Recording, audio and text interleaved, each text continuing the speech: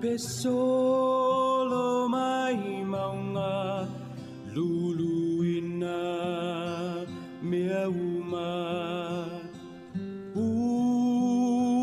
te tele le ngongolo le sami o te le fefe o tahuntai o elo atua le pule ilea le sami le fanua pesolo mai maunga luluina mea uma te tele le ngongolo le sami o te le fefe o tautai o elo atua le pule ilea le sami le fanua o te malosi ngalu e pea tatalo fina upea ua maulo ulo toia o elo atua o lo umana o te mawhai ai mea uma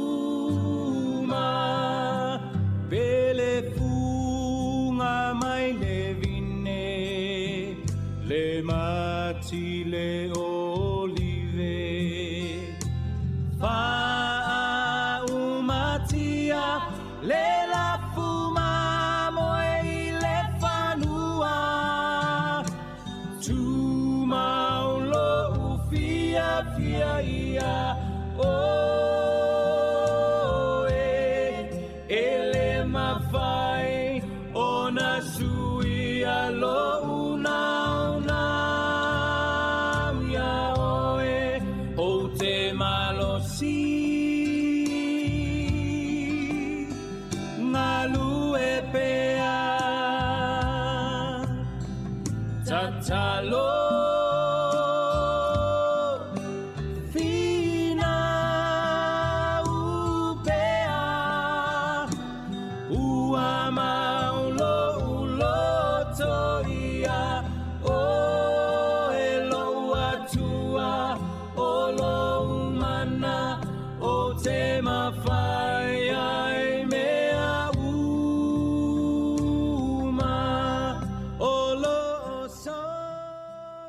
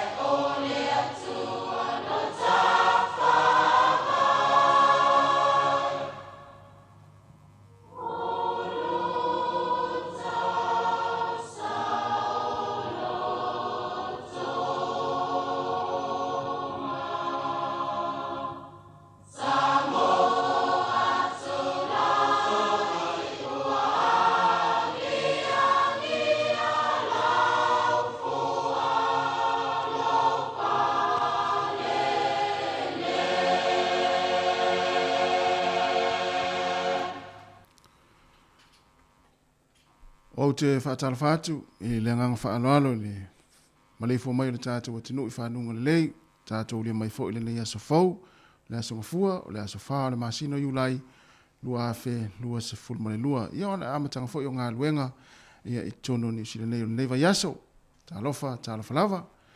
Ai usi mai le whaafonga i le tātou sauninga lotu, te lea le sunga i le whawhengainga, sunga le whewhi auto ina, pasta, taimalelangi, sani taimalelangi, e ka le sia whaapoptonga a le atua Samoa i Wellingtone. Usi maia le whaafonga.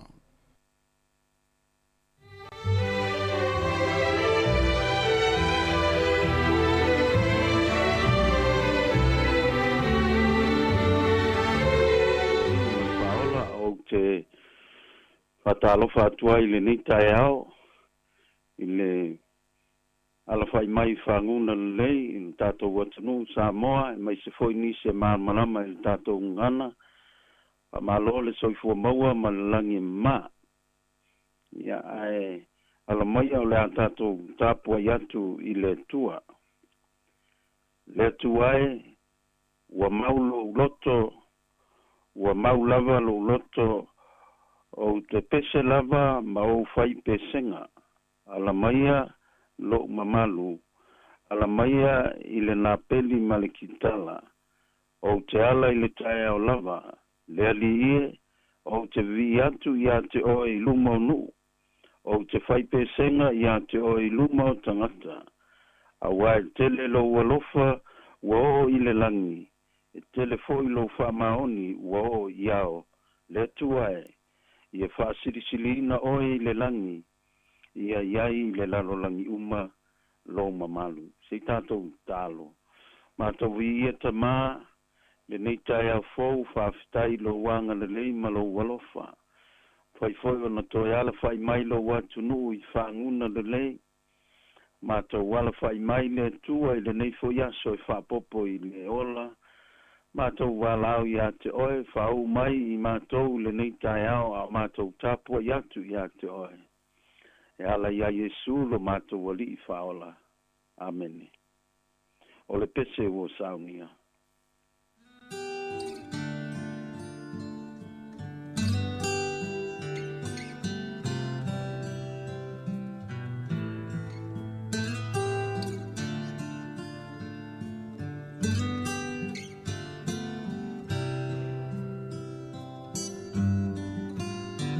Pesolo mai maunga luluina mea uma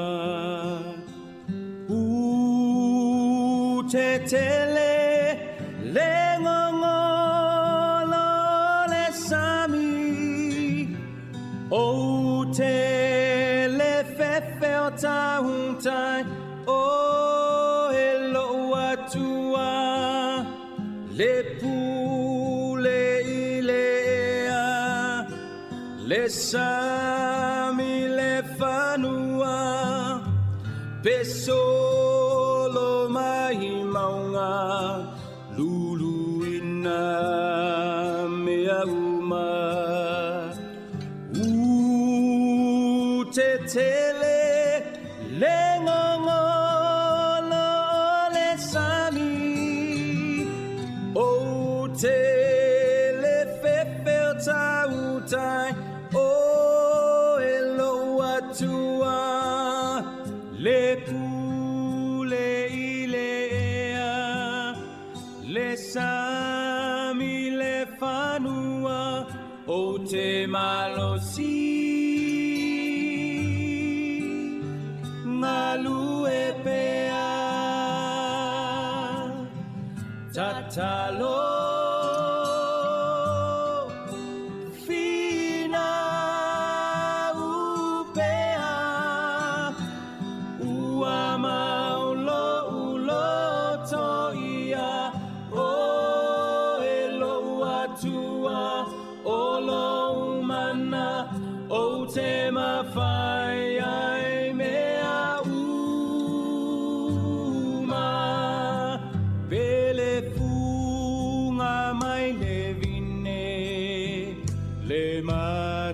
Le olive, fa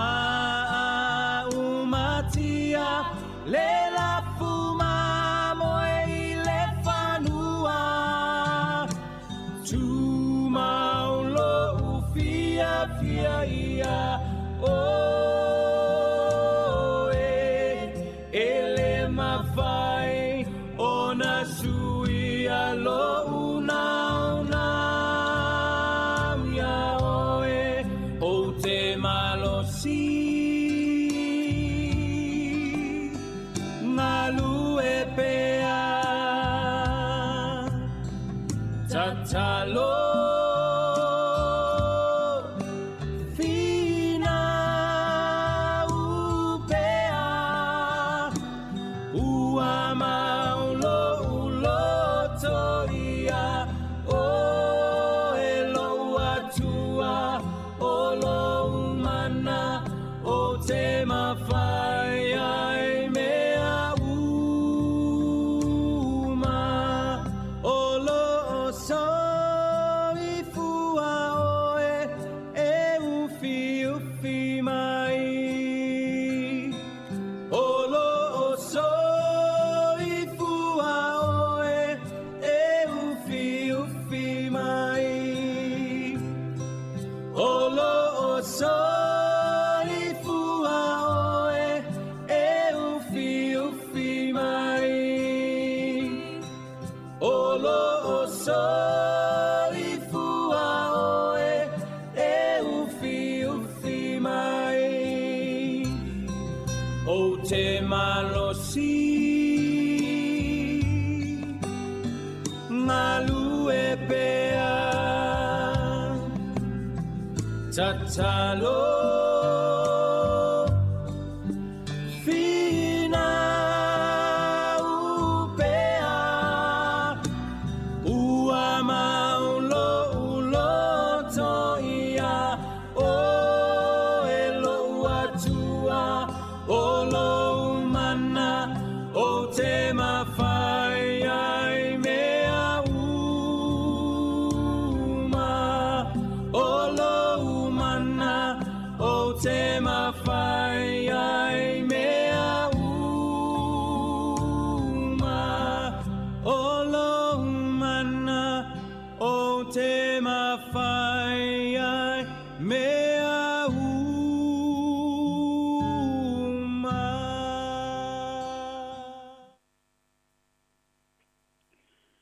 Whafonga mai ai le hawhionga le tua I le nitai au. O le amaua se whamalosi mo I tātou I le mai le hawhionga le tua. Tu se mātaio o lono mtau pua tsumatasi. Ia o le au whaitawina le whaipue lua ma le tolu. Ia ona si le o le whaitau le whai unga I le lua suma le valu se io I le tolu se fulu. Mātaio o lono mtau pua tsumatasi. Ia o la whaitawina ia le lua ma le tolu. Ia ona si le o le whaitau I le lua suma le valu se io o I le whai wina. O langona Ioane I le whare pui pui o ngā luenga ke wiso. O nā wina mai ai lea e ia ni ona so e tō lua. Ua whape mai ia te ia. O oe ea le mariu mai. Pe mātou te whātali I se tasi. Lua suma le valu e o le tō se fulu. I au tōua mai ia te au. O tō uma o e tinga ina ma mawhatia I a venga. O au fo'i e malolo ai o tōu. I au tōu a moina la wamo. Ma I au tōu whao I a te au. A wā o au le anga malu ma le loto maulalo. O na maua lea o tōu o le malolonga mo o tōu nganga. A wā e avengo fie la wamo. O lau avenga fo'i e mama ia. Tauna ia. Anga le mai le tua whamulia I tātou whaitau ma whalongo I lana fionga I le nei tai au. Tu maua tia te ia lono vi inga nei whawa lava. O te whamawhaina nai whaiupu ia na whaitau le nei tai au. Pei ona le taimi le o Ioane o leitu tonu o le whare pui pui.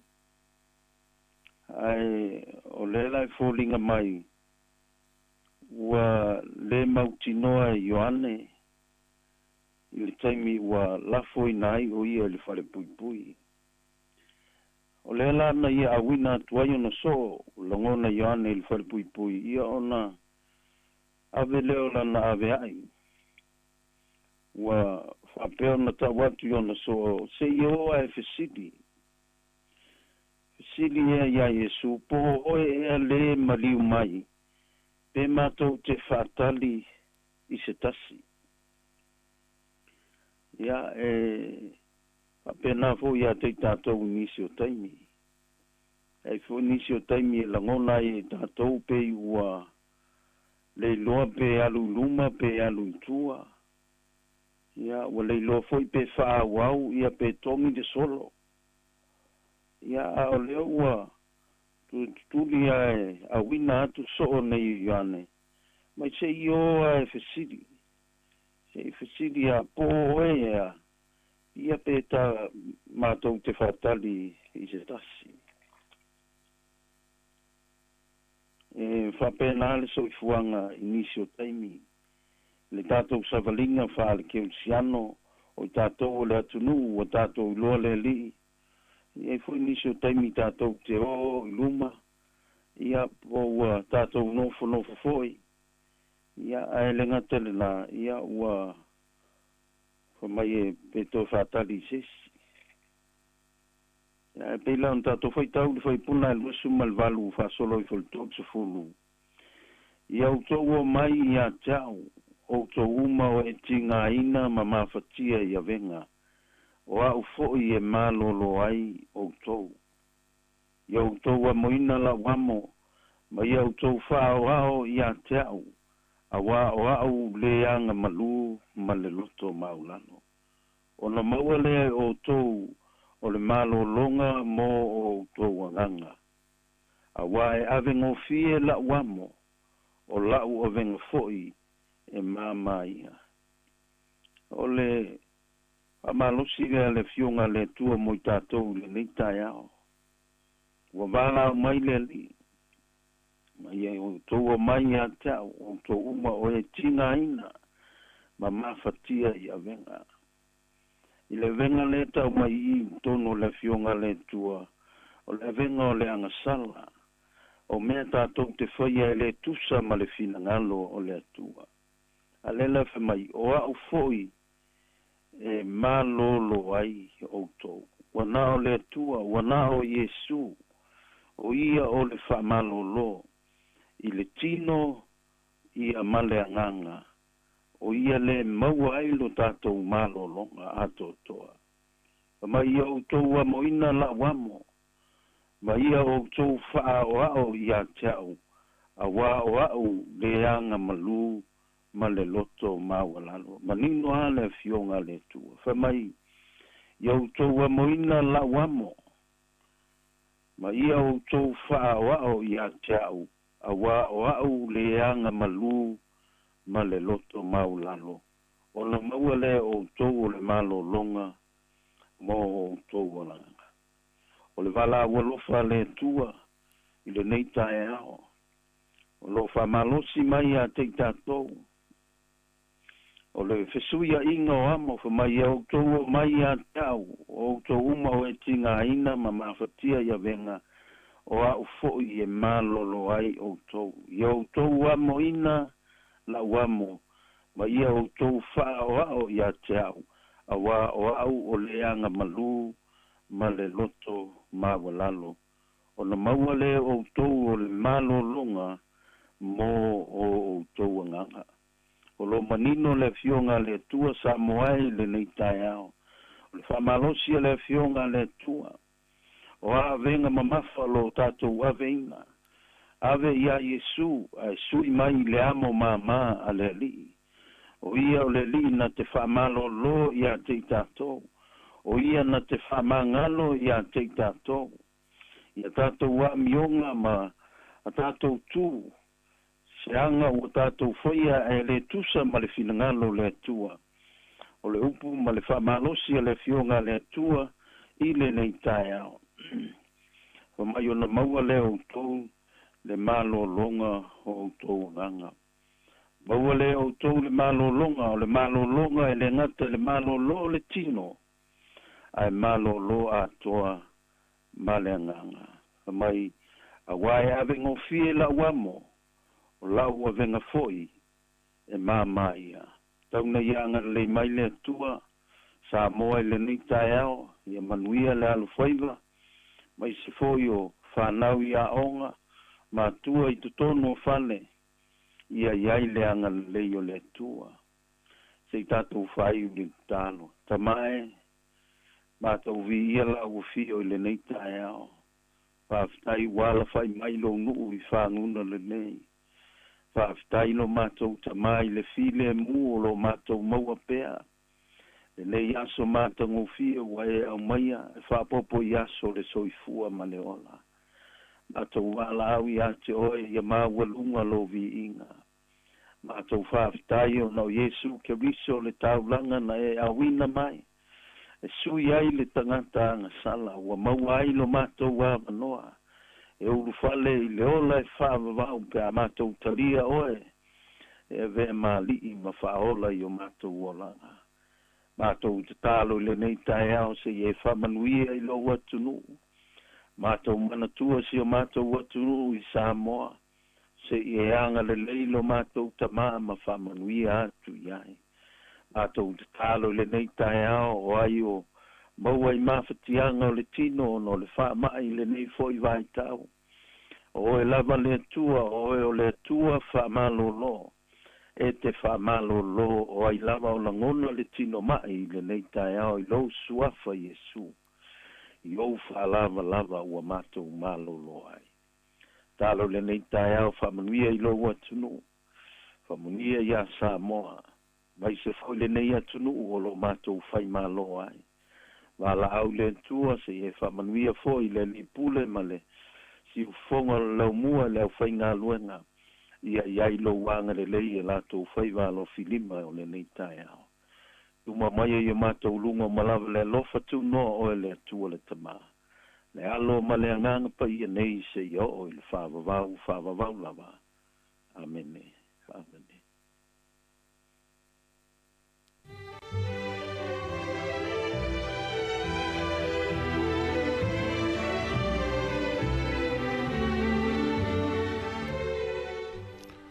O le nau a whaafonga le tātou atinu i le tātou sauninga loto le nei tai au ina tāpina ina ma taita ia le sunga i le whiauto ina pasta tai malelangi sani tai malelangi ka le sia whaapoptonga a le tua Samoa i Wellingtone ma tau whaaftai atua i le sunga le to ina ia tu sai o le tātou sauninga loto mai si le upu folo le nei aso tō matau ina i fōi ia whiau mga luenga le tātou atinu whaamni atu le tua ia i fuafuanga ia ole afianga ia i le nei aso, whaafetai tele lava.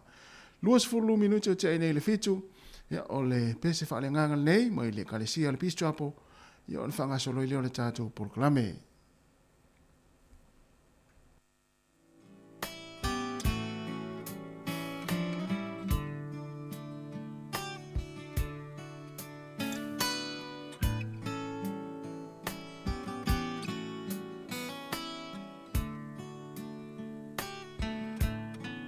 Mai le vavau I le whaavavau tu mau oe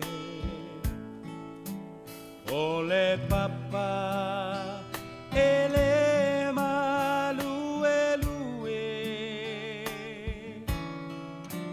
lo uolo maualunga o te sao ai mai le malosi o le itamai mai le vavau I le whaavavau tu mau oe o le papa e le malue lue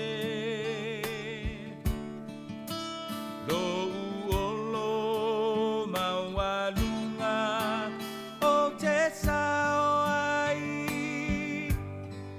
mai le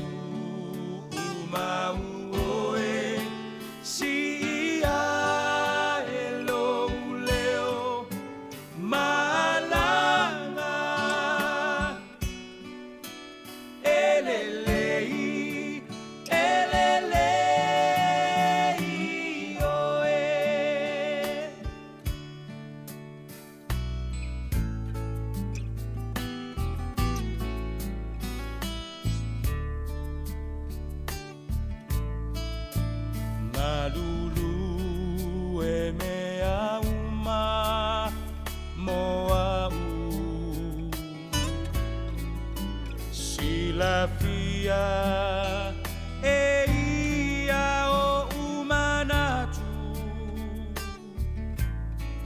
le tua le maunga le tua le vanu bua bua pea o lo le le mea uma lo uanganga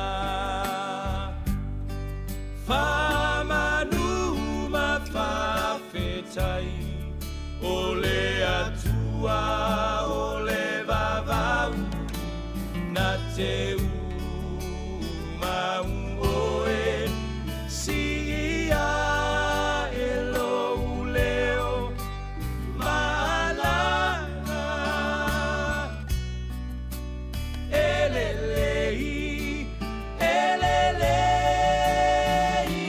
oe lo uanganga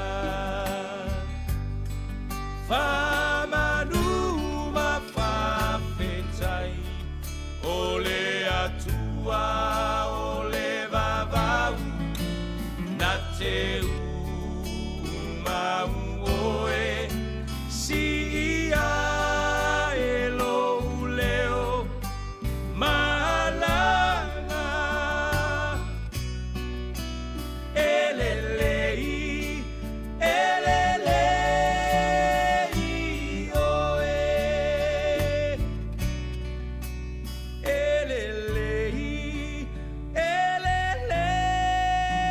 elelei oe.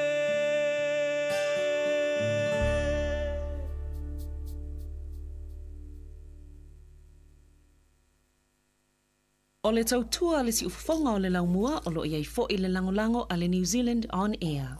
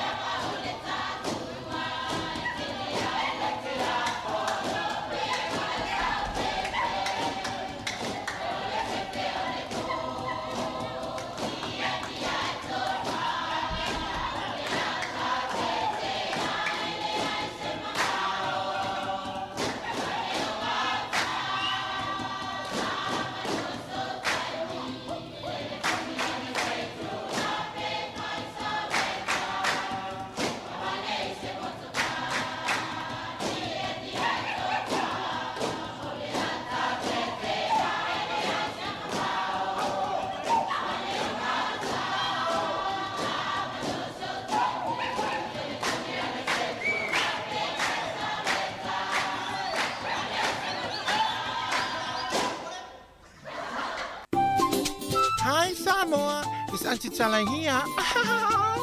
Esther Fifi Falo, il est attends le taille. Laugh of the morning. I'm at my apple feet to the Bavia, so for a long more. Attends le taille.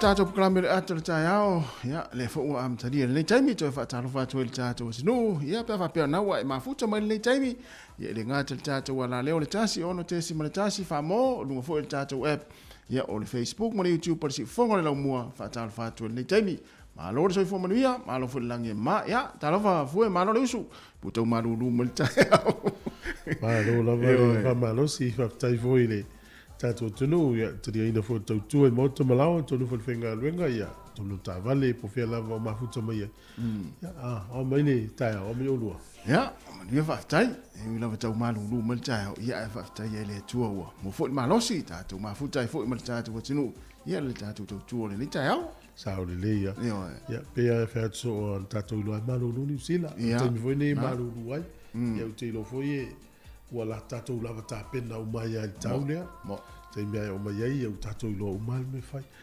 tatou vai ai tamaiti ia tau te vai atu ai le ina tamaiti le malulu ia me se pea ngā ioi le tangata ngā ioi lo le tangata te vai te ia ua tala lo mawhanwhana e na albiti afu lai fai ia e whapena o le ngā ioi ai te ai wal malili ia e whaila te tai au nei laua ngā ioi le to tele i whiau mga runga amata le aso ia la la mtu ai mawhanwhana ala tau ia tasi le vai ngal soifua ngal tangata i loa i uma tua ole wawen malili ia sa o le ia ia o le fo o le malili pe fa mai le va ngal o le va ni usila ia o le no fa malu na so lo le te al malili mo ia le tai ia malu soifua malu tawata fa talo fa foi te le uso to va ia fa talo fa tu tatu tunu le taimi malu le soifua manuia malu foi langi mama ia i le sua i o la whainga luenga pa ia le tua whaatai fo i mo tāra sanga molia ia ua manuia i fo i ma solonga manuia ia le tau whainga tātou wala leo lei si whonga lau moe Wellingtone whaatalofa fo i le pa ia ma le mamalo le tātou atinu ia i tua a mātua o matua tausi i le ngāta i la tau lo whaafonga mai tonu a inga ia i pāwea po ina i mātua i o lo whaafonga mai tonu mauta ngase ngase ma mauta tangata mātua le nei tai au o lunga fo i le tātou app, ia mai se lunga le tātou Facebook, ia na o na mātou tu olalo atu, mātou whaamana atu, ia share tātou proklame, ia mai se fo ia whapeo le teimua mua lea wa e mai moma iai, ia i le tātou YouTube, mana ia fo i le subscribe, ia vea i o empa angar si fonga la mua. Ia o lolo le tātou tunu i lātou fo i wanga i ngā luenga le nei tai au, mai se fo i lātou sa whai ngā luenga le po na po, ia mātou whaamalo atu, mwhaataro whātu nei taimi.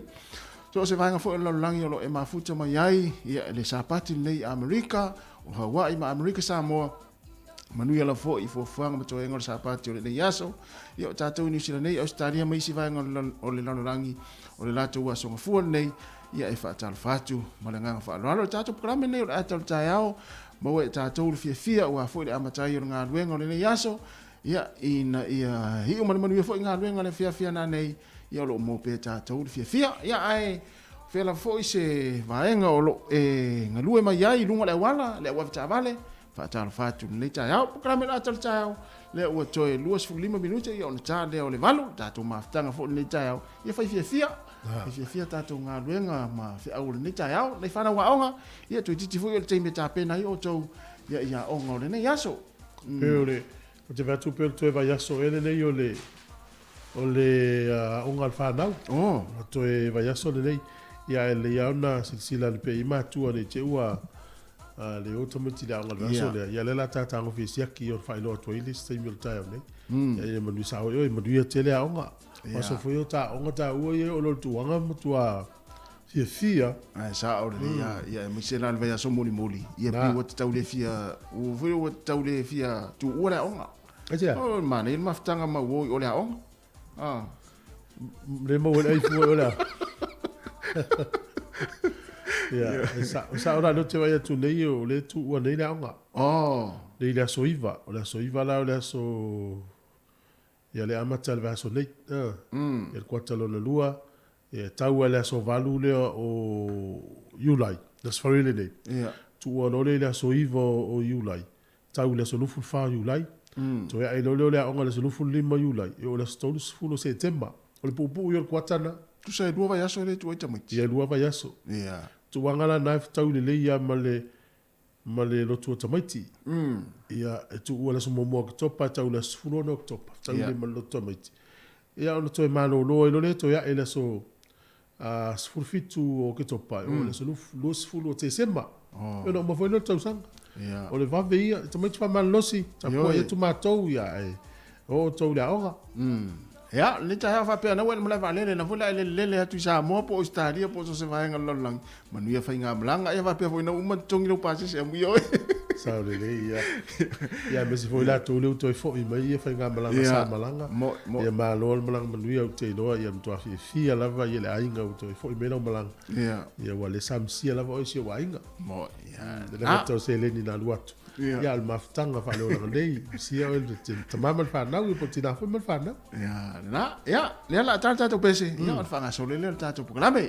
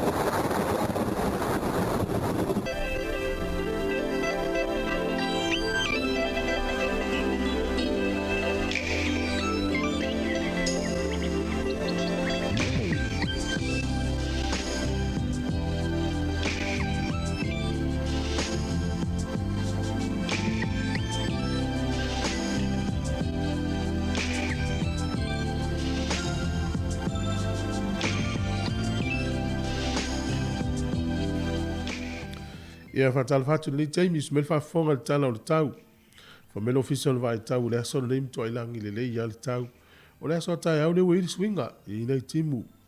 Lisi o taimi o le aso lulu ia le fua fōringa mai i nei timu lisi o taimi a matana kilia e whaasolo i le awauli. O le astofi e langi le lei le tau o le aso whareile i nei timu. Matua i langi le lei ya le tau i nuno tau naki whanganui mana watu makapiti langi le lei le tau whapena fo i Marlborough.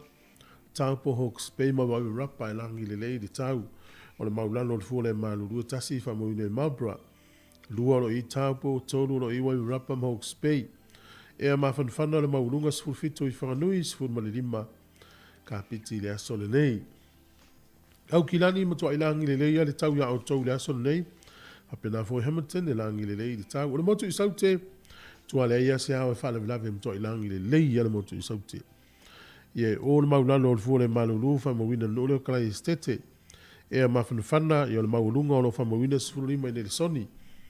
O le telenga o le atunu nei aso e langi le lei le tau le tele o vaenga o le atunu. To i langi le lei le tau le nei aso. Tau le mga luenga le vanga le ngā lulu i fafo. A lo lava ngā lue. O ia o a pia e langi le lei le tau lua sifuru vanu fo le vela. Lua su lima le mafan fana. O le angoto i fo le lai le so Wellington i le ono minute e te ai le lima na le fiafi. E o so ai le la tai au le to sifuru lima minute le vanu le tai au a tai au. Fua le e malulu mtua malulu a mastone to ese le lua. O wainu mata to ese le tasi. Ia o nuu tua o i tātou nei Wellington e a paha te lo hato le lua o lo iai. Whasolo i lungo le fitu. Fua le mafan whana o lo i sifuru tolu, sifuru wha, sifuru lima. E o le whasolo mai le tai me sua i le tai, ma pe e le tai. Wellington e sua le tai. To e sifuru tolu minute i le... Iwa le tai o nei, pe le tai le lata i le tolu le au auli. To e sua leo le tai le iwa i le pōna nei. Poli lua, ia, whamilo fisa le vai tau e pe le tai, lata i le fitu i le tai o nei, sua le tai, lata i le tasi le au auli. O le toi pe le o le tai, to e sifuru tasi minute fitu na nei le fiafi. Tala nao le tau, ma le tala o le tai. Ia, wale si le fie le tino, whaftai lava.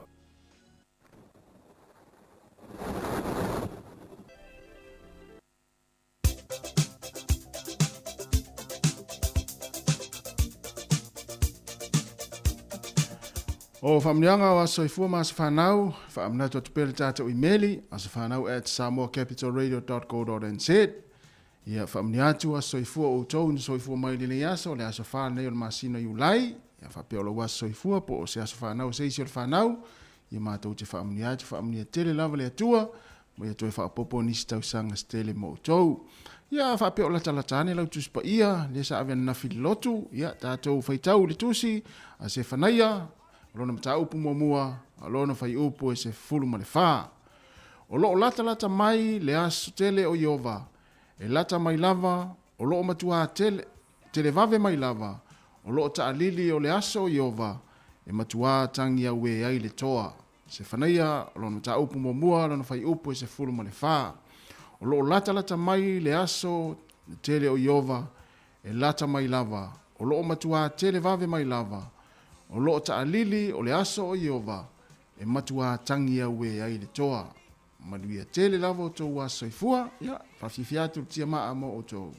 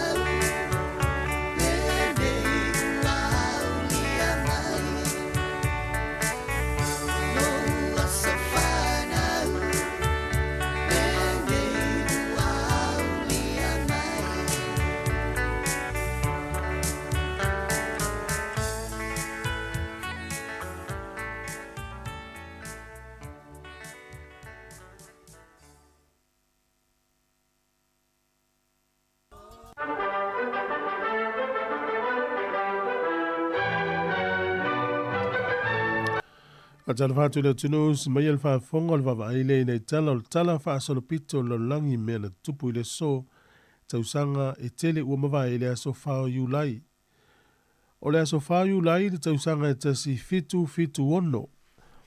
Ia o le aso nei no whailoa i le Palestine o Amerika o Thomas Jefferson. Ia o le tuto tasi i Amerika. Ia po le The Declaration of Independence. Ia o le nei whamoemoe wa vei Amerika o se tunu umina vei ma Republic. Tausanga tasi fitu ono. Ia taluaila ese tato waso ma Amerika. O nei le aso tolu i Amerika. Ia o nei le aso whae New Zealand. O le tausanga tasi valuluas fuluono. Na maliwai ia le Palestine lona tolu. O le malo Amerika o Thomas Jefferson. Tausanga tasi valuluono. Ia ai o le aso fo ia lea na tu umalo i fo ile Palestine lona lua o Amerika o John Adams. Ia ai pei o ase tutusa le iaso na mali liwe Palestine ne lua al mua malua o Amerika. Tausanga tasi valulu ono. Tausanga tasi valulu sfulufitu. Whainga faa polonga i tutono o nuule o New York, State of New York, na faa lea o ngā ina i le so.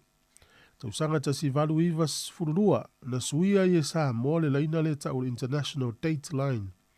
Ma avea i le asonga fua le aso whāiu lai ma ua whaalua ina i asonga fua.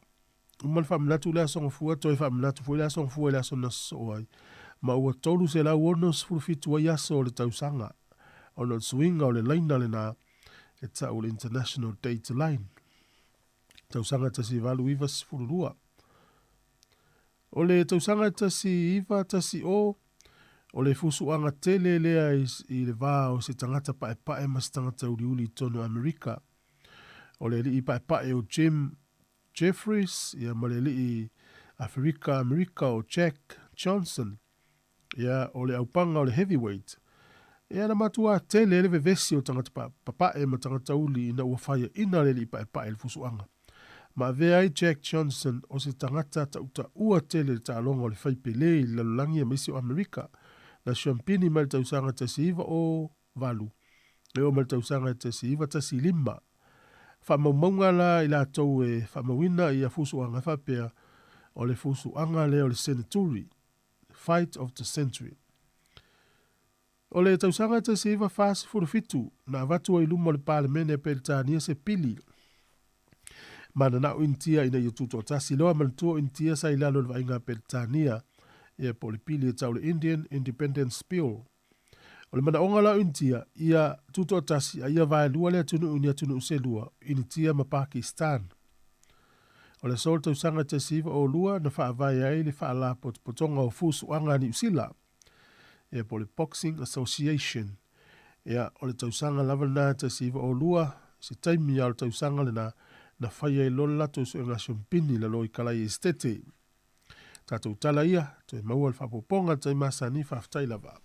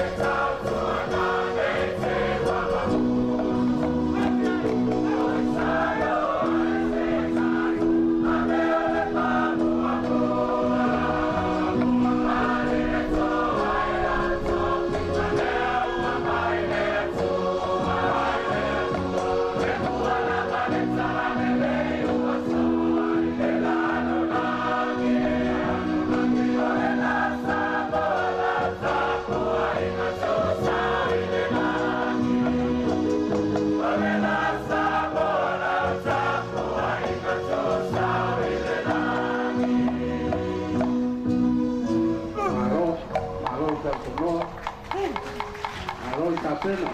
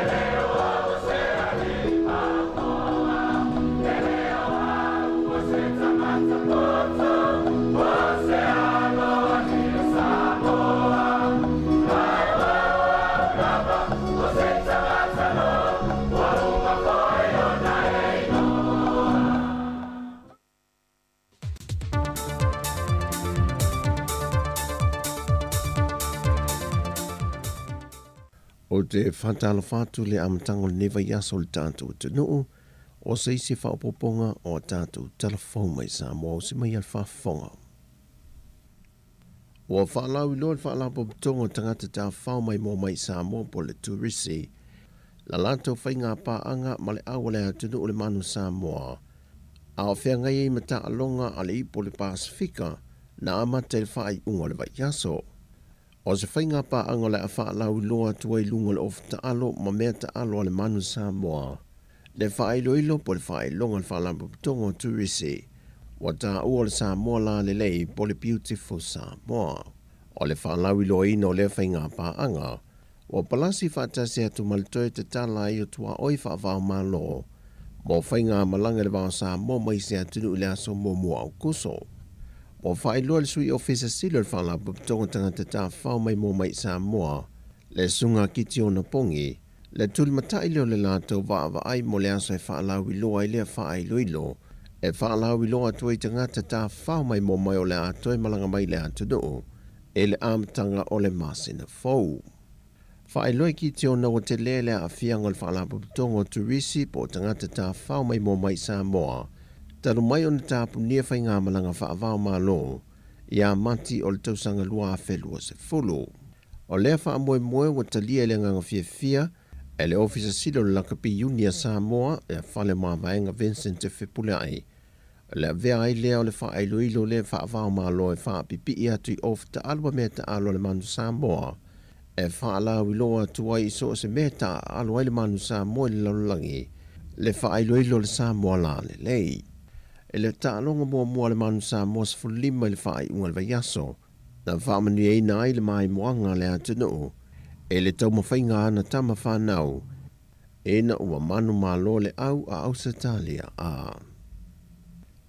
O le whaai unga le vaiaso na whaataunu ina ai le sauninga whaapitoa e aloa i ai, le antoanga o le 5 sanga o le Upeli Auro, o le whaalapo pitonga whaaputu ngā tupe mo le lumanai manui o tangata Samoa le nupi wha. Le na urua i whaatu wina i le awhaiva se lau fitu se funma le lua. Whaato a se furu leo tau sanga talu o na tutu o tasi lo tātou o tunu. Na whaalau i loa le tamaita i ministan whaalapo pitonga le nupi wha. Le whionga moli pola ana Rosa ale moli o. Me alofa a le whaalapo pitonga i wha ai longa ilo naso whanau. E ala le tu ina atu le valu tesi ma le 2% o ana tupe whaasili, mo ana pāanga po tangata whaisa o whanga uma o lo o le stala, e le whaalapo tonga a le nupi whaa. Mo le silafia, ia e tūlanga ese fo ile nei foi wha maite. O le teimi mua le nei o mawhai ai o na wha matu ufo. Ia le valu tesi ma le 2%.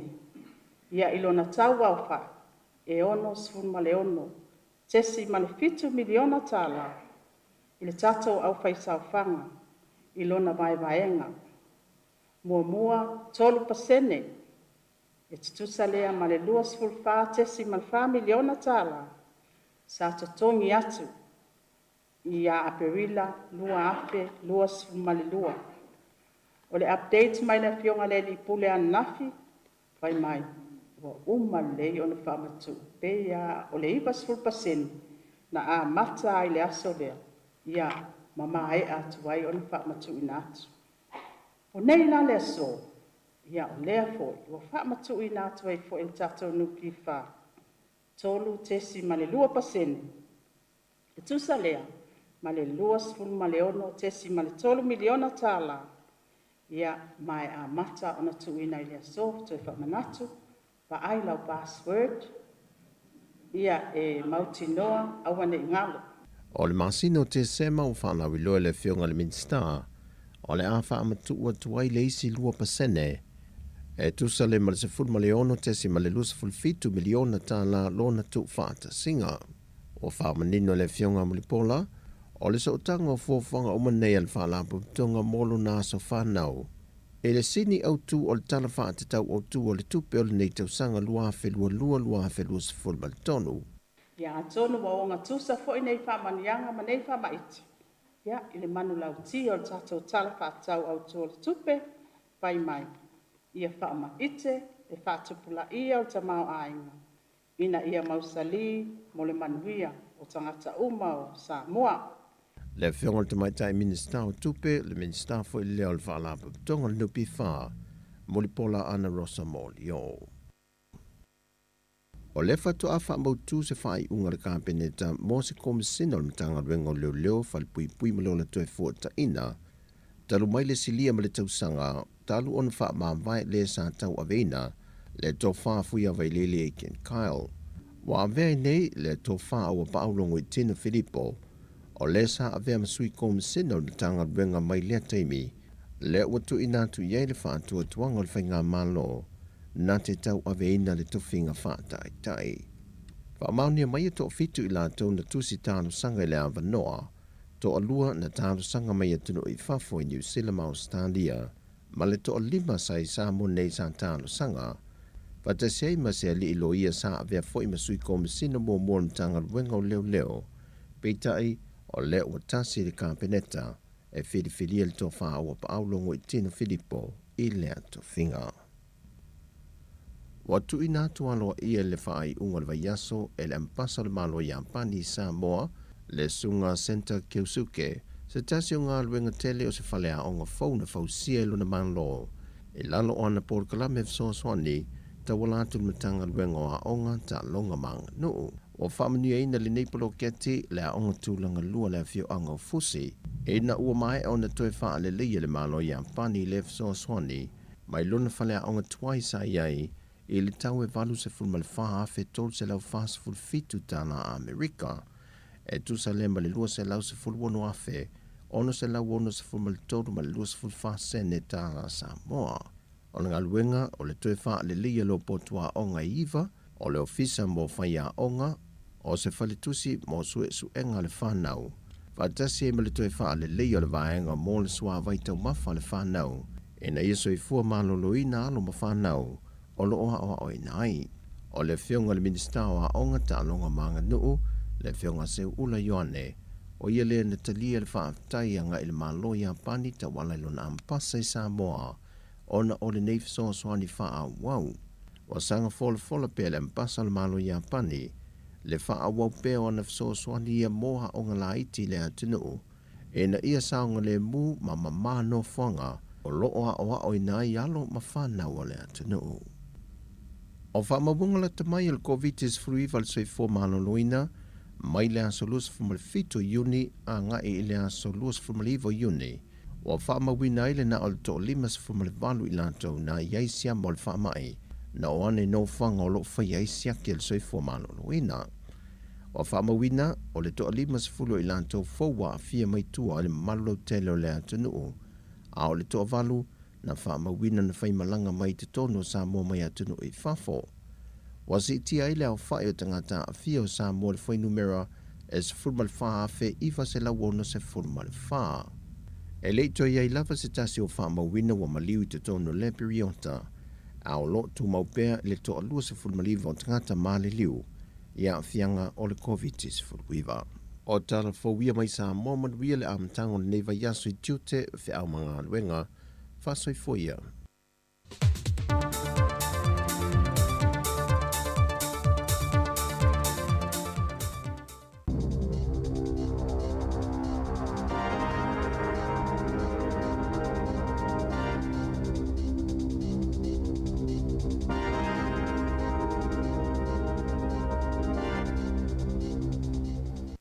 Ta alofa lava o telefou ale si fonga o le lo mua mai i Wellingtone. O le tala mua, ua wha ailo mai e stasio fo mai to mai wha apitoa i wha mai BBC de tono New Zealand. E wha pea o le alu ilunga o la wha inga o tangata e maua i le COVID-19 fruiwa i de tono le tunu ua masalomia ai, ua o mai i New Zealand ei, i a le isi vaenga fau o le vailusi o le Omicron. O le aso nafi na whailoma iai le mtanga luenga le soifua maro loina, le si itia i le lua afe le vai aso o le a whaio mai fau COVID i le tonu o le tunuu. E le ngata i lea, ai ua mai tawina ai fo i le si itia i le tolus full tolu pasene i le tonu o le vai aso e tasi o le a whaio tangata e tau fia i le tonu o whale mai ona o le COVID. O le a salavaia e whasa lau luas full tolu le a whaio mai sa tau fia ai te tonu o whale mai mō tonga fitinga. Nā whailo mai le li professor o Michael Baker o le University of Otago, o le sitia o ia whai numera, wātangi ai, o lea ua amatau no o mai i leisi vaenga fau o le vairusi o le Omicron i le tonu o New Zealand. Nā tā ua le li fo mai, ua lua māsina o mā ua lalo pēr la whai o mai fau, mā tangata ua whaina ai le tonu o New Zealand ei. Ai o le sitia maurunga o mai fau mo a tō fo i matangata e tau fia de tono o whale mai i le vai aso o mai atu nei, o se tūlanga lea e mautino ai, ua o mai leisi vaenga o le vairusi o le Omicron. Sa whaamamawhaina mai e Baker, o lea ua o mai i le tono o le tunuu i a vairusi ia o lo au pito pipisi ai le whaamai COVID i a tunuu i whafo, e pei o le BA4 ma le BA5, ai mai se o le BA 2.12.1. Sa whaalia fōi, o le angai ina uma o le au ngāo tui pui pui ina ai māsina o luma nai nei, o le a whaapeo na whaate tele ai le pipisi o le vairusi le tono o New Zealand. E pei ona sila fia, o le a stofi taruai, le a sa whaailoa mai ai e le minsta ua whea ngai nei mga io inga de te i le wha mai o Aisha Verrall, o le a tumau peo na iai i New Zealand, i lalo o le mōli lanu mōli o pui puinga o le COVID, ona o le whaatupula ia o mai fau, ma tangata ua awha ina ai i le vairusi. E se furuma le tasi isi ma liu o le COVID e tu sai o wha maunga le mtanga luenga le soifua maloloina mo le aso sa ananafi, ai wha afe iwa se lau fas furulua le a wha i o mai fau COVID i tua i le lautele o le tunuu. Ai o le fua avelesi o mai fau mo le vai aso o mawai, e ono afe valu se lau iwa sfurulima, wha atusa lea i le wha afe iwa se lau ma le valu sa iai i le aso sa i ona tua. E wha se lau lua sfu ma le wha tangata sa tau fia i whale mai en nafi, wha atusa i le wha se lau lua futolu i le stonai, ai e matua mau runga tele lea wha inga pe a wha atusa i le tolu se lau tolu sfuru lua sa iai i le aso sa i ona tua. E to ono tangata o lo tau fia i le tonu o potu mo mai ti ngā ina. Ai o maliwas fuma le tasi sa wha mawina na nafi o lea ua o tuai i le afe 5 se lau onus fulu le a wha i o tangata ua maali liu i le tonu o New Zealand ona o le wha mai ko viti. O le whaalapaputonga fau lea ua amutalia na ngā ruenga i le pūlea ma le whaafoeina o ngā ruenga whaale soifua maloloina. O le ngai mua e whaale leia ia le tūlanga o le au whai ngā ruenga. Ina ia wawe ai na whaatino suinga te tele pe o na fuafuaina mo au nanga umatau le soifua maloloina i le tonu o le tunu u atoa. O le tūlanga na sauno iai le teitei whono le komiti whaafoe o le Health New Zealand te whatuora le li e swafa ia Rob Campbell i se whaido inga ma le au tūstala i le whaai unga o le vai aso. E pei ona sila fia o le asfarile na te nei na amatalo ia ai ona tau ave e le Health and Said te whatuora i ngā luenga mamatafa ioi a pūlenga umai lua se fulu o au nanga whaale soifua maloloina i tū malo o New Zealand i asa ta ua o DHBs o District Health Boards. Na whaalia mai lai le teitei whono ia Rob Campbell a tonu e ono umi se taimi e a to ai ona whaatinoina suinga te tele pei ona mo mia ai e mautino lava o suinga mo ngā ruenga patino a i le soifua maloloina o le tinuu o le a vave lava ona whaataunu ina i lalo le pūlenga fau lea ua iai nei. O lo tu maupea ona iai i pūlenga whaaitu malo i lus furu po DHBs se ia o ile masina o se tema ina ia so longa le le iai le whaatino ina o suinga fau. Ai peitai, wa le o toa iai ma ua whaata ape ia komiti whaafoe ia sa ngā lulue ai ia sui whiliwhilia mo i tū malo te tasi. I lesi vaenga o le tātou tala, o le aso muli o le asi singa i lone tona le tamaita i pāle mia ia Jacinda Ardern na whaila o ia tuai o ia i le Pelenise o Viliamu ma ia tuina tuai ma se vala awalo ia mo le li Pelenise malono fo le tua ina ia malanga siasi mai i New Zealand i te taimi tāla whea ngai. Sa ia whai mea alofa fo i le li Pelenise i se ofu ta alo po se Jersey whaapea mo se polo la kopi mo le ipo le laulangi o le tu pāo to mai tai lea o le a tarimalo ai New Zealand ia o ke topa. E lea ngata i lea sa tau au ina fo i Jacinda Ardern ia se kopi o le tusi whaitau mo tamaiti le whaingoina o le Tulip and Duck, a spectacular friendship story mo le whanau e totolu a Viliamu ma Katie. E le ngata i le whailo inga ma le li Pelenise, a sa whailo i fōi mo ni taloanga alo ia le tamaita i pālemia, ma le pālemia pele tānia le li o Boris Johnson, a e whapea le te tai o le pāti a le Labour, Sir Keith Starmer, ia ma lona lango o le tamaita i hui pule suafa ia Angela Rayner. O le whaiongo le vai aso, na tu ai e Jacinda Ardern Europa, mai wha aso le a iai o ia i Australia, mo talanoanga i winga i whawhatau o inga, ma la tina e o tūlisi, ma tangata tā whao mai moa, a o le i toe te liu mai o ia i le atu nuu. O le astronaut te nei sa tau au fiai Wellington e le sinoti tele le Kalesia Katoliko a wao i te tonu o New Zealand.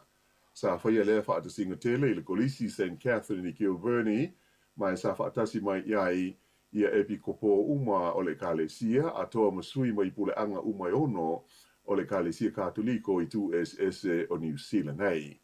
O le fionga Kardinali John Dew ma le pule anga whaaki epi kopo o Wellington e sa tali ma lo ai.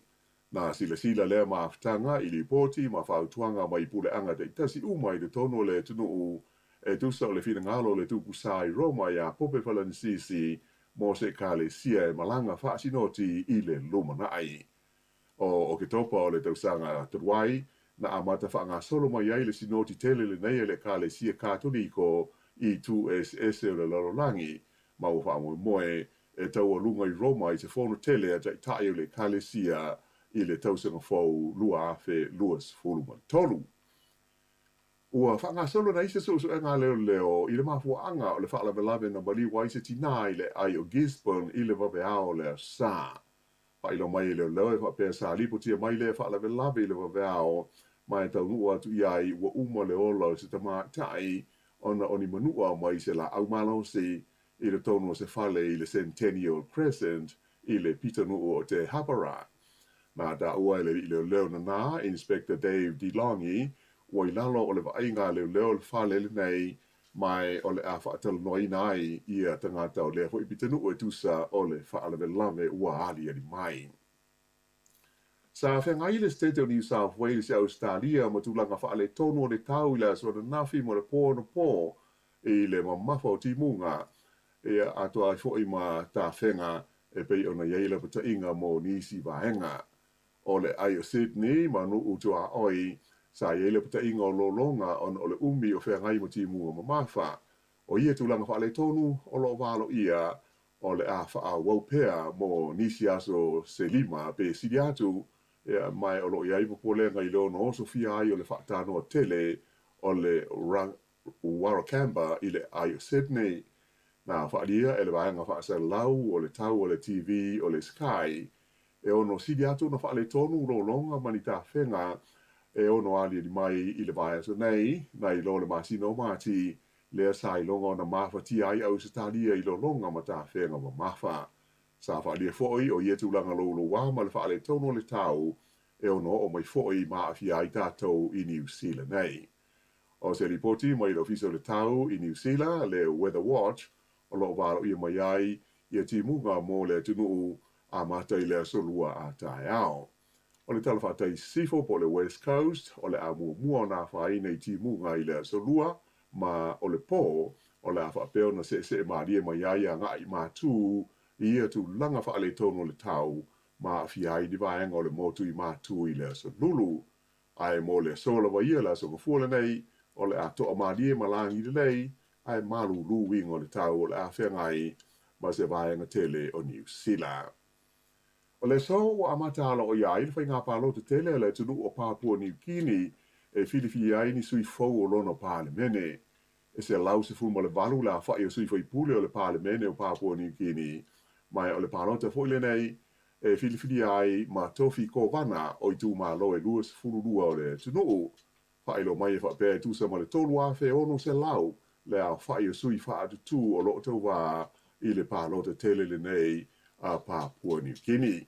Mai ono awhe la whai o lau whai ngā luenga whai palota o lo ngā lulue ai tonu i tū malo e luas furuma le lua.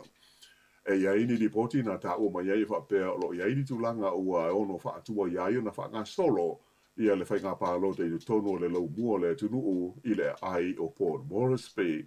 Mai o whai ai se tāmsanga le li pālemia ia James Marape mo le tunu ina ia file mu ma mau le toa malie a o whenga iai ma le lātou whai ngā filifilinga. I se whaaringa mai le komisina o whai ngā palota a Papua New Guinea Simon Sinai na ia tauai e se le vaso le palota mo i tū malo ma vaenga taitasi o le tunu. Aena ia ta ua o le tele lawa whai ngā filifilinga o le awhaatino ina leila so futasi ma le se fururua o iulai ina ia lawa ai le taimi mo le au whai ngā luenga e whaitau ina ai ma wha maa popo ia whaai unga. O le fo iwa iai le tono Papua New Guinea se au whai ngā luenga wha apitoa mai le wha lapo tonga ma lo le tau pulenga peletania mo le mai tau ina le lei o le wha ngā salonga o le palo de tele a Papua New Guinea. O le vaenga wha apitoa e whaurulu i le li ina ave mumua pele estene o le malo nauru o Baron Waka ma e au fi ai tanga te ilonga e toa iwa mai e tunu o SSE o le tau pulenga. Ia ma le tala whaiu e toa tolu tangata na manu nua ina ua la vea se ta avale na sola ese mai ma leo leo i wainui o mata i le vave ao leo sa. Sa whailo mai leo leo whaapea na tupule whaalape lave i le awala o le Muhan Street e tu sa o le tu lai lima i le vave ao ina ua le tu lea ta avale sa malangai i la tau nei a ua sola ese mai ma leo leo. E le i tu lia leo leo le ta avale a na maua muli muli ane po se 5 minute ua la vea i le awala tele le main road. E mai to tasi tangata na manua ti ngā ina ai ia ai whio lolo manu anga o le isi to lua. Ai i le ai o Palmerston North e to tasi tangata na maliwai se whaalawe lawe tu ta vale i le po o le asto na ai ia mai sa umi se taimi o tapu nia whe malanga inga masari o ta vale i le vaenga na tupo i le whaalawe lawe i le mga ala so ta i le Ashurst Road ma le Hillcrest Road. O le whai unga le nā o tala fau.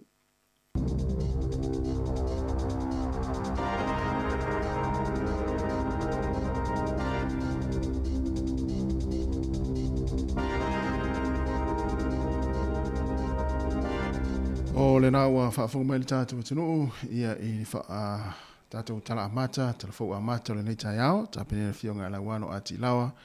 Ia, e mese ia tātou tala mai Samoa, ia ili tautua sunga ia tāse Salam. Sam te whafunga ili tula iwa ili tau nei, ia mali tula sifun lua ili whao poponga. O lea ua luas fultolu minuti o te e nei le valu, ia, e pei on whaafonga ia i tātou tala amata o le nei tai ao telefou. Ia, o lea o lo whaatupula ia pea ia le pesi o le whaamai, ia i tono ni usile nei, ia ma lea fo whailo mai, ia o lona winga o lea ua iaini ia afianga fo ilele, ia o vaenga fau o le virusi o le Omicron, ia lea ua i tono ni usile nei, o le mea lea, ia na whaamanatu pea le saonga le mua tātou, ia awa fo ia le pepesi ai o le whaamai, ua e pei o le mea le, ua i pei ua, o tau ngalo atu hale pepesi o le whaamai, ia e o lo o ngā fo ia, whaamanatu, ia o matalafou, ia e meise fo i tātou talafou, ia o lo longo pui ali mai pea tātou, ele ai ele o ele imai al whaamai, o leo lo pepesi pea al whaamai, ele ngāte tono ni usila nei, ia whaapea fo iso o se vaenga lololangi, ia peila ona ili nei tai au, le mai tau watu whaalonglongo atu foi, ia tātou tala pe on tāpena mai le fionga ala wano, ia o leo ua whaali foi, ia le soifo maloloina, nisi foi o professor nei atinu, ia fo mai, ia o falling mai o lea ua iai tono ni usila nei, ia ni virusi fau o le whaamai o le Omicron, ia na tātou whaamanatu atu pea, ia tautua nāre saonga le mua tātou, ia wao lo pepesi pea le whaamai, ia i tono ni usila nei, ia ma vaenga so se vaenga lalolangi, ia o le whaitete lava, ia ma whaonga, ia tūlanga i pei on masani e tātou, pe o le whaonga inga le mast, ia na ua politari fufonga, ia iso o se vaenga e te anga iai.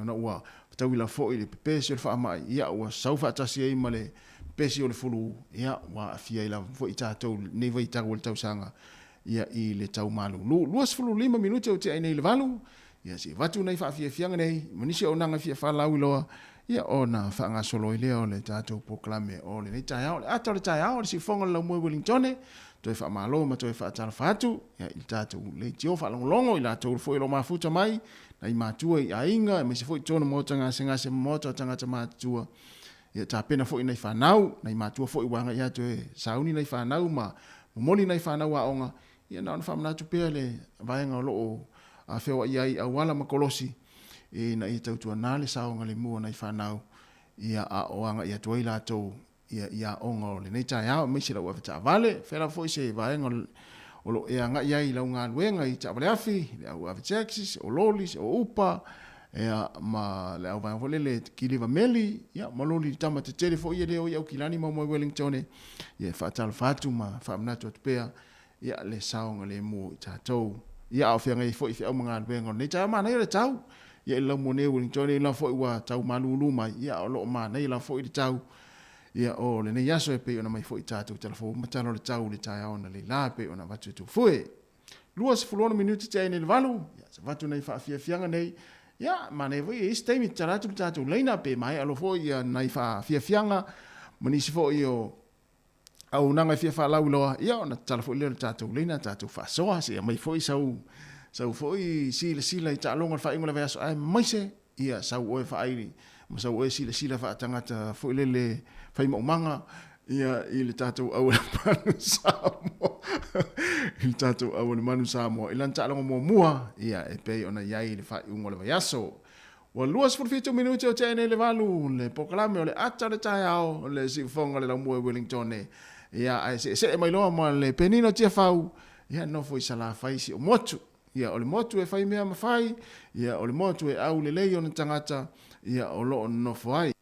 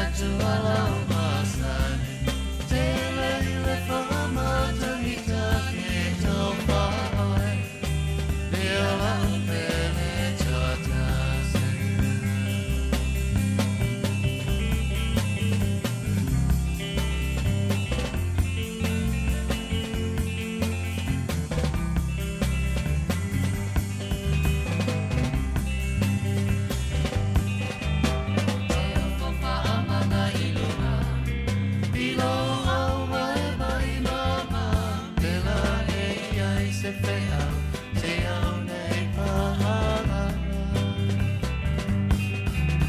Awa tui alau mea ai, ma se e malolo ai, ma mapo e whanua, ai so ia e te whetalai. Say my darling, don't fall. Tini leo, tiele naloi. Lenga lo awa mi o whapi o lokai. Te manatu alau masai.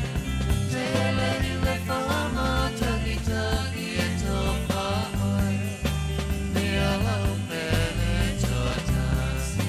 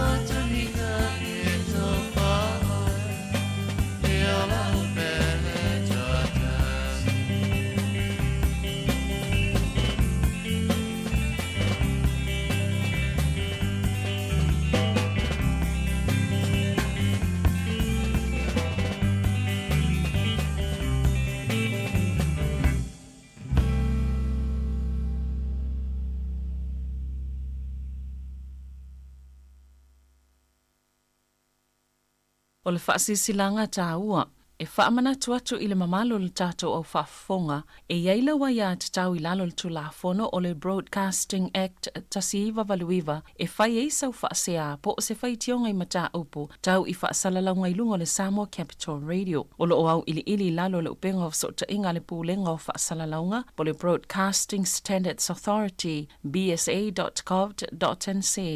A inga mo le whai o sau whaasea i se polkala me whaamanu alia i lau whaafonga anga. O lo o au fia i vaenga nei, o le ale teime mawhaiona whaise whaasea, o ai tu ainga polkalame mawhaiona o whaasea ai, o ai e whao o iai la o whaasea mō le teime mua whaftai. Malo whaftai ia manino le vaenga na, ia o lo avatu pea ia le tātou whaasala launga na i le aso, ma le aso ina ia manino ai masira fia le tātou atinu, tūlanga te ubia, ia pea whape iaisa o vaenga fuelele te fia a vei sau whaasea, ia ini polkalame fo i olo e whaafonga mai ai, ia i le aso ma le aso, ia na olo watu pea, ia ua fo i le maramlama anga le tātou atinu, ia i vaenga tau ona e fo i le e fi a vei sau whaasea, ia pea whaapea o iaise polkalame, ia ue te sile fia, ia ele o tu sama tu la fono, tu langa tau whaasala launga, ia o lo whaamanatu atu e fo i vaenga, mala whaapea na, ia ai le ia ila tama fo le fa pe na te fia ia te ulunga Facebook ia na saule ave ulunga e fa salo le ai ia se vanga na we sport kala me fo le ia te le fia ai po ia on e uia le o wala ia pe ona matu i tātou fa silsianga le ia lo awina tu pe i le aso ma le aso ua toe lua se fulona minute ia ona tale o le tulae iva le si fonga nei o la mo Wellington ia le wa tala tu ful tātou leina, tātou tala no se vili mai tātou tala no le tāia. Ngā fo ilo vili mai. Ia whaate ai fo ilo ma alili ne tāia pe whape ua e whaatūtū ngata. Ia ana o ma whanawhana ia lunga lenga no fua nae te alala. Ia ma pulpulu li afu ele ia fo ia whape o nae fo ile le langona le malulu ne tāia. Ia ute whawetu i lunga se i tau ma whanawhana. Mai se rawa tātou matua se i tau ma whanawhana. Ia ona tūrei lunga e whaisina whamarastino ia pesa wali fafo. Wa lewa ia tue mana ia le tūlanga lo ia le tau le nei aso ia ai manuia fo ia tulanga lo ia le sapati ia tunu o pe o Amerika Hawaii ma Amerika Samoa ia ile ia so le sapati ia te utou ia mo tatou ia wa matanga luenga le nei tai au ia ma lo lava le fa ma losi ma lo fo le fa fo mai se vini mai fai mai sau tala po le astu langa sai ai fo ia sau oe fo o le tatou o fa fisili fo na le nei tai au ia o le asau sila iai ia tulanga pe ona i talonga le fa ingo le vai aso ai mai se ia o sau sila sau mai moa ia ele tulanga we nei tatou au le manu sa moa i so loa fa tanga ta fo le fai manga wa e tanga ta fai manga afa so mai ni la kapi o ka ia awa si e fa le sili vo fa so la fai manga ni pe afa pe fa so mai la kapi nei lo tanga ta lai lo la kapi ia o tala tatou leina mili mai tatou tala noa fai tatou tala fai tatou fangongo ia mainus tatou koko sa moa ia pe afa pe na e te fie vili mai ia fa so mai foi ia wa foi tu langa pe ona ia ta longa fa ingon vai aso ai mai se sau sila ia il tu langa we ni tatou au le manu sa moa se uma foi ia ni tou finangalo fa alia ia ona va tu foi leo so langona ia po sa foi mata fa ya onga ia fa ya onga la kapi ia fa tanga tata la kapi pe amai ni tou finangalo fa alia ia ai lela tatou leina ia watu nei fa fianga nei taria vo isa wala mai ia fa pele ai ia man ia la foi fuanga lo fenga o fa talo fa foi ia la uso le lo mafuta mai lo ile fale povi le mai ta watu ila lo la vailata ina idaninen wangalo ya tia o kalkulta e po ele ngol fale povi na lo mafuta mai inisio la uso na malanga mai nganu fa vai taimi ia manuia la ngalo lo fenga o tou ia kalkata ia na e kalkata o intia e peia ole fa leonga na ole no foanga le po le foi vaenga o lo ia ile fa le povi na po le fa fasimanu se itulo ia o lo mafuta manga lu mai inisio tatou le tatou fa na foi ia uso mo tu fa fina malanga mai ngaluenga fa vai taimi mai sa mo ia manuia la foi ia ngaluenga lo fenga mo tou e ngata i nei uso fo ia lo mafuta mai na i fale fasimanu na i lata lava le lo i le daniren ia fa pe fo ila to ia nisi fo lo mafuta mai tono po fa to anga le tai mi o le malulu ia talo fai ia e manato lo o masani fo o to ila ia e la ina ia wa fo ile fenga ia inga luenga i fa to anga le malulu o le tai ao me se fo ia ma fana fo ia ofo to mala e o la e nei tono fale fasimanu ia wa e malu lute fo ia va enga mai to inga ngaluenga ia ma o na te mafuta mai tono fale fa inga luenga ia manuia la fo ia ta fa ngole ma ia se volina tamino tu va tu le pule na tami mai o le pule ia tamino mai o ta forting posa wa to lua se fulu male 2 minuti ana ta le o le tula iva ia lela fa solo tu nei fa fianga nei ia ai tali fo ila wala mai fa talo fatu ia William Paul fa tai tele lama ia le fa talo fa mai fa pe foi o kalangolango ia mai mastone ia kilometri sefo pe samino fa tai pe sepa tu malo come ai tu lo mafuta mai pui pa woi talo fai ia lo fatu ia manu fo ia fo fango nei ia so mga luenga ia o le tama leo antele aliva ia po fele te fa ni ta po fe fisi ai ngo inji ai ia o miu fa amosa ia fa pe fo il faltua ia faltua au le lava lea mai Wellington ia le ua fo le ua mau au kilani fa lole ia mania fo ia ta fa ngol ni ta wa ta sile tanga te sile ta fa ta ia fo lole ia ma o mo pe ia fia ia fa ta fo ia pine viane fa ta tele lava le mafta mai le ta tua ia na o ta la tu ta leina ia le la fa musika tu ina ma watu lai musika ia le tai au ia fa ingo fi fo ia pa pe ona uma tu fa le pulungo le sink ia mania fo furunga i pol ne tai au ia ma nei le wa ta fa mai ta tu wala au le ia ta tu vai ta tu wala mo ia le wa ta watu ta tu wala au te tele lava le on sai mai ma lo so tasi ma lo se fo tasi o elo kiuke oi ma uma le sunga tu foi oi Ya, ayo ko ki foi vi aku ya Mario, nga sa fa ka dia o de ba yeso. Wa mai le pitunu isau che. Leo? Ya. Ya foi. O le ule ya ma ko le per klufa. Oi, ele na tonu la fa pea o kalkata o intia. O le ale fale ongo le pitunu nai le fale fasimanu na Leo. Per klufa. Oi, per ia na la sa o la. Ole. Kasi le kama inga. Usai kula le la ku ia ma ko le lo.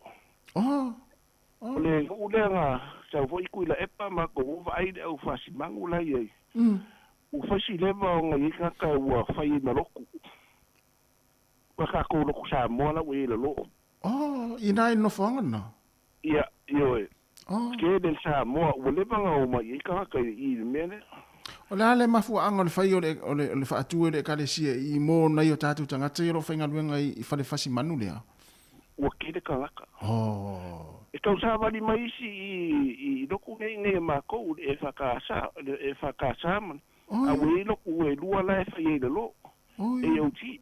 Yo e. Ma le ti. O ke de ka laka. Kere ngaka le lo a I fo ina sau ku de pa ma ko fai de ava. Ia. O kala ma di fo de leu. E kasi le ma ko fo yo nei. Ia. Wa lua kolu de fai pu ka ava. Ia. O e fai le pake ke vai ku lo fo le ku ye pu ya. Ia. Ia wonge I fa nga li pu kasi. Ia. Ia. Wa mai ge la ma ku de pa we kasi le pu fa pe ku lo. Fa sa mo ku de pa fa pe ku lo ku le vai ku. O ngi ko fa yer ko bele pe ko mai. Ia. Le ulo mai pa la nit kala le. Ai a ko mai no fai le ngi tu se ko. Ia ka kala le. Oi, Ile ma fai o mai no fa vai o pa la ngi le. Ai me se o me o fa ma ile ka un ka si. Ia.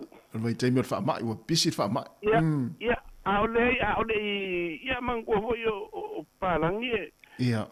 Ora va kule po kasi ngure si ngure le palangi le no ia ala umolo ia fa mo le po le ku la epa wa kasi nga me le ava ia e me ko le ka fa penge ko ke le filomia fa penga le fe no pe ko luai e va kule si ku fo le i apa vai a mai le si ku fa penga le fe no Yo sei tu le. Mo ka ko ni sila. Mane. Ya, au fa longo ku ka longa. Ia. Ya, mai ke le au ka ko. O ma ya fo de le a makai le au malos. Mane ya. Wa samo a. Ole au da Australia o kama uma ia fo e fa solo le au ke. E mo sa o le sa no ngaleo. O le fiku le ia ile Australia a o le kwa fiku le ia e mo sa o le e o kama sulu lima o ke le au o kwa ikanga ka le ia ia ma ia la fa ina ka ko au ma ke le au ma ia luma ma ia fu ku le backline ia o la ula kilo ia o le au le afiki o lu kwa me le ia o lu kwa me le le au o ese man ko la ngale au dia sai dunga I meio ka lo ngai fa ye ku ngai super ya o ka lo fa ya ko o pele si me afiki fa ye io e sa o le ya wa ke ka lo ngai ka lo si ai si ka ku ka lo ngai wa le u fa lo ngo ya o me fo le mo no sponsor fo le pa le au sa o le ya wow ke lo o fo ye sa ulang kapi au ke ya onga ai man ko fo ye le ska ma fusu le fusu ai le la nga fusu e fa pena le wi ka fusu fo o le nga fa popo ai ma ko le ya onga lima ia na sa fa pele o le fa pena o le sire la kapi ai le la nga o la kapi ia sa o le mo sa no kala mo ya so ye le mo luo ko luo fai o me sa fai sa mo sa u malu fo man ko la e luo ka lo ngale o le sikua ka o le kiki o le sikua ka la kapi na o la kapi ya so o le fusu wa mo au le malu fo me we luo au sa ye le ia o ngai ke minga fa ira ko kala pufusu e pufusu ki bodi o le malisi o malu fo ia o awala ia fo le au ngi kaalo e fa i wa le fusu e kamanda mangole au le malu fo e fa le upu fo le sa si le va mai ia ai o se vai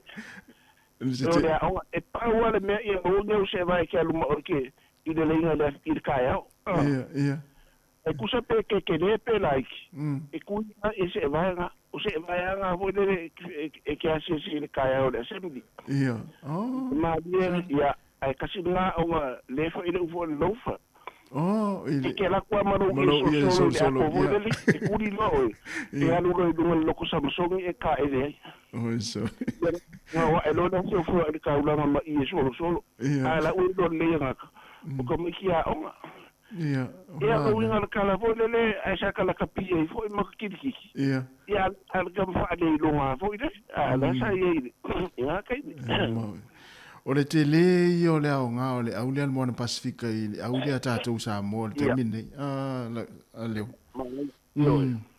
mo ma ai la i ka ngai fo ile le uo mai ngai ko ngai nga pe o kama o fola uma bukan si owa sa si owa i le mena fa i fiki mo ko i fo sa ka alo ya o ke ia ya ile do po sa ye ya so le fa i fiki mo ya ma ngai si ka ko fa ka i kamaka alo ya fa ka i fo i le fa ya o lo ia lo lango suale o ngamelo o kani de lua fresh food fa ma sa bo sa ide sa mo oi ila el kamale o le o ko chinga le au kele o ile au le fiku Brian Lima yo ia marka mo fokum ia umolor ko le ninga kaio a ule lo ku foku mo meo o mea fo ia o kali fo eva ku ya piraki ai tomaki le tale pinati o kale io e kole ni kaio va ku mea o mai fale ko ku le sesi ko ni o luinga ngale mea ia fa kai o le wa nga ia i ko se ka ku au e o fo de fiku ia e mango fo ia ka po inga no we faiva ka po ia faiva o nga ia lo pa e ka u le e fu sa mo mane fo ile va ia tu fo ile sunga ya fa longo tana umanga le wa ye fo i o pulenga tatu au le man sa mo le nga o ka ma o le nga i do ai de la lo langi e do ai si o ka ko kuma ia le walu duma e ia pisa le malo ia ale ma ia ka ko au la pi ia ai fa kai mo na mo ia fa tai tele la valeo fa tai vala mai ia le ki ko no yaso ia mo ni fo le yaso fa tai se va ia sunga leo mai le motu saute ia wa fo le tato a tanoanga ia i tulanga pe ona il ta longa le fa ingol vayaso ia mai se le tong finga stato au mo lan ta long mo le tau sanga ia a o sauni foi ia mo nisi o ta longa lo lumana nei to es fulu lo minuto na ta leo le tula e iva si fonga la mo Wellington ia le la fa o pena i fa fianga fa pese ta fa fo ia Nick Paula te tele lava ia le mafta mai ia man tua share ta to Facebook ia pe subscribe fo le ta to YouTube o le neta yao ia le la fa nga so fa fianga ia ta dia fo iso vala au mai ia fa pe fo ia ia le wa ta to vala au tai ta lo vala au ia se fo mo ia lo so mai de i fa ia ona sunga foi de di lo foli ia fa tai ia vai le man ia o to inga tala ia te fi fa longo le tai au ia e fo le fa Sofia fo ilo fia te fa inga wenga i wa fa ta lo fa mai ia fa ta lo va tu lo sunga le fa popo ia e mo umana so sa fa popo ia mo ngi lava ia ta lo va tu lo fia no me sila la fa di mga ko ra fa mo manga ma mo la fa ngot mai de di fa ia o ngama Menjadi lo fori. Malo batai. Nga pionga sa umua si uso nga po si kamanga may lalo. Mangayar kalong. Mangayar amkang kalong ay ngay vayas. Iya. Mo pawara kilo leo ke kilo ngai. Ko ia ore fit. Ia to el manava a. Ko ia ore mangava. Ore aka mai ia ma fo kamai le faingor karonga o makwa mangaia. Ia. Ngai ia fo ka ko aure ka ke vai ko kele kamai ki laiki. Ole anga ia ko ruma ole ruma ngai do ka ko. Ya fa maongi lai korengi ngai ia le lau ka ko fa rongo le ki o aku pu fare kongi I ka ko au lava I ka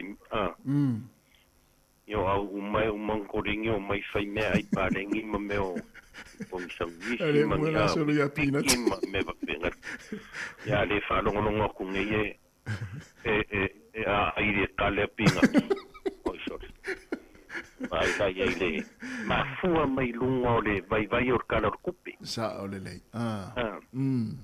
mo wai o me mo ia di makana a faila e kofia ka me kira ula kapi ia e o mai chefe mo e a ka ko vai ka usinga o ula kapi ang ia ku ia fia lu fingo me ai ka maka alu ya melanga le kilo ya sa kupu mai ai fare konga ai o ya pinga ki o kamka o ya ngor vai or kala kupi mo e pe si menga ala wa nga kilo ya o manga ya ai ko kam fai manga va kam o da sa sila na mai mo le talonga fiti matonga lu sila a foi nga maka merkalo nga sa mo ka u piriki oh la sa sila fa prop fa tanga ta le prop ile awatonga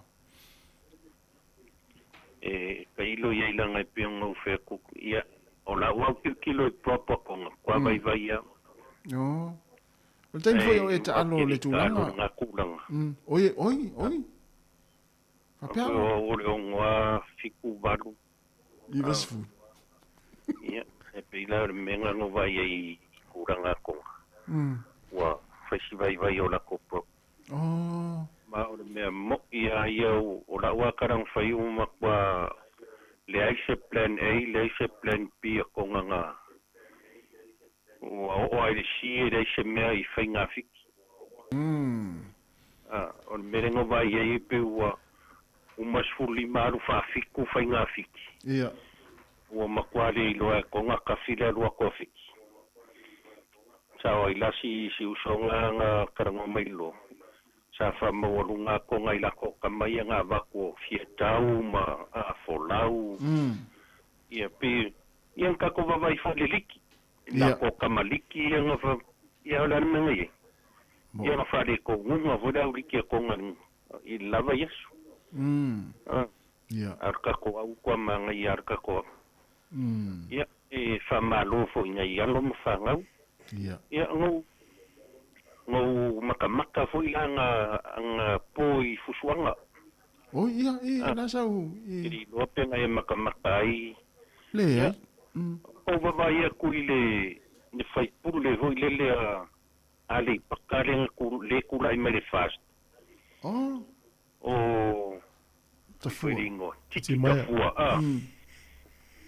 nga ia titi mai tafu o vai ko filo ai me maka ko kamasa moren champing I fusuangang po yo skari oi bawar fusir kami kiksa mo ai fusuangang fayang ngasi kami kinga ingo ya petaya o petaya fai ya ma ngia kere ya fa malo fo nga lo makam fa nga usa mo o champing I vo ilalangin nga upanga ya mo vai foi fushi ka wai sa mo ma ngai kede o le ai nga ia kwa lo mfanga sa mo ide ka lo fusuang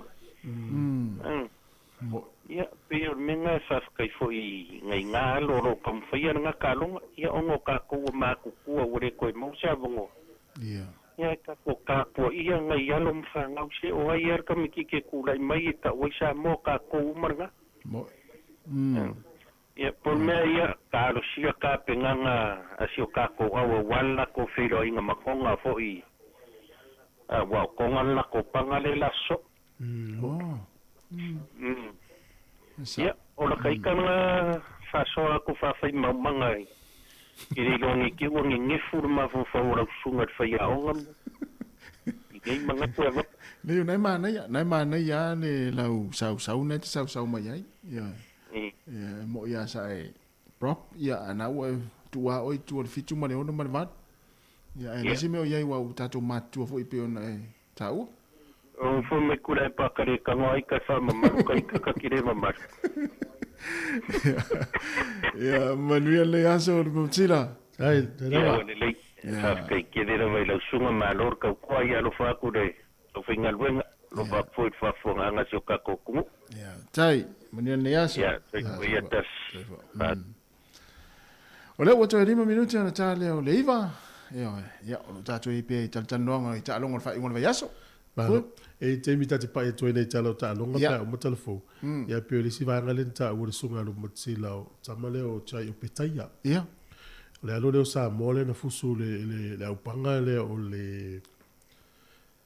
cruiserweight ia o le mai fusu le APF o le International Boxing Federation ia le sa fusu e le pola stona ia le lana man malo umali tamli sanga sfulma le lua na fusu e male le email no le TV tolu fitu tau sanga stama na lu fitu o petaia ia ma le lai champine fo ne yalo le tunu le fusiel la la ma le tu sala me yo fusiel la la ngelo sme fo ya samo o masa ne tato tato fa ai fo ya Marcelino Mosoe na fo le au panga na sa champine fo la la ia fa solo ma ya ila ya race fo ia ne fo fusu anga tau kiki tau fia ale fusu ia makant ia sunga ia tole tai teve tua ia e fusi fo langi mal oceania sa ia fusi fo a sa maya we le fusi la langi te o se we fusi sa ia ma ole alo muale o sa moto to o ta longa fe pele mo sa ia ilo no anga vale fo ta to ilo ma ia pela o se va ngala na ia le alo le tu le sa New Zealand po ia le tato tama le sa talo ta longa ale TV1 tele no TV3 no va pe o fusi la langi le fai mai tato tua o i sina le sa New Zealand em sa lona se New Zealand sa mo sa Salval fusu anga le ile o sala elu Alexandria e po ele no ia sa ia o langa tama New Zealand ia ni sime ia walu New Australia tele tonga tama ia New Zealand ele te ia le na ele au China tatu telefo de tai au nei le iva e si va anga le toe famanino tu amole si le fiele tu ia e mo mona fa maluru atu ia o le sasi o au nei le tōlolo wina o mea lo whai na o mai o le whamana tuina o tōlu sifutau sanga o tātou litio. Ia le laisa i ele mea lo whai le sa tuina mai. Ia e whapea la sa sasi lo o tau wina tu o aina au mai ai. O le whamani nonga la whapea. Ia o le sunga le whawhiangainga Reverend Oliver Tiai ma le whaletua ia Purusila Tiai. Ua la fo ia le afe tala mai le kalesia e whakasa lo hat au le e kalesia e whakasa lo hat ua la tau fo ia le lima se lau tala o le whasa o ngalanda ua la tau fo ia le lima se lau tala ia e taula mai ia pe fsosoni fo il whamue moe le sa iai na ngai na usasi lo o tauina i le aso foreile ia e whamalulua tua i sunga le whawhianga me se o le kalesia ia whaputonga ke usiano Samoa, po le kalesia whaputonga ke usiano Samoa i low hat, i le vaenga lea, ia nau whamanino atu, e awhia tāla na umai sunga le whawhianga inga mawharitua, ai lima se lau tāla, ia na fo i mai le kalesia. Ia ufitau le alam tatu alfo le la tāle iwa. Ia to e whasoa fo i le, dei tātou tāla o tālonga le tai au, whaatai lava.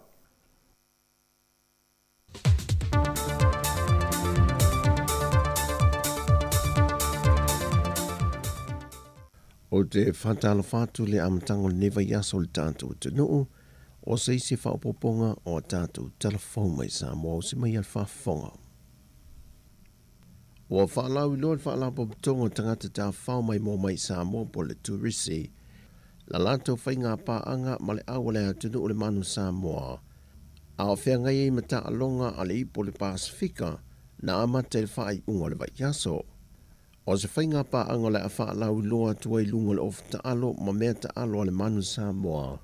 Le whaailoilo po le whailonga le whaalampu pitongo turisi. Wa ta ua le Samoa la le lei po le beautiful Samoa. O le whaalau ilo ino le whainga pa anga. o palasi whaatase atu malitoe te tala i o tua oi whaavao malo. Mo whainga malanga le wao Samoa mai se atunu ile aso mo mua au kuso. Mo whailua le sui ofisa silo le whala puputonga tangata ta whao mai mo mai Samoa. Le sunga kiti o na pongi. Le tuli matai leo le lato wa ai mo le aso e whaalau iloa i lea whaailu ilo. E whaalau iloa tua i tangata ta whao mai mo mai o le ato e malanga mai le atunu. E le amatanga o le masina fau. Whaeloi ki te ona o te lele a whianga le whaala puputonga o turisi po tangata ta whao mai mo mai Samoa. Taru mai o na tapu nia whai ngā malanga whaavao malo. Ia mati o le tausanga lua a whelua se fulu. O lea wha moe moe wa talia le nganga fia e le ofisa silo le lakapi Unia Samoa e whale maa vaenga Vincent te whipule ai.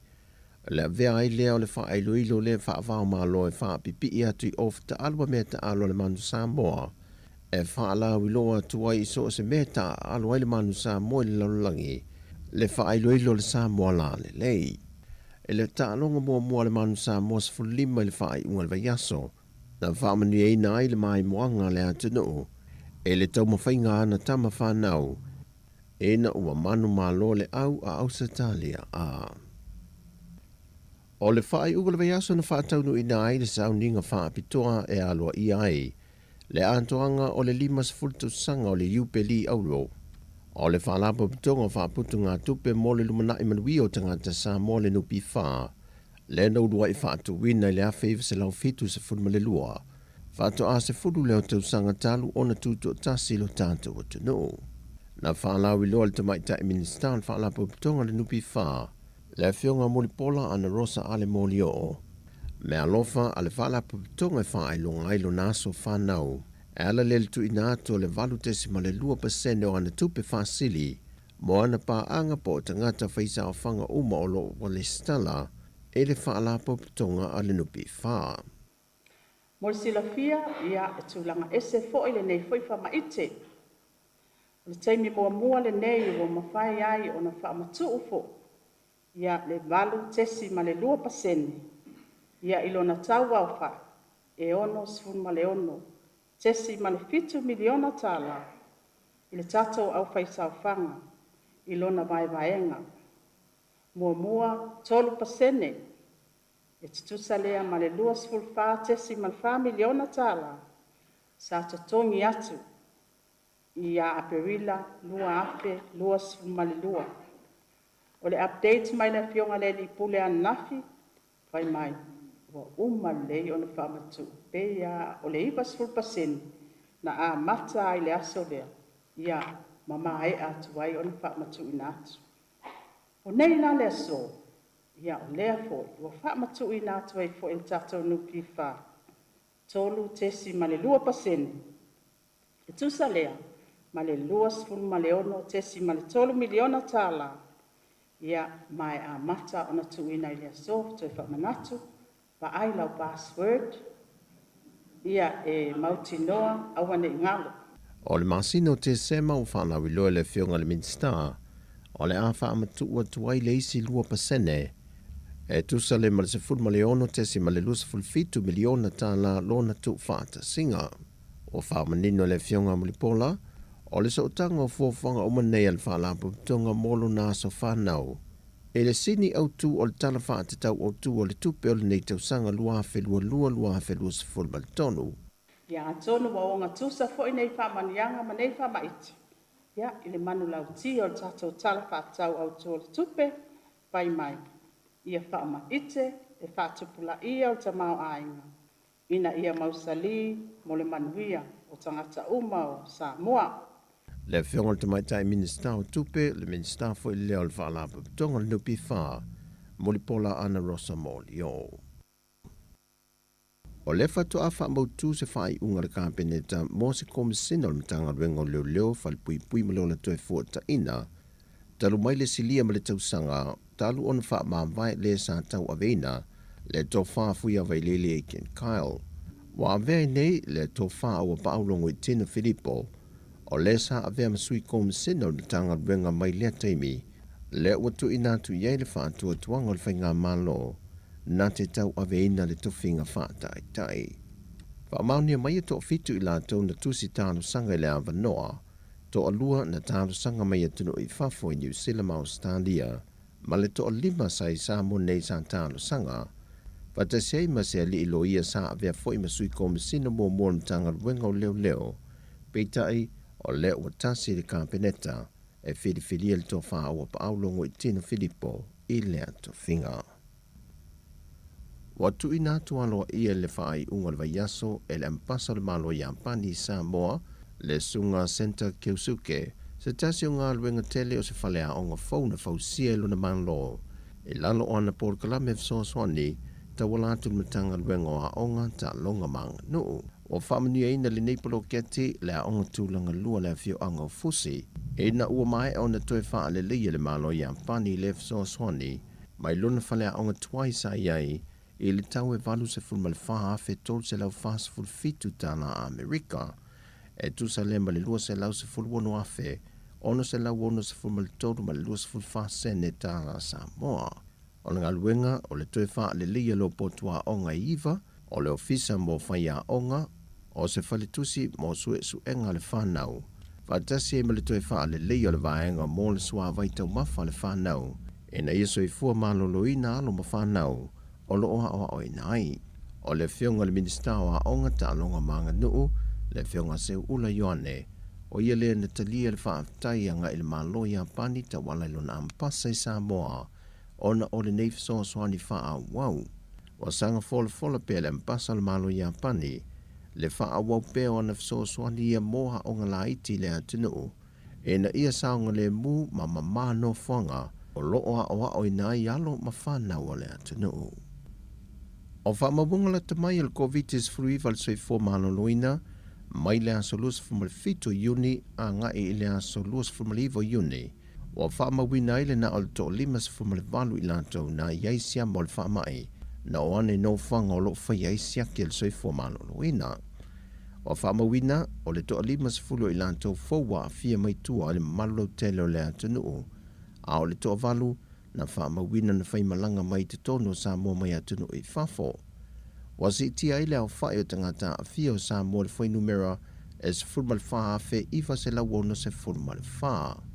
E leito iai lava se tasi o whaamawina wa maliu te tono le periota, a o lo tu maupea le to alua se fulmaliva o tangata male liu, ia a fianga o le COVID-19 fulwiva.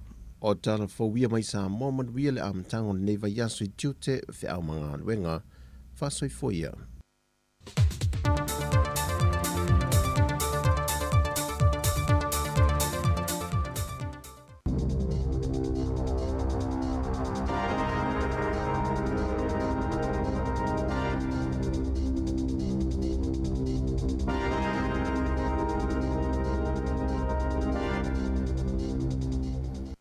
Ta alofa lava o telefou a le si fonga o le lo mua mai I Wellingtone.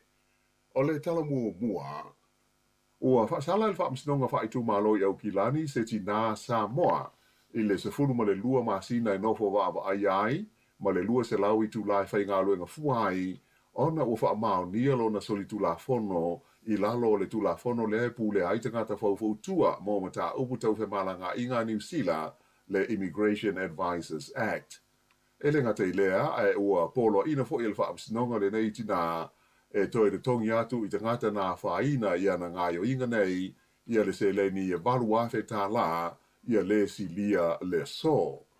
Nā whaalia I lunga le whaamsinonga e whaapea o le nei tina sua whaia si lia sua, sa ia ta lia ni tupe mai te ngata sa mana umia lana viso swani I le whainga o la tau tālu sanga, moni pe mita I le ofisa o whemalanga inga a New Zealand.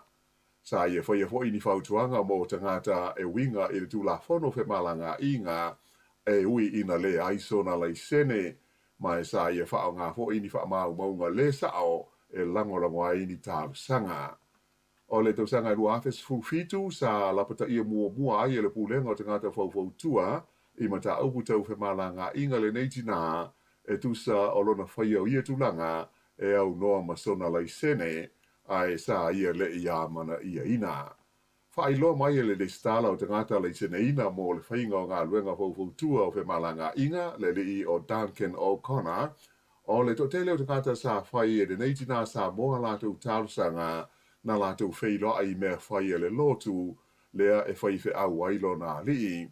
O isi fo isa whaasino atu ia te ia e ana uo whaapea matangata o na a inga. O ngā ruenga nei whaafautua mō mata au tau whamala ngā inga New Zealand e le tau o na laisene ia so se tasi ina ia whaatanga ailo na whai au ni tālu sanga whaapea. E iai ia le upenga o visota inga a le Immigration Advisors Authority e maua uma iai ngoa o tangata ua laisene ina mō le whainga o ia i tu a inga o ngā ruenga. E lua tau sanga ma le whama sina ua whale pui pui aise li e tons fulvaru tau sanga le matua ona ua whaamau nia na soli tu la fono e a fiai e whainga tau whaase se ma le teo ina whaana nao se vai ngā tupe o i le wha tesi ma le 1 miliona tā la e whapea o le tau o ni sikaleti na au mai a whaanga oi i te tonu o le atu nuu. O le asforeile sa tu ina neai le whaai unga le nei le wha amsinonga whaai tu mā loi au kilani mo le nei li e ngo ia hung pang li. Sa pua ina le nei tangata leo leo i le vāruanga o le tausanga e rua awhe lua sifuru i se ngai o inga wha abitoa leo leo lea na maua aini containers se lua o ka tuni sikaleti sa au maia whaanana i te tonu o New Zealand. O leisi tangata sa fsosani i le li nei tolu sifuru tausanga le matua na whaasalaina i le masino me e ono masina e nofo wa ai ai lo na fale. Na whaadia i ruma o whaamisnonga e whapea o nei eri e to lua e la te le i te tongi ina le la fonga o le tau o ia sikaleti e lata i le 5 miliona tā nā le au whai. O tangata e to tolu na fia mo mo ria i de neima tā upu na whaalia mai i leo leo e whapea o ni tangata Malaysia ma Saina. Ua whaailo mai e stasio fo mai to mai whaapitoa i wha mai pipisi de tono New Zealand. E whapea o le alu i lunga o la whainga o tangata e maua i le COVID-19 fruiwa i te tono le tunu ua masalomia ai ua o mai i New Zealand ei i a leisi vaenga fau o le vailusi o le Omicron. O le aso nafi na whailo mo iai le mtanga ruenga le soifua maro loina le si itia i le lua afe le vai aso o le a whai o mai fau COVID i te tonu o le tunu. E le ngata i lea ai ua mai ta wina ai fo i le si itia i le tolus full tolu pasene i le tonu o le vai aso e tasi o le a whai o tangata e tau fia i le tonu o whalemai ona o le COVID. O le a salawaia e whasa lau luas full tolu le a whai o mai sa tau fia ai le tonu o whalemai mo tonga fitinga. Na whailo mai e le li professor o Michael Baker o le University o Otago o le sitia o ia whai numera wātangi ai o lea ua amatau no o mai i leisi vaenga fau o le vairusi o le Omicron i le tonu o New Zealand. Nā tā ua le li fo mai, ua lua masina o mā ua lalo pēr la whai o mai fau, ma tangata ua whaina ai le tonu o New Zealand ei. Ai o le sitia mā ua lunga o mai fau mo ato fo i ma tangata e tau fia le tonu o whale mai i le vai aso o mwai atu nei, o se tulanga lea e mautino ai, ua o mai leisi vaenga o le vairusi o le Omicron. Sa whaamamawhaina mai e Baker, o lea ua o mai i le tonu o le tunuu i a vairusi ia o lo au pito pipisi ai le whaamai COVID i a tunuu i whafo, e pei o le BA4 ma le BA5, ai mai se o le BA2.12.1. Sa whaalia fōi o le angai ina uma o le au ngāo tui pui pui ina i masina o luma nai nei, o le awha pēo na wha te tele ai le pipisi o le vairusi le tonu o New Zealand. E pei ona sila fia o le stofi taruai le asa wha iloa mai ai e le minsta ua whea ngai nei ma ngā yoinga te te i le wha mai o Aisha Verrall o le atumo pēo na iai i New Zealand i lalo o le mōli lanu mōli o pui puinga o le COVID ona o le wha atupula ia o mai fau ma tangata ua awha ina ai i le vairusi. E se furuma le tasi isi ma liu o le COVID e tu sai o wha maunga le mtanga luenga le soifua ma lonoina mo le aso sa ananafi ai wha afe iwa se lau fast furulua le a wha i o mai fau COVID i tua i le lautele o le tunu. Ai o le fua avelesi o mai fau mo le vai aso o mawai e ono afe valu se lau iwa se furulima wha atusa lea i le wha afe iwa se lau ma le valu sa iai i le aso sa i ona tua. e fase lau lua sifu ma le fata ngata sa tau fia i whale mai an nafi, whaatusa i le fase lau lua fultolu i le stona ai e matua mau lunga tele lea wha inga pēa whaatusa i le tolu se lau tolu sifu lua sa iai i le sa i ona tua. E to ono tangata o lo tau fia i le tonu o potu mo mai ti ngā ina. Ai o maliwa sifu ma le tasi sa wha mawina na nafi o lea ua o tuai i le afe, 5 se lau ono sifulu la whae o tangata ua maali liu i te tonu o New Zealand ona o le wha mai ko viti. O le wha lapa putonga fau lea ua amutalia na ngā luenga i le pūlea ma le wha foe ina o ngā luenga wha le soifua malolo ina. O le ahanga i mua e wha le leia i le tūlanga o le au whai ngā luenga. Ina ia wawe ai na wha tino suinga te tele pe o na fuafua ina mo au nanga umatau le soifua malolo ina i le tonu o le tunu u atoa. O le tūlanga na sau no iai le teitei whono o le komiti whaafoe o le Health New Zealand te whatuora le li e soafa ia Rob Campbell i se whailo inga ma le au tūstala i le whaai unga o le vai aso. E pei ona sila fia o le Australia na te nei na amatalo ia ai ona tau ave e le Health and Said te whatuora i ngā luenga mamatafa ioi a pūlenga uma e lua se fulu o au nanga whaale soifua malolo ina i tū malo o New Zealand i asa ta ua o DHBs o District Health Boards. Nā whaalia mai la e te whono ia Rob Campbell a tonu e ono umi se taimi e a to ai ona whaatino ina suinga te tele pei ona mo mia ai e mautino lava o suinga mo ngā ruenga patinoa i le soifua malolo ina o le tinu o le a vave lava ona whaataunu ina i lalo le pūlenga fau lea ua iei nei. O lo tu maupea ona iai i pūlenga whaaitu malo i lus furu po DHBs se ia o i le masina o se tema ina ia so longa le iai le whaatino ina o suinga fau. Ai peitai, ua le o toa iai ma ua whaata ape ia komiti whaafoe ia sa ngā rurue ai ia sui whiliwhilia mo i tū malo te tasi. E lesi vaenga o le tātou tala, o le aso muli o le asi singa i lone tona le tamaita i pāle mia ia Jacinda Ardern na wheila o ia tuai o ia i le Pelenise o Viliamu ma ia tuina tuai ma se vala awalo ia mo le li Pelenise ma lono fole tua ina ia malanga siasi mai i New Zealand i te teimi tāla whea ngai. Sa ia whai mea alofa fo i le li Pelenise i se ofu ta alo po se Jersey whapea ma se polo la kopi mo le ipo le lalulangi o le tu pāo to mai tai lea o le a tari malo ai New Zealand ia o ke topa. E le ngata i lea sa tau au ina fo e Jacinda Ardern ia se kopi o le tusi whai tau mo tamaiti le whai ngoina o le Tulip and Duck a spectacular friendship story mo le whanau e totolu a Viliamu ma Katie.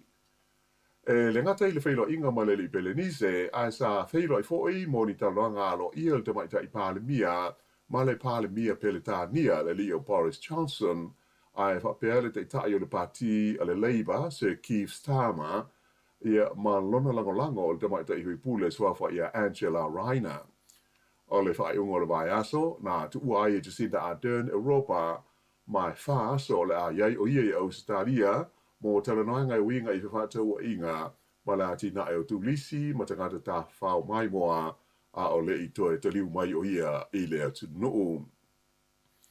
O le astronai na te nei sa tau au fiai Wellington e le sinoti tele le kare sia katoliko a wao i te tonu o New Zealand. Sa whaia le whaatasinga tele i le kolisi St. Catherine i Kilburnie mai sa whaatasi mai iai ia epi kopo uma o le kalesia a toa masui mai pule anga uma e ono o le kalesia katoliko i tu SS o New Zealand nei. O le fionga kardinali John Dew ma le pule anga wha aki epi kopo Wellington e sa tali ma lo ai. Na sila lea maaftanga i li poti ma whautuanga mai pule anga te tasi uma i te tono le tunu e tusa o le fina ngalo le tupu sai Roma ia pope whalanisisi mo se kalesia e malanga whaasinoti i le lumanai. O ke topa o le tausanga turuai, na amata whaanga solo mai ai le sinoti tele le nei le kalesia katoliko i tu SS o le lalolangi, ma o whaamoi moe e tau lunga i Roma i te whono tele a tai o le kalesia i le tausanga fau lua afe luas fuluma tolu. ua whaangasolo na isa so e ngā leo i le mafuanga o le whaalawelawe na wali wa isa tina i le ai o Gisborne i le wawe ao le sa. Whailo mai i leo e whapea sa lipo tia mai le whaalawelawe i le wawe ao mai tau nua atu i ai ua uma le ola se tama tai ona oni manua mai se la au malo se i le tono se whale i le Centennial Crescent i le pitanu o te Hapara. Nā da ua i leo na nā, Inspector Dave DeLonghi, ua i lalo o le vainga leo le whale le nei mai o le a whaatalo noi nai i a tangata o lea fo i pitanu o e tusa o le whaalawelawe ua ali ali mai. Sa whengai le State of New South Wales e Australia ma tūlanga whaale tonu o le tau i la so na nafi mo le pō na pō i le mamafa o timunga e atoa i fōi ma tā whenga e pei ona yeila pata inga mo nisi vahenga. O le ai o Sydney ma nu utua oi sa yeila pata inga o lolonga on o le umi o whengai mo timunga mamafa. O ia tūlanga whaale tonu o lo walo ia o le a wha waupea mo nisi aso se lima pe sidi atu mai o lo iai popolenga i leo no Sofia ai o le whaatano o tele o le Warrakamba i le ai o Sydney. Nā whaalia e le vaenga whaasa lau o le tau o le TV o le Sky e ono sidi atu na whaale tonu lo longa mani tā whenga e ono ali di mai i le vaea so nei na i lo le masino mati lea sa i longa na mafa ti ai au se talia i lo longa ma tā whenga ma mafa. Sa whaalia fōi o ia tūlanga lo wā ma le whaale tonu o le tau e ono o mai fōi ma awhia i tātou i New Zealand nei. O se ripoti mai le ofisa o le tau i New Zealand le Weather Watch o lo wālo ia mai ai ia timunga mō le tunu a matai le solua a tae ao. O le talawhatai sifo po le West Coast o le a mua nā whai nei timunga i le solua ma o le pō o le a whapeo na se maria mai ai a ngai mātū ia tu langa whaale tono le tau ma fiai di vaenga o le motu i mātū i le so lulu. Ai mō le sola wa ia la so ngafua nei o le a toa maria malangi le lei ai malu luwing o le tau o le a whengai ma se vaenga tele o New Zealand. O le so o amatala o iai le whainga palo te tele le tunu o Papua New Guinea e whiliwhi ai ni sui fau o lono Parlemene. E se lau se fulma le valu la whai o sui fai pule o le Parlemene o Papua New Guinea mai o le palota foile nei e whiliwhi ai ma tofi ko wana o i tū malo e lua se fururua o le tunu. Whailo mai e whapea tu sa ma le tolu a whe ono se lau le a whai o sui wha atu tū o lo tau wā i le palota tele le nei a Papua New Guinea. Mai ono a whe la whai o lau whai ngā luenga whai palota o lo ngā lue ai tonu i tū malo e lua se furu ma le lua. E iai ni li poti na ta o mai e whapea o lo iai ni tūlanga ua ono wha atua iai o na wha ngā solo ia le whai ngā palota i tonu o le lau mua le tunu i le ai o Port Moresby. Mai o whai ai se tāusanga le li pālemia ia James Marape mo le tunu ina ia file mu ma mau le toa mali e a o whenga iai ma le lātou whai ngā whiliwhilinga. I se whaaringa mai le komisina o whai ngā pālota a Papua New Guinea Simon Sinai na ia tauai e se le vaso le pālota mo i tū malo ma vaenga taitasi o le tunu. Aena ia tā ua o le tele lawa whai ngā whiliwhilinga o le a whaatino ina leila so futasi ma le se fururua o iulai ina ia lawa ai le taimi mo le au whai ngā luenga e whaitawina ai ma wha mao popo ia whaai unga. O le fo iwa iai le tono Papua New Guinea se au whai ngā luenga wha apitoa mai le wha lapo tonga ma lo le tau pulenga peletania mo le mai tawina le lei o le wha ngā salonga o le palo de tele a Papua New Guinea. O le vaenga wha apitoa e wha aurulu i le li ina ave mumua pele stene o le malo nauru o Baron Waka ma e au fi ai tanga te ilonga e toa iwa mai e tunu o SS o le tau pulenga. Ia ma le tala whaiu e toa tolu tangata na manu nua ina ua la bea se ta avale na sola ese mai ma leo leo i wainui o mata i le vave ao le sa. Sa whailo mai leo leo whapea na tupule wha la belave i le awala o le Muhan Street e tu sa o le tu lai lima i le vave ao ina ua le tu lea ta avale sa malangai i la tau nei ai ua sola ese mai ma leo leo. E le i tu lia leo leo le ta avale ai na maua muli muli ane po se 5 minute ua la vea i le awala tele le main road. E mai to tasi tangata na manua ti ngā ina ai ia ai whio lolo manu anga o le isi to lua. Ai ile ai o Palmerston North e to tasi tangata na maliwai se whaala lawe tu tapale ile po o le asto. Na ai ia mai sa umi se taimi o tapu nia fe malanga inga ma sadi o tapale i le vaenga na tupo ile whaala lawe ile mga ala so ta ia ile Ashurst Road ma le Hillcrest Road. O le whaai ungole na o Talafou.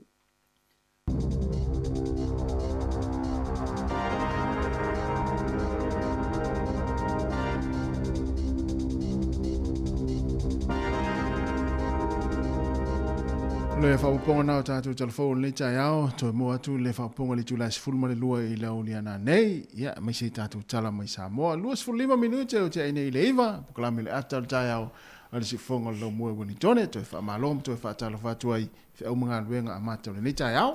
Mahalola whaftai i o e sao le leia, awa peo, o le te Samoa, le te vili melvaso nei se tupe. Ia, paola utala whatiao, e nai whalongo tala nupi wha. O a foi la o te le vidi mai la tu sa la o te vidi mai ate oi oi marolo le tu pe le vai aso le la amato e fa nga ia le nei fa munianga manu pi fa le na mai vai aso te nei sa o le la la tu na sa o le ia wale mai te watu lima su tau sanga nu pi fa ia e le voila se le la foi sa fanga i fa munianga ia manu pi fa ia e sa le ia la wa va pe lo vili mai se tupe u te fa mana tu ia oi alu nu pi fa la tu fa tu pe nu pi fa tu mai se no so mana matasi ai mana ia fu tatu ia i puli al tangata ia ai mana fu tatu tu nu ai fa misi le nei vai aso tu pe la fo wa la we lo la nga solo fo tatu tu nu vai nga le la finga le samo la tu fa munu yang ina tasi al vai aso tu amata fo le vai aso e fer fingo o ele fa le samo te me matango fie yo le tau langi le tau le yaso ia ia fo fuanga al tatu tu nu fai pe langi le tau ia na file sa ma fa fo tau singa fai si na fa mal stino nga yo tatu musica ia le tau ia to fa malo to fa talo fa tuai ia wa nei le sa nei nu ia le tau mo Amerika ma Hawaii ma Samoa ia le tatu so fu wala so fa yu le si nga fu Amerika so far no la tai ao no la pe fam na tu la son fu ala to pe le malo tele melek mo ya o te no la tasta to pe se vai foi ya le ulus furval minute o te ne ya tala pe ta to linda yo e il fa sona na va to ne la fa tau tu la ngota longa sai fa ngol vai so ma nei foi no vidi mai ta tu ta no ta to vai ni ta ao ya le nei vala win tau fai mai o alu ta tu telefon ya na o ta tu le na lo po mali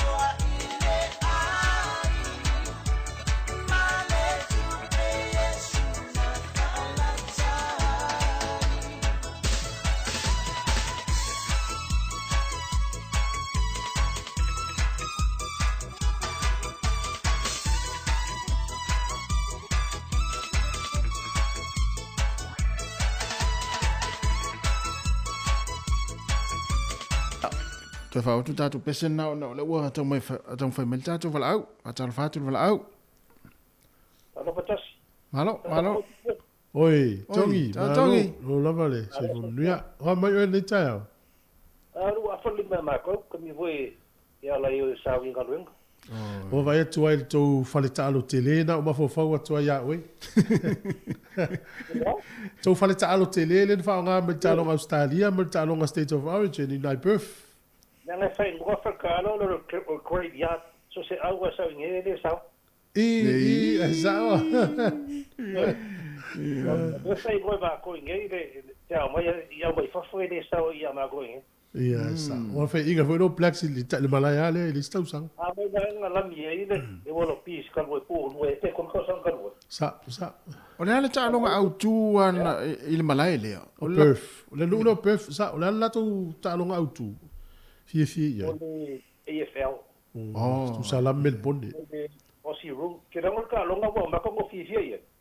Oi, O sa mai ngā so le la kapia, la kapia o ka vonga le ni sila wa liva ngai. Bo ko inga. Yo mai ngā la kapia e le umianga ngai ava ko singa ka longa so. O lan mafuanga wa to sina ia. O ko le va e mai ka ko vonga le soft. A ka mamlama e vonga le rules ka longa. A maka le ngai vai ke alu ona por ka di mo vonga le mo I vonga le pie. I vonga le sasi vonga le la ka vai knock on por ka sa we. Alo vai ia wa maka vonga le ko singa lo ko ma fo maka. Pe ia ka longa e lo ke maka yo da we le. O likia maka se ke au. So como la capi ia ma AFL ro, wa maka so mai luma AFL. Sa. A fatole umio talonga sol. Yo e kusai e kolu fa waka e dos pumingu ke waka. O le pape ia so e le pai e le lengsa mo ka longa le ngai. E kusa foi kimo waka, mo le ngai no palangi, mo le pinga le la po pe ka go. Longa le ka ko dang ka ko fai o le ko quiero ka ko e pu ko la po mo ngai. Au te loia ia le aso e fie sa mo I talonga na ngoa. O tele sa mo Australia. Leba, o leba ke ngai sa mo ngi ke le ba ai sa mo sa ngi le o le ya si mai ko fingi mo ngi le tiku sulu o tiku iba. O le ngai sa mo ngi me pongi. Leba ke a lo ke le ba ai ko o mes ka ki sa mo ngi ki ke ra. Ia sa. Sa oi. Malo. Malo. Ai se ka kura ka lo ngale le pusi wanga. O le leanga I media ma ko ngi. Ti ko le iba. Ko solo le ai ma se filma ka ma kai news le ai ma se ngi so pusi wanga so. Ja. Se kam pa ka sawa. Ki nga ma ka vai so ngo do sa. Di se ai ma se news ka ba ngale foxtel. Ai nga sa wa ka lo ngam. Ai dese news ngai ko solo mainstream media ngi o ti ko le iba. Dese ngi sa wa. Ele foi da matou ne. Ele foi se news sa wa.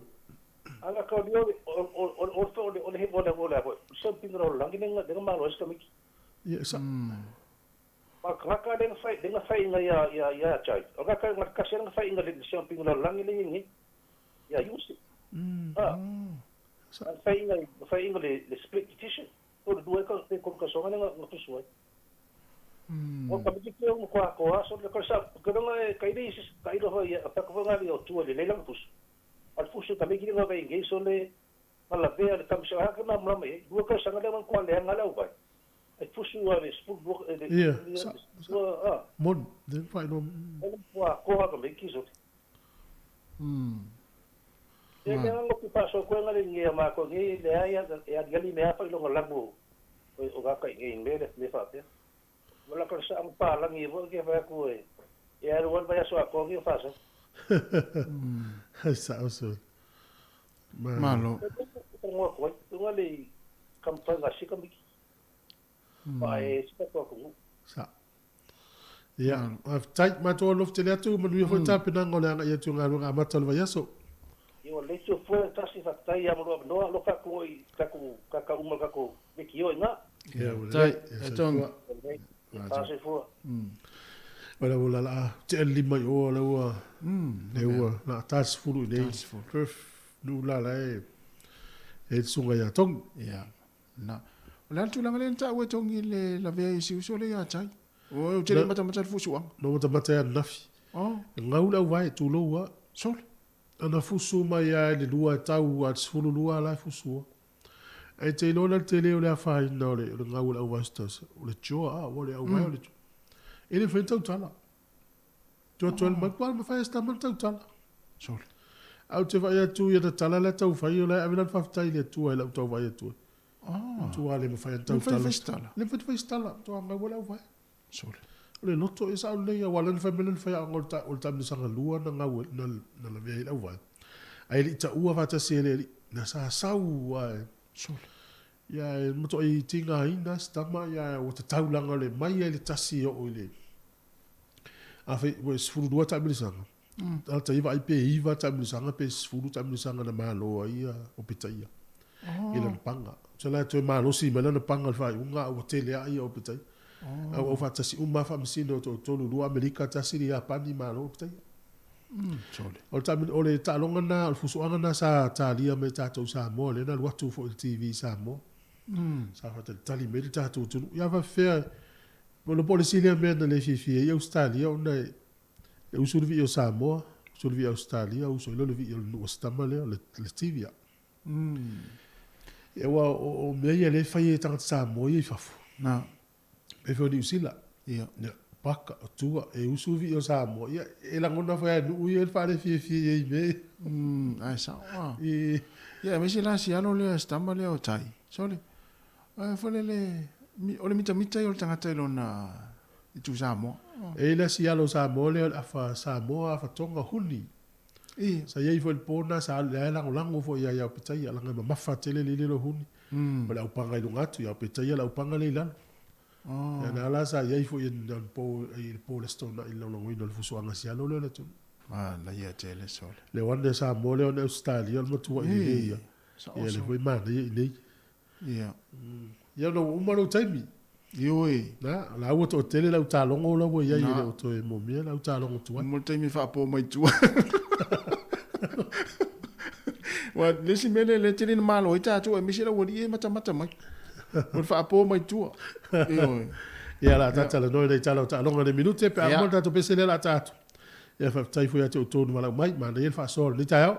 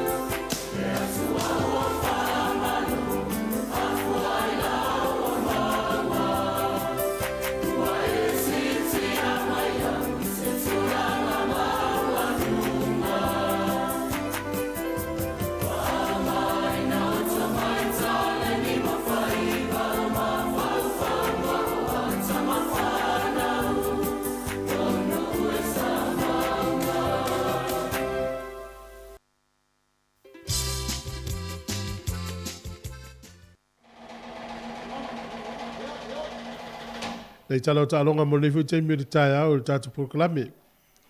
O le unga leo talonga fo i o le tamirisanga whawa malo le langi talonga lakpi man tua lena i talonga sa whai ua le yaso. O talonga le sa moa e leo se talonga whawa malo. Pe wa Australia a. Australia. Le leo le autele Australia. Ai alanga le wala tu Australia a whapale ni e le tamirisanga. Ia.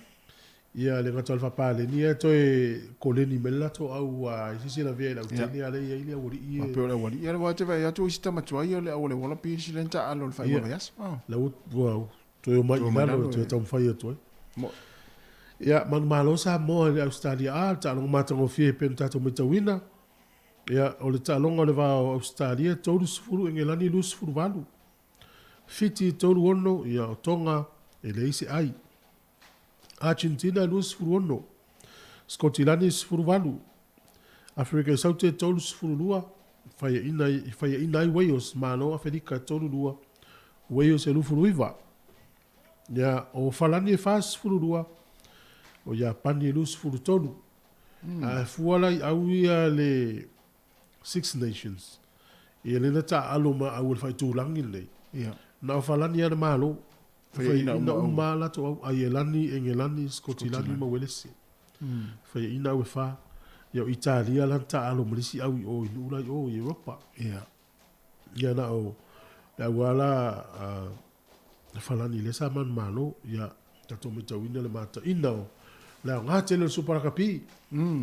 E o mai au le fa fo malo lo sia tato tama le superkapi le na ta u le la ta u Mont Pacific. Ta u te Mont Pacific. E vai la fa so longa ta Morpo. Yeah. Ele ai se taimi de vai atu e pe o tato au ya so ye pe ma se el bolo time nela wa ma nei al mata so to e la o ma fe lo la to ma na vai fa ya se lo pasen yo ole si tu langa mata ina no to meta winal tato o pu e so le ia na se e vai i la capio no pone ya ma wala lo mai tanga sa mal polo e to e fo i tu al mele tato va yela stona so la mau lalo mo tanga tala u mo le polo la fi so le ato fo i mai tu so lo tanga mata ina na de pu ele sona a ki se yuli numero tassi pa se yuli to fa fo i mai tu la wori Australia va pe o le polenga le te fo la ve ai se ele ulu pole le ua por fat se si na sala i vo ile au je lo la ma tu ai tu le le tato fa ya onga ma wori e tono ya o le pu o le to sala i tato sa o le wa o tato au si au sa ma sanni na mo le na te fa sala i ma tu li tu voli au ma na yo o telefon so ne sunga fa longo tana umanga defense le backline tato wa ma na ya tel ya o lo lana le ta o la tau fu al fa i ngol va yaso ya o se ta longa mata ina te sa wala tala no fa ilisi yaso ile o tonga ya le la ma le la to le nei tu ala nei luma mo mi fa le sa o le ya le la le mai tau ina e fa le tonu la to le nei ale le la to le nei tu ya a fu le a sa le na mo mappe sa mo ala tu a mana yo le nei tu ya va le nei tu a tonga mo tu o blacks o mata yo ya a mo mi la fa le yo fo weti la to le nei luma ya tato aula le gato ma le tato fu weti le tu a mana ya fa to ai lo ala peta al fiti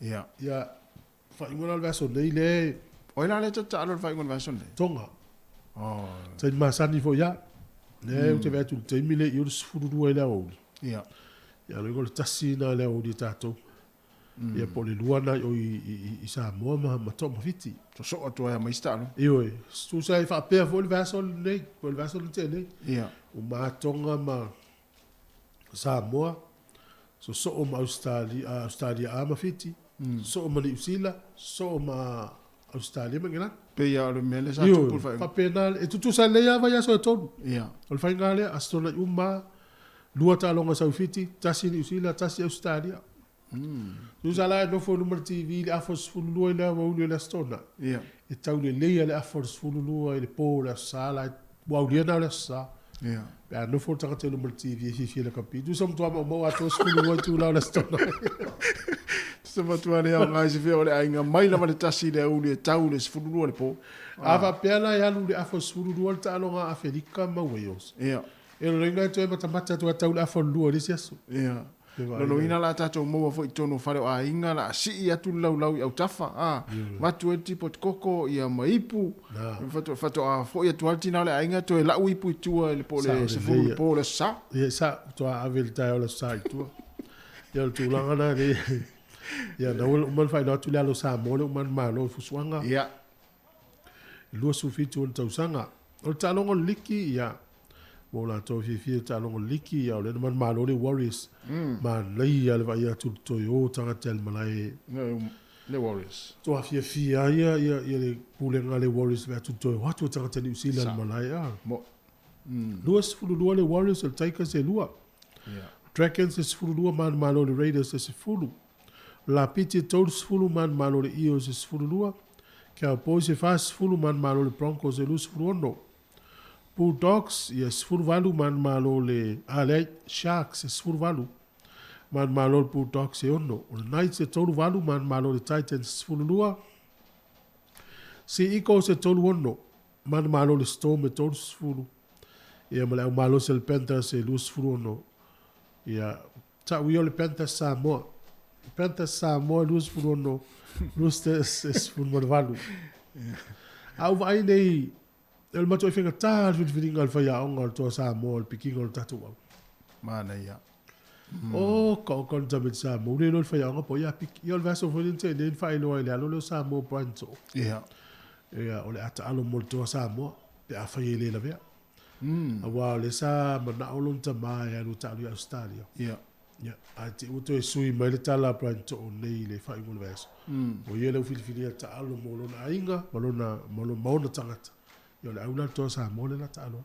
mana ia wala wilo nei na ia lo tatu tinu la wa lava se le ni ate no ese la lo manatu no mana o alu to ta alu Australia aisha le lei te le tamiti wil te mine ele lei io le una ti le awa o saui polo kai foi leva no le tamiti Samoa ia ai halu o ele ngata o isi Samoa le Australian World Cup ia le mo leva no isi tamiti langa to te tamiti Samoa le lei ia to o to ile lei ia i tamiti to ile lei fo ia le ia ate loi ia la ngona fo le tamiti Samoa fo le mana ia o le la alo le pulo lang ia umi fo vai aso pe fa ile lima ile ono vai aso tu fatas ia le la fai mo me fo ia tal noanga tal fa Samoa fo ia wala le awol penfas ia fe lo va nei tamiti to Samoa na piki mai sai o le pentas ia tu sei iva tamiti Samoa le lungo la tele e si awila lu le la ese ia Moses leo talu li o to lo to avan umalana ia le la mai umai mo ia pe afa io mai uma ya le mo ti no ala o to fitu wa to falenta alo ta lo le uma ia o Crichton o luai ia malta mo to fitu wa le wala la lo ta o to avan wa la o ile wa kiwi ia sa ia man malo foi le New Zealand lo sala elu e desania ela na fusuanga le UFC ile fusi na fesili ile istangata I winga faali o le ile ele tangata na fesili yo no winga fu ye pipa alva ya tato ai tali le tangata na tali le fesili mai ai alu le UFC ele te tauna ave o se ma moi fu ile te file mu e tauna faali o winga ula vale ia pe yo le na tura na ta longa le UFC fa tinga la ta ua ia e vai tangata I lo file mu mo winga pese ma moi ia ana na ya le UFC ia sui lo vai tangata ya la fa pe tangata e se winga tasi fa ma wolunga tu lo fa tinga fi ula vale ua ai le fa ma yo winga na tangata o tonu I le UFC ia to ai me uma upo tautalai o na winga fa ali ia a fa me yo winga mo ia le lile o stangata le leitele yo na winga mo ia a langa la le ufa ali o na winga la ma promoter to ia yo fa la winga al talonga ia te le tangata mata le la pe o tau ino si o sta male a Israel ina le Israel sania e se au na yo winga pe fa fe e fa ma wolu ai le fa me yo winga yo tangata o talo fa fe sta male me la te va yo no langa to a te va fa pe a ia wel ta longa matua tu lo matua le fa ia le ta longa ti sa fo mo le mai matua le fa ia na la so mela na Ta fe foi la e o ia talonga. Lo lom tua su ia. Ai pole a lo yo vinga ia ma e a. E te afu esta mai leo i. Sasi. E te afu ai leo i ina. E o tatou tamava pena mai a fa tu lom tua. Te ale tu saula. Ja. Pero no vai atu ile. Tamo ari sa vea. Ole tangata pitsili ana mo lunga le fa nga ia. Ma fo fongo le wata mai lakpi. Fa tu langa le tangata ole rating. Usa e over se full. Ia. So o maka e se full tau no sia tangata le All Blacks. Sa vea iva na maka. Scott Barrett e iva. Ia o Sevu Rees e valu. Ia mo le to tele ana ile ta fitu. Valu ia Brody Retallick. E fitu foi pule no o kilani o fatu o fas. Na o fatu o fas ile pule no o kilani.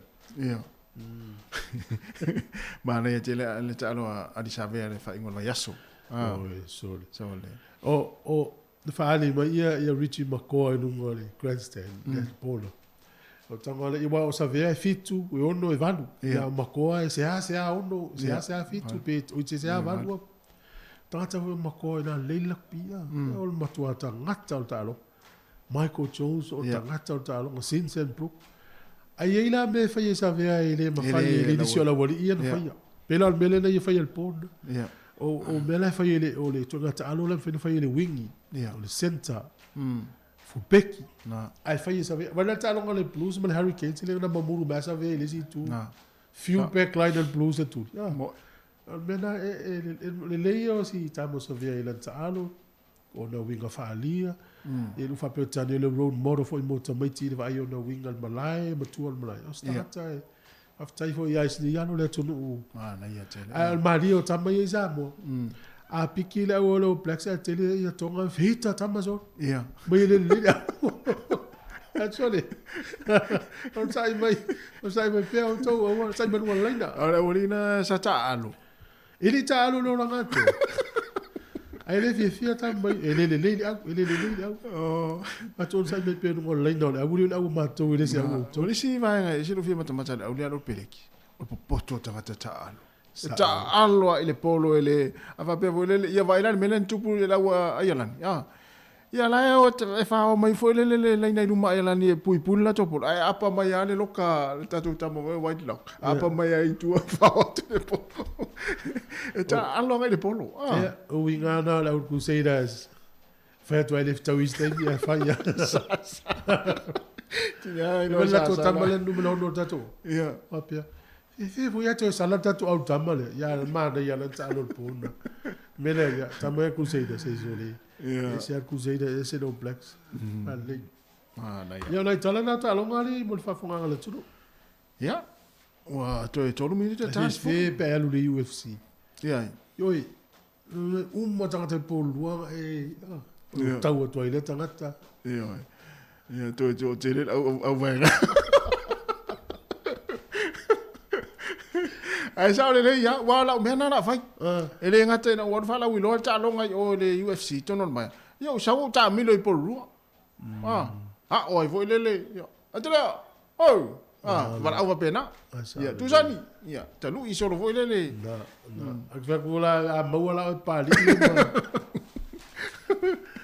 le mo mata ko la mela ta ya ma le ta lo ta lo o le tu langa fo na la ita lo fa i va ya so pe a ti ai tele foi la capi fa gol vayas mo ya la vai foi stato pese si fo no lo mo ma lo to tele o tatu pa anga ye fa fo mai mo mai yo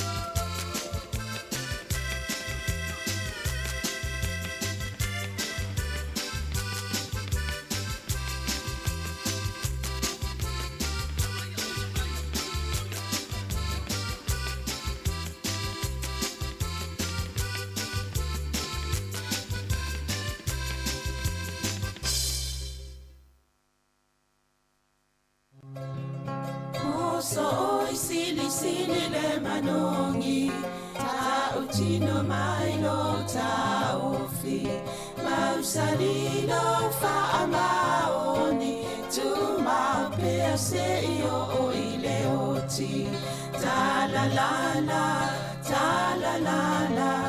afio o e ai aluita tu Yehova inotama tofa ina soifua Nanga alif sili le sasana itu e fa o samoana e fa atosina yo anganga ya te o e sumalete ine tausala la ula falawa avea talua yo e sungale mana mea be a fai ua elekea tu ai be sia mea etafea la puata no folene ta wai so se sili le la lele male fuaro sa mumu ete fa ata patima etuli ususu ta la la afio oe ai aluita tu Yehova ilotava tofa ina soifua ta la la afio oe ai aluita tu Yehova ilotava tofa ina soifua o te whatalo whātu malo u whaalalo le whaafonga anga le tunu ni tai au. Whatalo whātu le au whaingalunga pa ia le tua tupu moe o le tātua tunu. Ia male pa ia la silasi o le au whaafonga ale si ufonga la mua. Ma lo lava le soifo moma langi ma. O le fsui ingo le tātua pokalame le tai au le ia o le la au amata ina le tātua pokalame tatanoa tu sai mo le tātua asolulu pe ona whaamanatu e le tātua tōsfu tausanga talo ona whaavare si ufonga la mua. Mai te tausanga tasi iwa lua. Mano utala noa la i vaenga o le polkalame o le li poti na whaia. E iei le video specific ama le 10 minute sa whaali. Ia alanga le moa ma le tō tele i ngana Samoa o le ala atamu whai whaamatala au ti ata ma le winga ma le anganga le tō whaatasi le polkalame lea. Ina ia po ai e vaenga o ngā luenga whaia le si ufonga la mua. Mo le luas fultausanga mua. Ia o le se fultausanga muli. Na iei mo wata na tapu e taimi whaia e tātou polkalame. Ina ia whaailoa ai le tua i ngā polkalame na whaia. Mai la tau sa whatala noa. O le vaenga le tolo li poti na whaia le tātou le tio. Ia sa whaamatala la ia ni po pini aso fo lele pini whaamau pe longa o le talanga o le siufonga la mua. O le anganga la tātou pokalame le tau ni mo le whaafonganga le tunu. Ina ia vato e seli poti mo le tātou le tio. Ile ngan Samoa o le aso lulu. Ia sa whai umale ngana whaaperitania. Ile lava le taimi o whaatasi ele ngana whaaperitania mo le wha Samoa. Ia ai sa whaaloalo fo i tātou malo whaalongia a mise i tātou paanga i e whaatupea tātou ngā ruenga. Sa i ele polisili o le nisela non ea. Ia manisi o li pālangi mta mai tai pālangi mai nisi o tātou paanga o lo ngā ruenga tātou.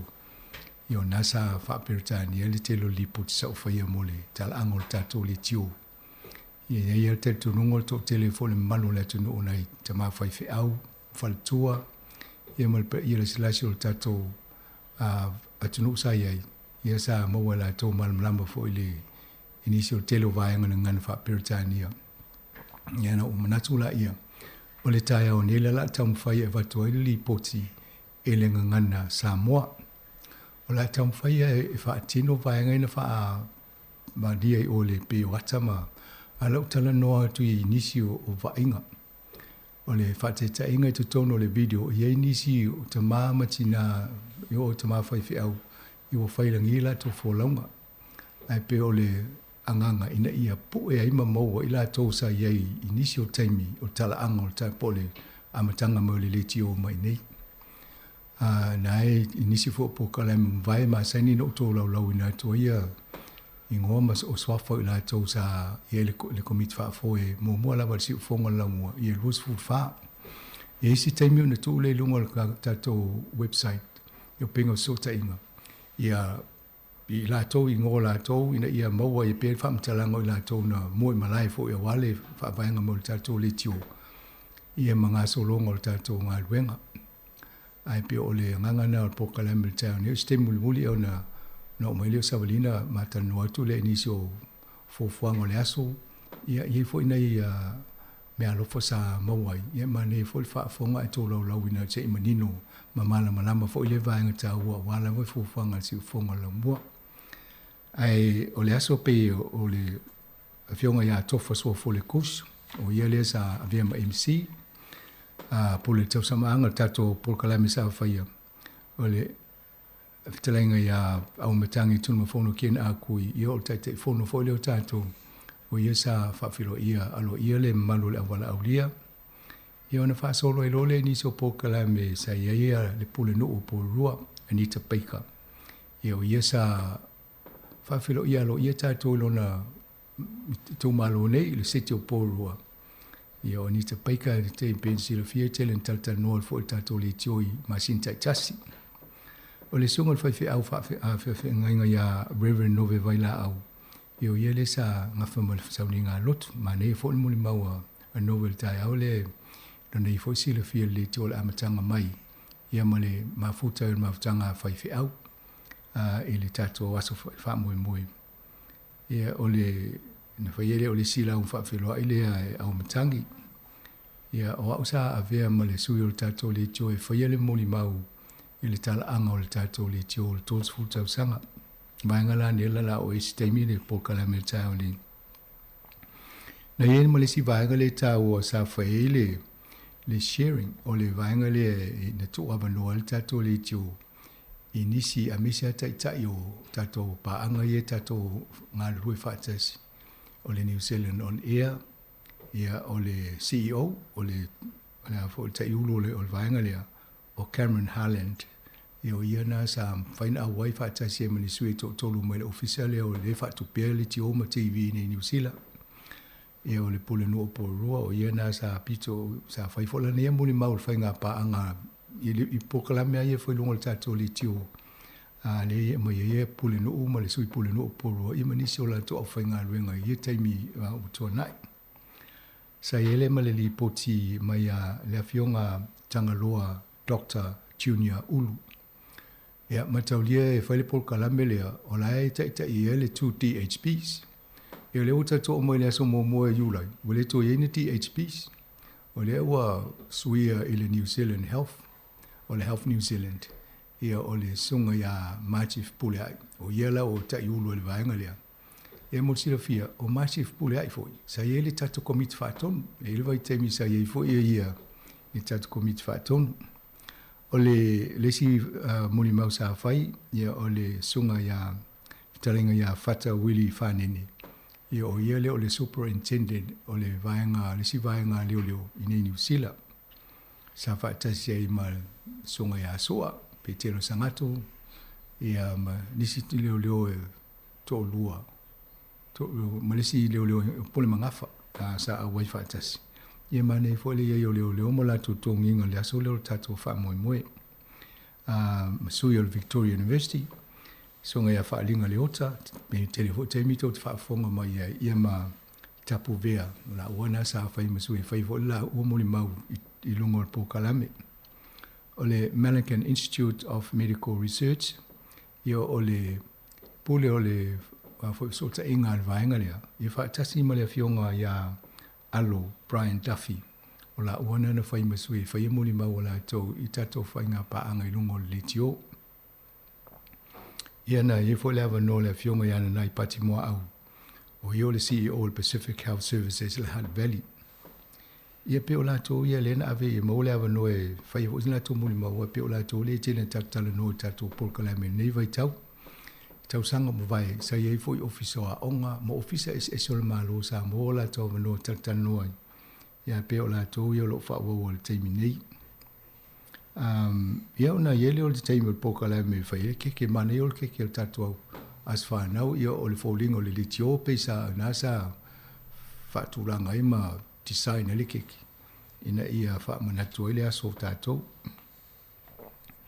ole le sfulu rosa vai le yo ol pokala me o mole vainga alo ia le amtanga ia one fa ye lola ia ole lunch pole talinga so le uli ia na so e lola ia mole saunanga fa ma vai therefore you acknowledge ma fa ma vai to ile fionga ya le asi pali i Tommy Scanlon ia ole hai komisino sa mo te lia fo you ole aso tolls full on enough ia na umalo ia lola i ole la o fo taimi e nga rue to finga pe ona yai mane fo ia ona fai fo le ole ava noe fai ese sa unoanga le asi la to e mane fo lo ne ia lana sa unoanga reflection ia politala no lo ne ia va ai le male nga lui fa tase mo le tato le ngata ile le tio ia e mese la vale tato tangata la utele Pasifika Samoa i to tono o Wellington nei mani usila e mataulia fo yo o le fionga ia le asi o ia na le vai fa tama e lima su tasi le fa yo o suyo ma lolo i tonu ale o ampasa o hai komisina ia o lai o ngal benga na le sa ngafa ma le singal benga na sa ngafa ma le a fionga ia le asi ia na so e fole ma na isiva sa ile sa le fale tua ma si ofo ia choice i ne fo i o ia fai ma le siva ma ftanga fai fi au ia te o fa au so i mo la usiva ia te o siva ma tu le uli le ma sa ni siva ia uli fa pe ia tu langa landa ia le aso ma ia fo fai le exercise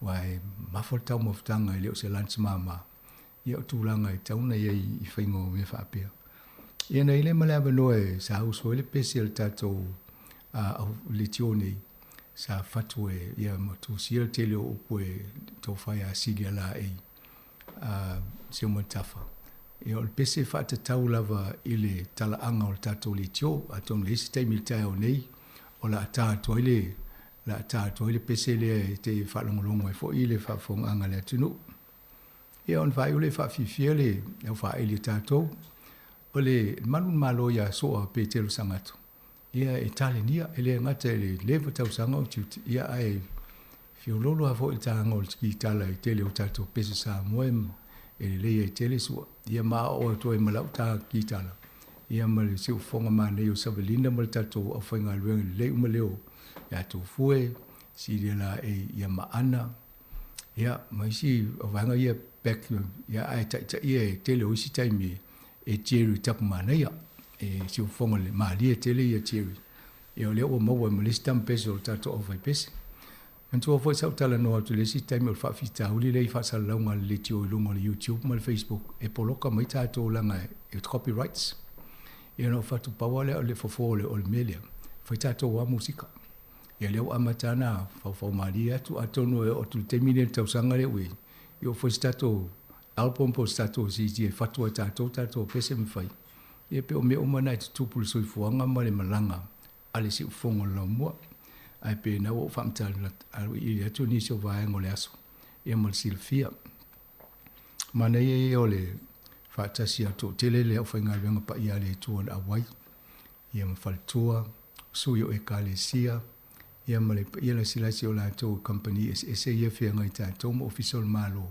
sa ave ia vala ia ma la totalia fa lo le awai e tato ia masui fo tato community la tele ia o fainga o me fa pene e vesi le taimi e vatuai tu se vala ulia o isi tuain tali mai wa umbale taimi le fa tu langa tauna mo mali tali ma fo le tau fa tu langa no fo ma lau ia me se fo tau mo ftanga ia ai o le aso le o mai o isi wo le o mai alena fa mai o la tu nan tau no mali tu se vala ulia ia o me fa pene e tu po taimi ia tonu anga fo tano tu taimi nei tau tua na lumana I me whapene. O e lai halu le taimi o nei tangata e whaile po kalame o me whapene.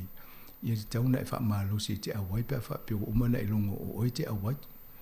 Ia ai leanga le wai mai ia no mawale i o ama no isi no fo si le pana avena nistanga to fia awai I mawtanga whapea. Ole ole vaenga na nei I le tato se I fa solo tuano to tano tu nisi vaenga po kalame lea. Ai ole la avatu le video le la tatu le atalea. E le leimo o to ye la to Facebook ma le YouTube. Amo tato ye fa longo ma le tato ala le o tasi o no tesi mal tasi. O le la tam fai o te tala no atu. Ma fa matala atu va inga ese ole atalea. Ole Paul Kalame le ne fai tu fa tsi ma wale los futa sanga mo mua. Ai mesi lava Paul Kalame ma sani ale tato si ufongo ole la mua.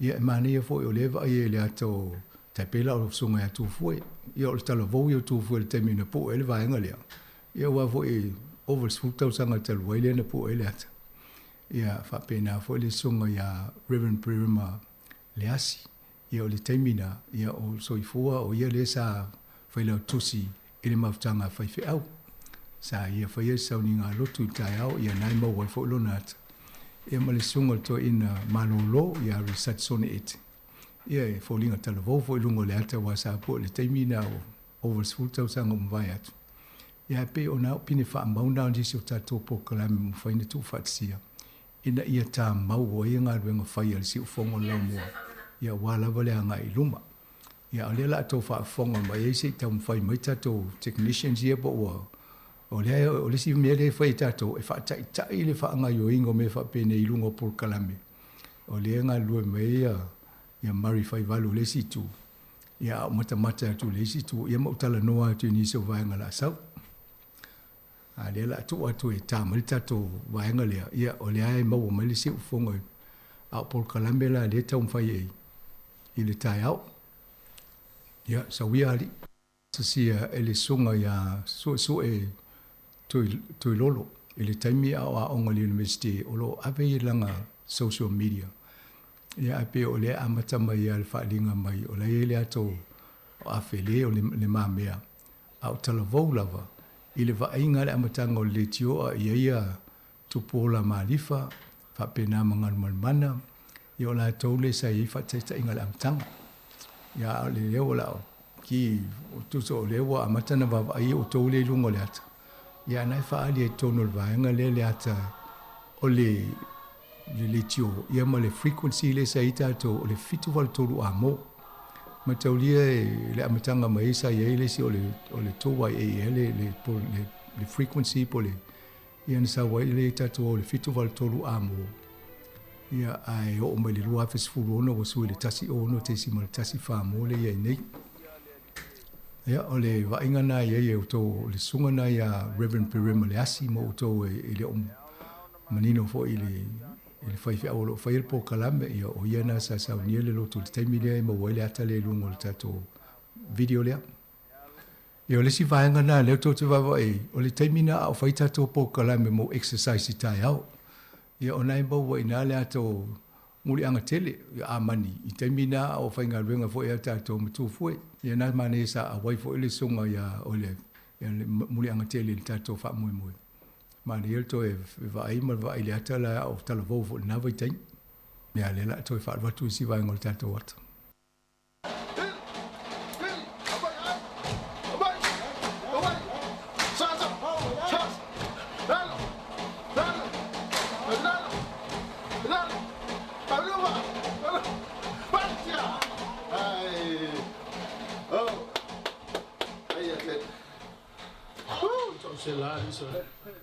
ele ilola ele uli le tai au le o fa longo lola matel po kala me to mo le camera po ele atale ele la o moli mau ai tato po kala me ma fa pini fa mau fo ita total angol le atale o tala vo ia i fo I muli anga ia fa pe matu fo ia o me ia na tupu na fo I vai tau sanga I tungol tato li tio ia na o fa so longo le atale o po kala me ia sta tasi pe ona ia I temina e o mai nei o le fa so lo ni so po kala masani Ai amani ava pe fa ngale le te fa ia so uma o lo fa malos tu.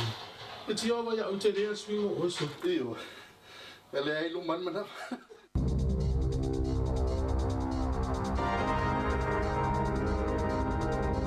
Tal flava o telefon ma le siufonga le la mua mo le so sfultolo te se malua fe sfultolo.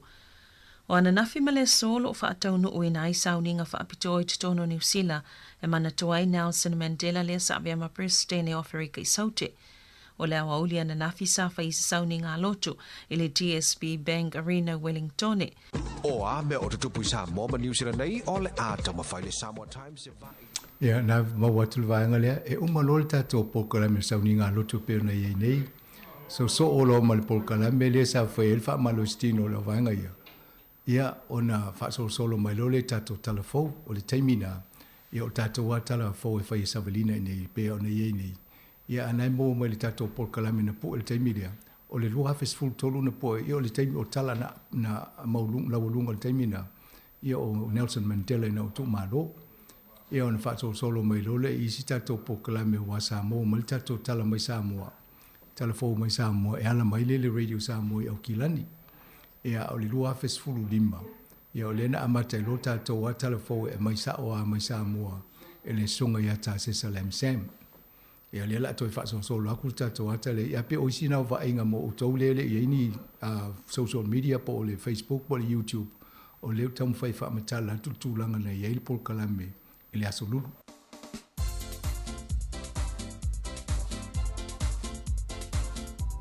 E lisi pule a onga no fai tau i lana comment i le vai solo tia nei. O ia whaasa ina tamai tio lana onga. Pese a onga whate tai. Whaasa se isi na toi tau tala i upu kiwisi masi. Whatoa whaatanga tamai tio lana onga. O na tau tala i upu kiwisi masi. Pea o ile aso mua te sema. Pepe o te lor whai a onga le, mana o whai a onga le whaongarki masi. E tōn kirisi masi. O le vaenga ngā le pokalame o le atal tai au.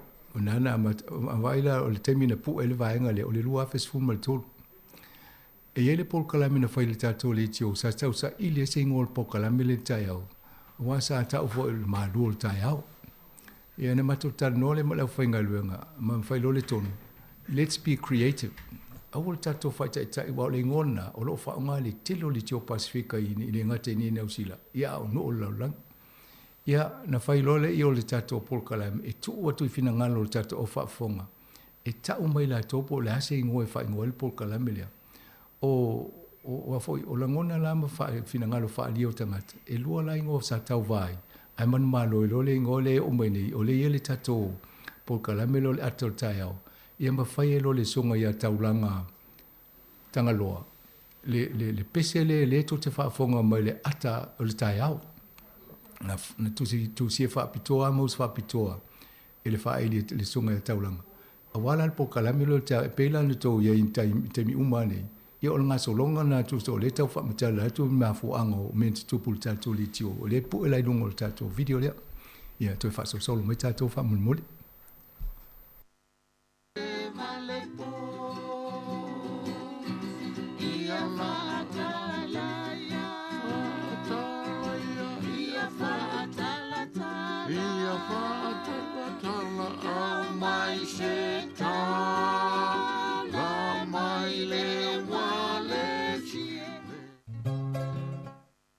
Ia o le tinana ia sintala umanga, o le antina o tana umanga. Ia malesi tinana ia o le woma mai ana tolu o riteta tamatua. Ia o le sinafa ia ongo waifa ia onga foi o le aonga amata. I lato ia na mua fo i tonu nei Wellington, ia mawhaia tato polkalame. Na iei, asi o tala noa tuale au whai pese le na usau le tio. A o whaile polkalame o le pespesenga mo tangata matatua. E o mai lal whai le sintala sa iei ma au le poia mo nanu ia ua whainangai le fulaunga ia matala fulu. Sintala ma au le poia sa iei ua maa ni uma. Ia toi o tala fulu to mata. O lai o ia la le o lo so fo mai pia. Al whai le sa to tolu temina na whai le ia te o wha pi e manai tamayem e malua tapuala whangaloa. Ia sa iei fo i ma to le fo to mata. Inisio temi. O mani lau si aso te ratu le tio whalongolong. Ia, o whanau kulisi aso. Ia lo le pese tau fi ai tau ki whaasao le ukulele. Pe ki whaasao ti kala. Ia, whai o whatu. A o mato polkalame tanola ia. O whatu lola ia sin talamana i tina ia. Wai, tau wha professional tato a whaiti. E tau valea ia auto tau valea tato le tio to mena e whai. A le tau whai ka awhi a ki ia pe whitale i tono o polkalame. Ia nana whai lo mali tono. O la a po stau siti. E po e whai le tau siti. Po le ala wal fina ngalo le li auto. O le la ia le tau legacy i te tono si ufongo la mua. Mai ese taimi au whai se polkalame. O la wha onganga stau pese e whai ala o polkalame. O le pese la le o le moso oi le tau te wha fonga i tai o le amate le polkalame na. Ia o na o wha tau nu oi la o polo misi na whai na tina ia. La wha onganga se pese o tau e amate le polkalame o te whai. Ia nā tau te whaatwhonga i si uwhonga sina tala, ia au le poia, ia matala fulu tae uma o Sfarile pe a matala maa po kalame. Moso oi sili le manongi. Ia le tau o computer stemi nā mawhofua le tau le wainei, e maula o computer maa lusi ia ina le awhi tala mo tupu. A le tengi le whaatau le computer mo mua lea. Ia e ono awhi lua se lau lima. Ia ai a whaatustusa ma le pao o tua ngā masini wei nei. Ia e re tai panga e se le taunta ai le titia. Ia o le whainga nā teknolosi. E wale rei, ia nautou si sila mai o tau nai mai mua mai i le atana. Ia wai e se almata mata a na o le pokalame na na maa whaim savalina. O le mali e o le talaanga o le pokalame le o le tato current affairs le whai mai. Na amata mai le lua awhi ma le fitu. Au so i fua pe e whaaso o tau loa. Peilua sa ma whai le pokalame. No whanau longa i pokalame whai. E peia e to tele o isi teime de ini me folele a noa e mau wai whamtalanga me o tuku. No manatu lola ia a matana whai se pokalame whapea. Ia no wawa ai le whainga ma le toa i ngā tapenanga. E le se pokalame whainga o fia. E la e o a matana ma whawhol pokalame le ai ma whondolo ma le deputy CEO o le New Zealand on Air. E le tangata le taimina fisini mai loa e tau. Te alu, taimina e le tele i e so ungo matai, soafa. Mai, o mele le tioani me o tau wawa i fatu. O leo te mawhawhau e whailipo kalame le e talanoi tala lau lungo le vai aso current affairs me whapina. E whamele tala ale CEO, ale deputy CEO le tau. Awa te whaia. O fatu isia, e te whaia loa, whaingatana e tolu isi hei. E tau fi maua o ina wafo i la fi fia, ni tangata e whanau longa mai nau e whaatino pia. Ia moni le tala le to ina lea. Ia leo o mai nei, o leo o tau fia ruisi. Ia a lea e mesiri lewa a matana le mai savalina, leo fo i la tau mwhaia. O la wano, leo e mamari matufue, o la tau iau te lole la apasi le mua tu e le vaenga lea. Ia o a matana o whaasei toa ngalua la tau ia. Ia pe o leo o vatua ia moni mau o whaamtalanga o polkalamene, ia manino ai po atonua ia mafuanga o polkalamene mo tātou. O lisi vaenga le la tau wa ai e. Ia stasi foi fefe au a le Wasiliane sa ia nei Wellington. Le songa ia man title. Ia o ia na sa ftau tu i mali pokala me te mitono na pu ia na ia ina ta toata le la pito atu ia.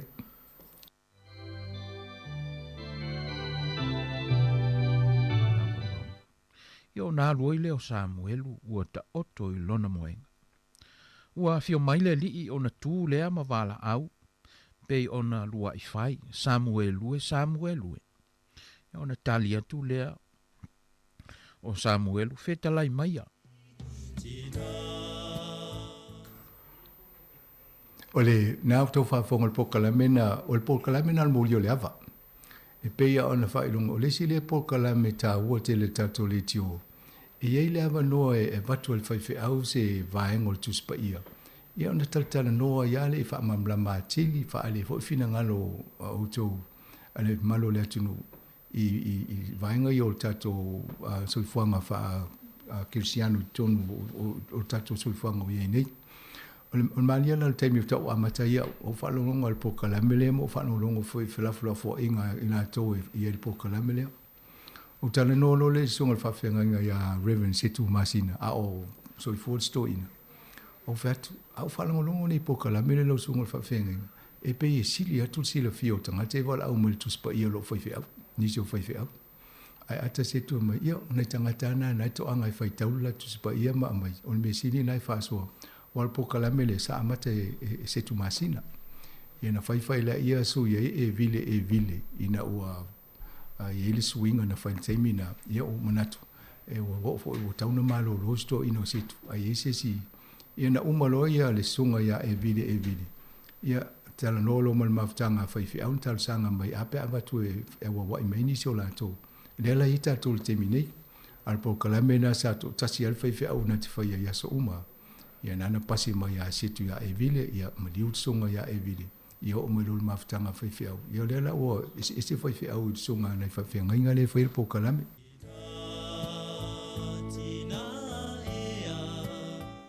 se tasi o tēnei titi o Waiata Bariball na se manue malemo i Parramatta.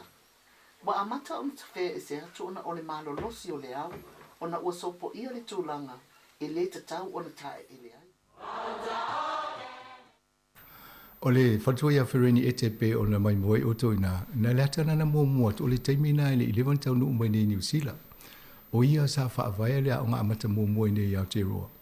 Ia nai molo na tana o titi al taimi ftua tu low level pa ia o le faltua ia fa fengai ile atana na maua o to ia male ato o fai lo matual por kalame ia o tele o mai nei ina ila utina o le sina por kalame to tele o to fi ia o lo tam fai al fale tua e fa wa le sa amata tai tasita ia fo le tula e si taimi na fai ele ilo longo fo yo tato por kalame ai intanga tana o nisi o le tata o fa fonga sa tal sanga mai pe faina fa popo se si a foi tula po se tula o la utali la na fa ye fa moli ele fa ngo filta penanga por kalame fa peni ata si le tuna se por kalame e o le fa tula fa ye lo ta penanga me na fa pe tato si taimi ai fa ngo fiena al sa wa no fo lungo i o le to el microphone ma tata no at ele e tele yo ta penanga por kalame te fa ina ia sao fa mo mo te wa tu mo ta pu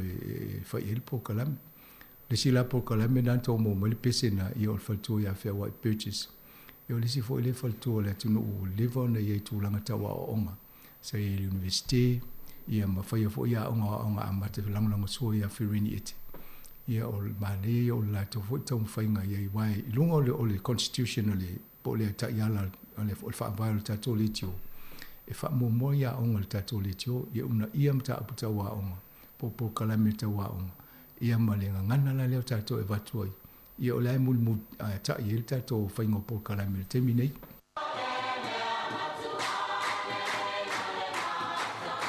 ia le la saunoanga o le lumana i o matou whanau e matou te fia i loa po ani ava noa fa ale awa onga ai mese o le soifua maloloina po o le physical education o ani vaenga e ma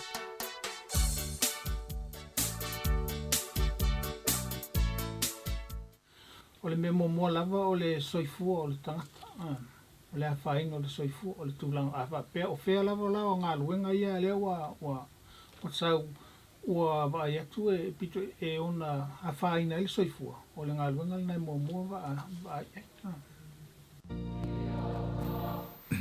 ia na to ai o le falto foi a wai mo sila fia o le sile founding member tato committee fa to mo le tio sa ia ma le amatanga ia na fo ina tele lona ia sa o tato por kalame ia ona so mai le ia ma so pe o to mai mo le sunga ia so a fa maulalo a petero sangato ia o ia na o leva fo ina fa ia por kalame ina o tau no mai au ia amate le tio ia ai ma filo ilo masua mo tawa na o sa fa mul fail po kalami wai ili leila na tau tala le ngana mai mala o so ale si senior tangata senior o tatou Samoa ia tonu leo o monta mi de milo i tele i vai nga ese CIP mai si to inga to finga ese tau leo e foi na tala no so ai mta o tau leo lava lon si fia vai e ina isi leo tu lo lava te o fa peole ia ele umiana mai ai o tulanga maulunga ai le inga lulu isi nga luenga ia lalo e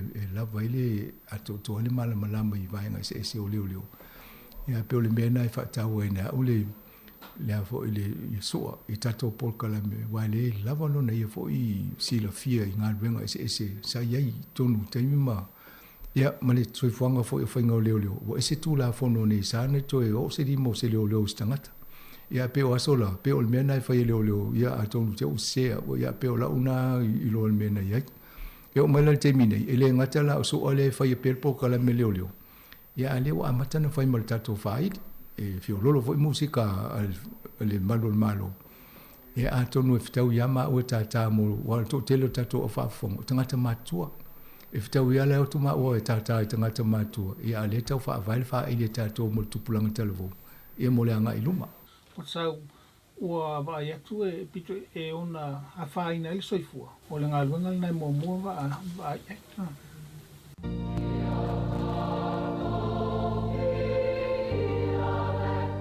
Mama yo mato lunga malava, lunga o lau whanau le lalolangi.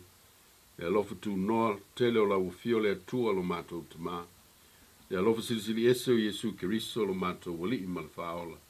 Ma le mafutanga ma le nganga pa ia nei. Sa ia o il whavavau e whavavau lava. Amene. Amene.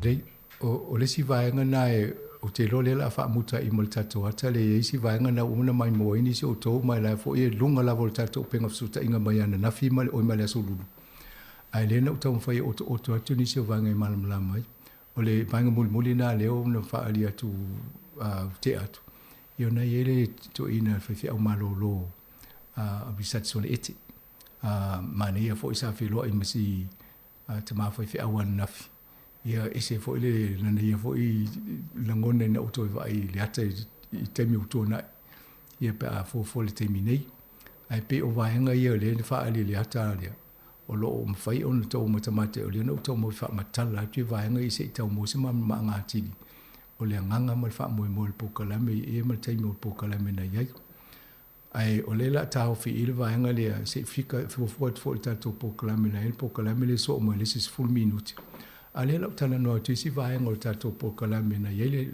la fo tato fa mo le asulu na umul vai ngale ona no fo na fa ale le yo wata o fo yo mo still photos o ata ye na fidi mai ni si o ata na po e tono tato le tio I temi fa ye Pokalame ia e pe o ni si o ata sa yele interview ma Helen Clark a pale mia ia Helen Clark I fainga malo le lipa ia nana po e ata matu ilunga ia na fo na mai moi o tau ia na ye male le sui pale mia taimi na Dr. Michael Cullen o ia fo isa va ia tupi o le faingo interview ia matau ia fo ia e video officer ia fa interview fa mai sili lo so ma ia fa ia interview ia o tau wa no fa mole si o mai I se to o mai me si o fongo lo mua ia nano atu o mai le tio ia fo ila le ata na ma o male sunga ia no ve vai la ina o to walenga le malo sa fainga luenga le ofisa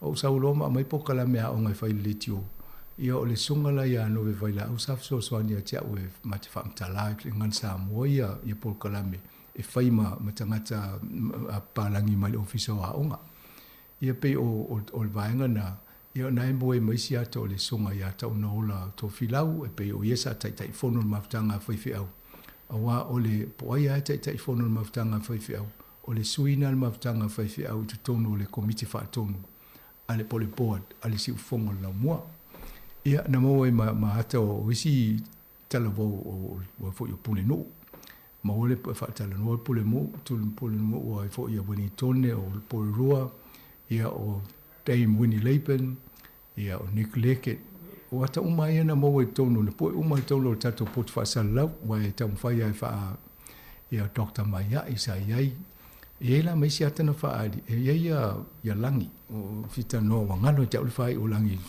familia to ale ainga au le titi langi o langi la o solista nei po fa ngal fa lo ia I ton le va e nei le ata ia o se o le sina lo ia la maulunga la ia nei tono le ofisa oranga tamariki ai Malaysia ta sa to fa fonga stasio taimi sa fa tala no to ele sunga ia tamaita ia Natalia mapsua o la fo la so fa ia mapsua Natalia ali taimina e o ia le sa tala no sa o stasio le o pule o le vaengo se la le Reserve Bank Ia o le taimi nei, o le wole to e le Reserve Bank, ala o le Lands and Information. Lona winga, o leo tala vau le na, o watu tato le tio, ma tato tala noai. Ia o le wa whamunue ina la tau, o ela risati foi. O le si na ten tala vau a onga, sa tene na whaia polkalam. Ia lau whainga wenga nei la haiko misina a New Zealand, i Samoa. Ia o le tūlanga na o tamu whai o le tato le tio ia una ia alum whanau ia onga. Ia tō tele o la tō lea wai uli leia o tele whainga wenga. Ia o le sunga ia so e lea sa tu whatasia le ata lea.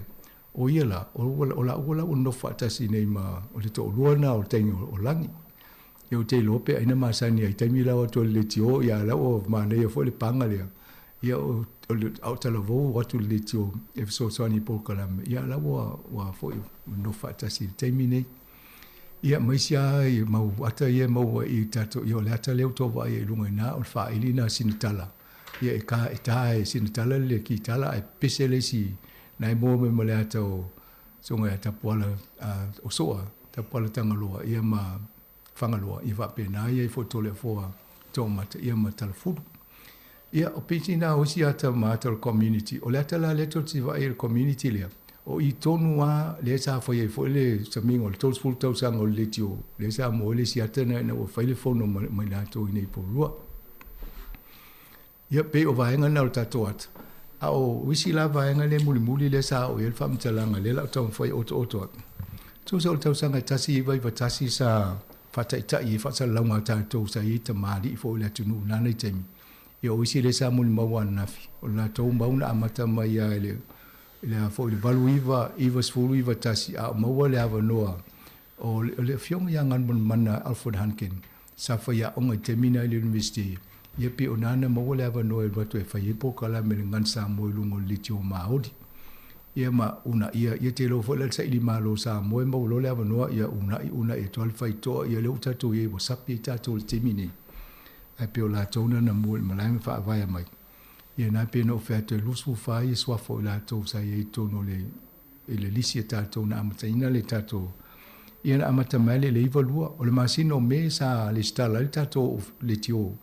I the company's office nei o vea ma pisinisi not for profit o maila ia le amata mai tai lusu lima i tula ia o sawa o ia finau o tosu valu i tula ia le stemi o fast food i tula ina o tato fasa lau maila i longo le Pacific Media Network ia na o ta wala la ripoti na o faile so suenga e vai o tato na amata le ivalua au le New Zealand on air na amata le valu iva o inga le umana fa availe le official di New Zealand fa tu pea televisia ma radio ia ai listala vo mo tato radio ia fa ia tu tia tu sa tato ma tu mo le vanga ia o le lua fe mo le lua le sa fifidia o ta ia nga benga nei ia nana amatena tau sui mai tato i tu la fa le tato website ia o le lua fe mo le fitu sa o fa ta sel tato le tio mo le radio sa mo ia mo le 531 PI ma talo sanga ina i maua tatou le ala leo le alu taimine o le National Pacific Radio Trust au le Pacific Media Network ia pe o talana na o whaia na talanoa i fo i lunga o le tatou le tio ia o le lua hafe lua sifuru ila o li poti lea na tatou sifi mai lo i nei ina ua whaia singa tautau le Renty Wellingtoni sifi mai lo tatou i nei porua ia le wa ita tol pot fasa la me ye al tel tonu o i tauna fa ye se no fanga tu mau o le Samoa Capital Radio tele ya fo ia e nga mo le fa nga venga to tele la to ya mau ni polua e to tele ta tanga Samoa Pacifica nei ia ma tu langa na ta fo nei ita to mo le nga iluma o le tato vision pol tato va ai mau e tau on tato ta ia pol kala me fa Samoa i New Zealand ia ma le tau fai tato ia ho tato tu langa na e tu la fo no te li mai nai tato nga luenga o nga ngana i fa nga e fai le fa fata mo le fa lo alo ia ma le na le tau fai uma tato le fa nga luenga ina i fa tino o le mission e pe ona watu fo lunga pol kala me fa fia e a o e longo pu le malu le tino ia malapta ia fo ini po ini ya fo ini amionga po ini au onanga ele talafia ngai mo tato ia ma fa malo sia tato i le fa nganga tato ngana i tō manganu ia me se soifua whaaleanganga. O whaamoe ngā au tōlo ia inei, ia o tasi ale o lewan tau ave mai ina ia iesta tō lava la leo. O lona lua ina ia whaasausa tō whale motu. Peila o ne tata i ngā tupe lena whale masina taluai. Ia maro o tamo whai e so isi awale mo intupe ina ia whaatau tato whale. Mo tātou. O le anga i loma pe o na whai loa ila u lipoti. Ia ia le taltonunga, ia ngata na whaasau lau tato ofisa. A le a watu tua i tato la fo i vaenga i se ese o Wellington nei. Ia ma whaafifia na tamamati na mātua o halong whanau iti. In case malato, e lua tau sanga o loka tato te leo tato i le COVID. Ma langona e tau tato whaatasi ia watu ni mato whaafiafianga. Ia wha toe e fo i ma ata ia tinama le tama. Ia ma tato tala noa i tala fo i au ngā mo tato o le soifu i tonu a te roa nei. O le si vaenga le mo silafia o le wanga i tato e le Golf Academy le na ilalo le vaenga lai komisina ia o le wa umaneila ni tau tua nei. Ia o le wa apa toi tato ma mai. Ia ai angalue whaatasi ma le fionga i ana nai. I le whainga o vaenga le e au ngā te le mo tato tupulanga talavou. Le si le ta alonga i tau mataa ia. O la kapi o whainga o fian la kapi uma le au talavou nei. A o le golf whaintaa. E pei o vaenga nā sa o e tanoanga.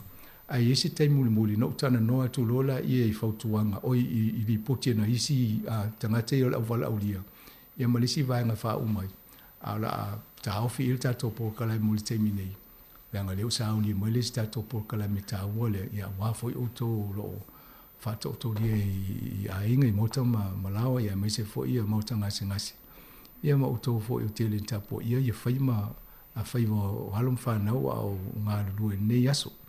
Ai stemi po le sfutasi po stemi le vā sulua i ona wha umatu lo leo lesi vāanga ina i a tō tō lewa tōngal po kalame mo sila fia le atu no.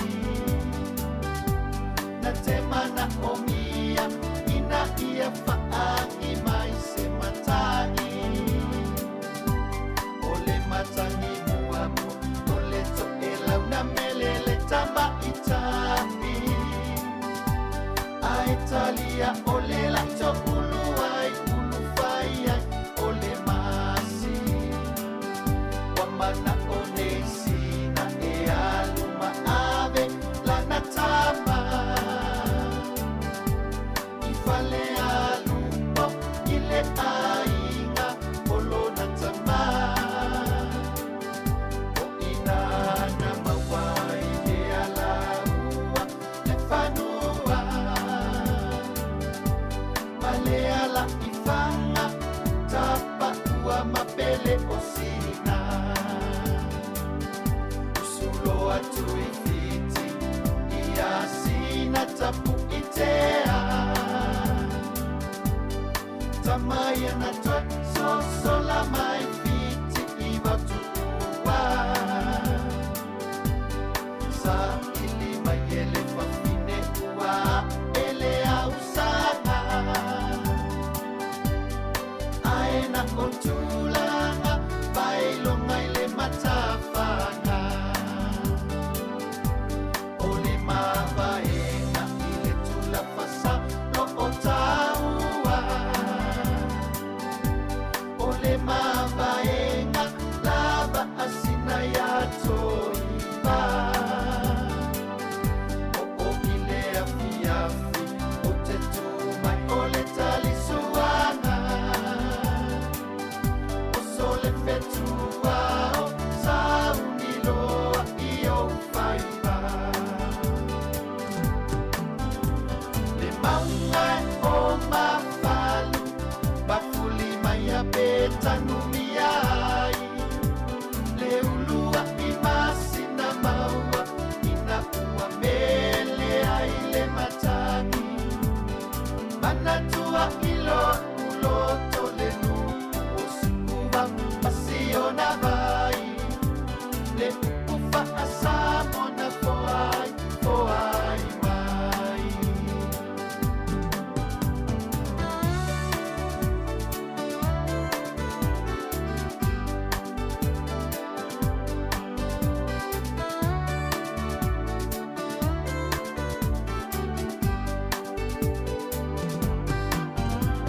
o ufu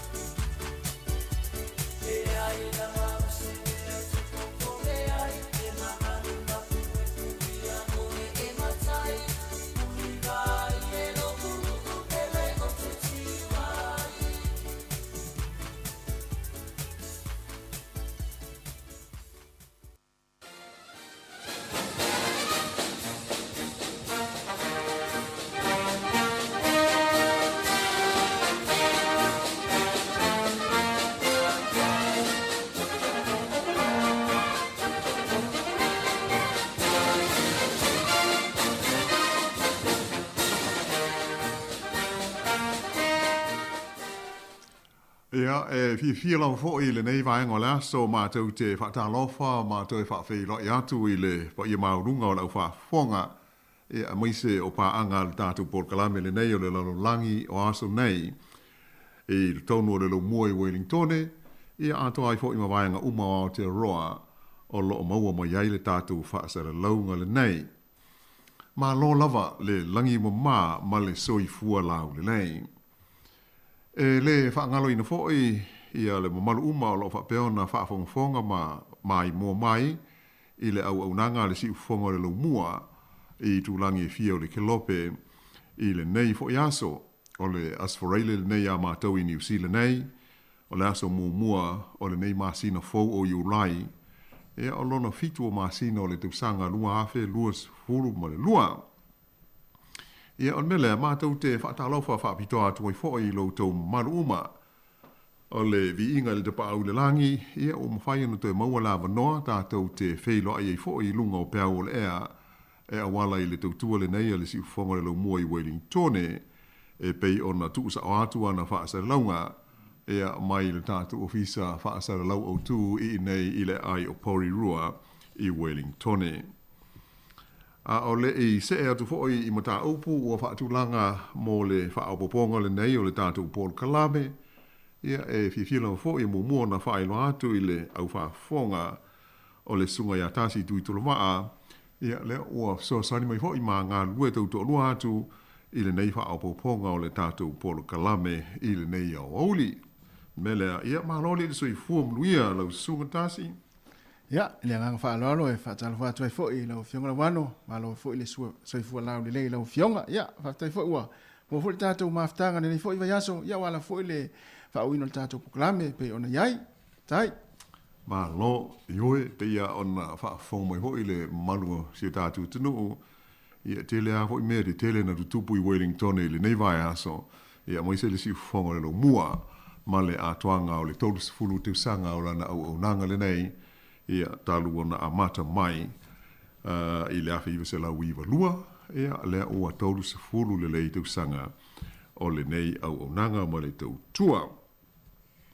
Ia ai o le tātou Port Kalame i le nei vai aso, o le a mumo hoi ona oto inatu nisi o mea tāua, ia maise o mea na tupu mai vai whanua o Aotearoa i le nei vai aso mo le sila fia, ia ona se atu i fo i lea i isi mata aupu po isi vai ngol kelope e wale tātou whaapoponga le nei o le lalolangi o aso nei ai usi mai pele whaafonga.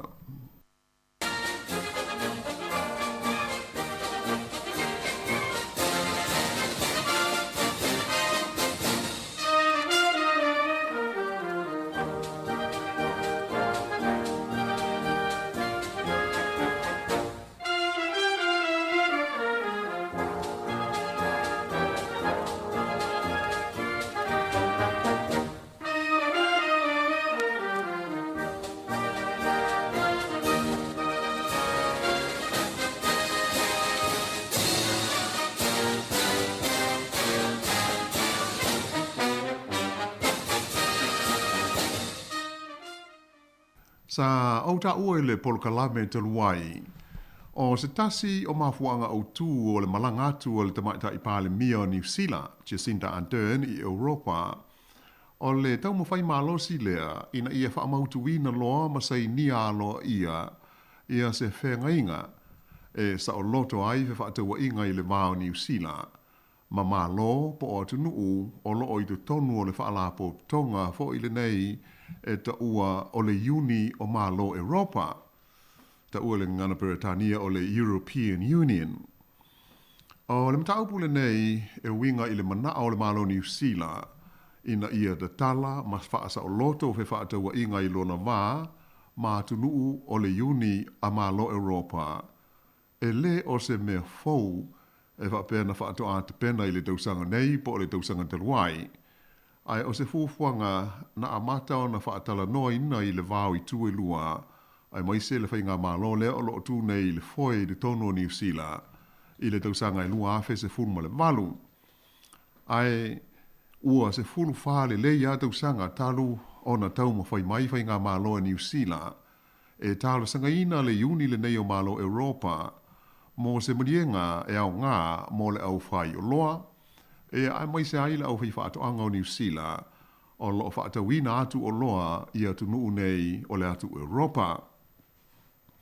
Ia ai pei o nā ta uataruai, o sa tele a ina tele ngese, ia ma whaatuatuai pea au na maua se taunu unga o ia talanoanga ua au tau sa ngā o na whaanga solo mai.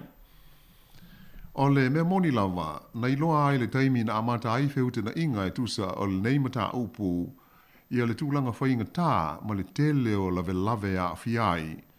Au a foi o le te talaina sa o loto o fe whaataua inga, ia pe o le tūlanga lea ta ua le ngara Peretania o le free trade, a tonu e whaingo fie o na maua iai se marienga ma se tonu, pe a whai e nā o le lua ni atu nuu e a fiai. Ai o le mata upule nei e pe ono sila fia, e tele mā lo mā tu nuu tu maoti, o lo o iai du tonu o le uni o mā lo Europa. Ia mai ese umama nao malangona o ia mā lo de itasi, e tusa o le tarosanga ma le manao o le mā lo o New Zealand. A tonu foi o se vesili e mawhaiu na whaatula i mai, ai o le a tonu a le winga o le sa o loto, ia pe o le tatala o fe whaataua inga, ia po o le Ngobeltania le o le Free Trade Agreement, e pe on whaanau lawa iai le malo New Zealand, i lo na mawhenga iai mātu nuu nei o Europa. O le winga whaingo fie lava o le neitulanga, a whai e sa o loto ma tatala, ia le whainga o fe whaataua inga i le vāo ni atu nuu se lua. O lona winga, e tatala ma sa o loto, e le ai ni puinga po ni tula fono, e po ni aia inga fo i whaapitoa ia fiai o loa, e whaatau watu, ia atoa fo i ma o loa e whaatau mai i do tonu o se atu nuu. E pei ona silfia, o le tele lava o mā lo mā tunu o le lalolangi, e iai ia la fonga e pei la o le tiute, e tuu e le mā lo i lunga o le tau o loa uma e whauru fale atu, i do tonu o la tau tu nuu. Ea mai o ia fo i tiute po la fonga i o loa whea veai i le vāo mā lo. E tā ua tele au o le tupe maua lea so se mā lo e whaau ngā ia na ngā ruenga a toa mana tina e whai. E le ngata la i le tiute ai e iei fo isi la fonga e mā sani o na tuu i lunga o le tau o loa. E pei o na tātou mōli mawina fo i le taunga tāo le penisini ma le suau o i New Zealand nei, lea na ave se ai e le mā lo i le la fonga, lea e whae ngoina o le excise tax, ina ia tau mawaise veso soani mō le atunuu i le taunga tā o iai le tau o le penisini ma le suau. Ia ai pei la ona mai tau mai, o le mea o lo o manao ai le mā lo New Zealand, ina ia sa o loto ma ave esea ia puipuinga nei a toa ma le maulave lave o lo a whaina ia na whaatau inga i le vā lea ma atu nuu o le uni o malo Europa. O le masino mati i le tausanga le nei, na whaiailo na se furu ma le lua o whailo inga ma talanoa ngalo ia i le vā o sui o le malo New Zealand, ma sui o le uni o malo Europa, e tusa o le nei lava ma tā upu. Ea mai sa mali lia ai le nāwhontanga, e na ia whaia se suinga i le tūlanga e ave i ai le wha amumua, e na ia tau wha anati ai ma wha vave o na maua se tau nuunga o le nei ma tā upu. A o le itu ua la New Zealand nei e le tamaita i pāle mia, ia Jacinda Ardern mo Europa, sa ia whaali mai e whapea, sa whautua ina le mālo o na sui alo ia o lo awai i talanoanga i le vā ma mālo Europa, e na ia tau ma whaila vai wha uma le lei talanoanga alo ia nei i le vā o i tuelua, e na ia vave mawai se tūlanga ngai luma o le mata upu. Na Ioel te maita i pāle mia e le whaingo fie, o nai matua whewheu, e ma whainga tā talanoanga i le vāo i tuelua, e ma fua mai o nai tele atu nuu o le uni o malo Europa, la tau te ena i le mana o le nei o le malo New Zealand mo se whenga inga sa loto o madatala i le tūlanga o whewhataua inga i le vāo New Zealand ma Europa. Na whaalia fo i le tamaita i Pālemia, Jacinda Ardern, ese ma mao lava talanoanga nei ma le uni o malo Europa, ma talanoanga ma le malo Peletania tele mo se whenga inga sa loto o tau whewhataua inga. O talanoanga ma le uni o malo Europa, sa talanoi nai sui o le malo New Zealand ma sui ma isi tamau a inga i luas fulfitu o atu nuu o Europa ea mai moli mawina le matua fefeu ma whainga tā ona o le tele o vaenga o loo nau le malo New Zealand e mawai se feso swani ma se wha ma avenga i le tau o ana o loa ia atu nuu o nisi lava ia o vaenga i li tata tele iai malo Europa ma o la tau fo'i ta mao a inga. Ia beita ai e ui ina tele whainga tā o lo o la tu whenga iai, a ena ta ua il te maita i Pālemia, sa tau ma whai malo si pea mo se tau nuunga le lei mo New Zealand ma ona tangata. O le isi tūlanga ua i longa o no whewheu waitala noanga nei, e tusa o se whina ngalo whaalia o le te maita i Pālemia. O le tū e awhiai ia mea tau mawha po mea ai se tūlou, ia ua tele whaale tonu o tūlai mai, e talua no sofa ia e Lucia lea tunu o Ukraine i le masina o Februari. A o le e taunu watu i pele seuma Jacinda Ardern mo la nasi singa, sa whailo mai e sui o le malo New Zealand i talanoanga ma malo Europa. O se tasi o whaafi tauli o ngaonga o loa fia, e iai lale e se senga tele o i tua lua, e winga le ia vanoa mo a ano o manufasi e au fiai povi ma moe o New Zealand i le tonu o maketi o malo Europa. O le tausanga e lua afe lua se fulu na liki mai i tua se ofo po se ofa a malo Europa e au fiai maketi mo fuafa e le leanga New Zealand.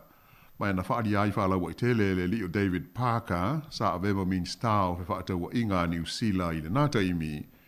O se whainga whaavai e tele ia ni pui puinga ia le ofa lea malo Europa mo le malo New Zealand maana o loa. Sa whailoa i fo i e Parker i le nata imi i le komisila o whaataua inga a Europa o le li sofa ia Phil Hogan o le ofa le nei a le EU e matua le whetaui ma le tāla whengai o nai tapulaa ia le awanoa e mawai ia o loa a New Zealand i maketi o Europa.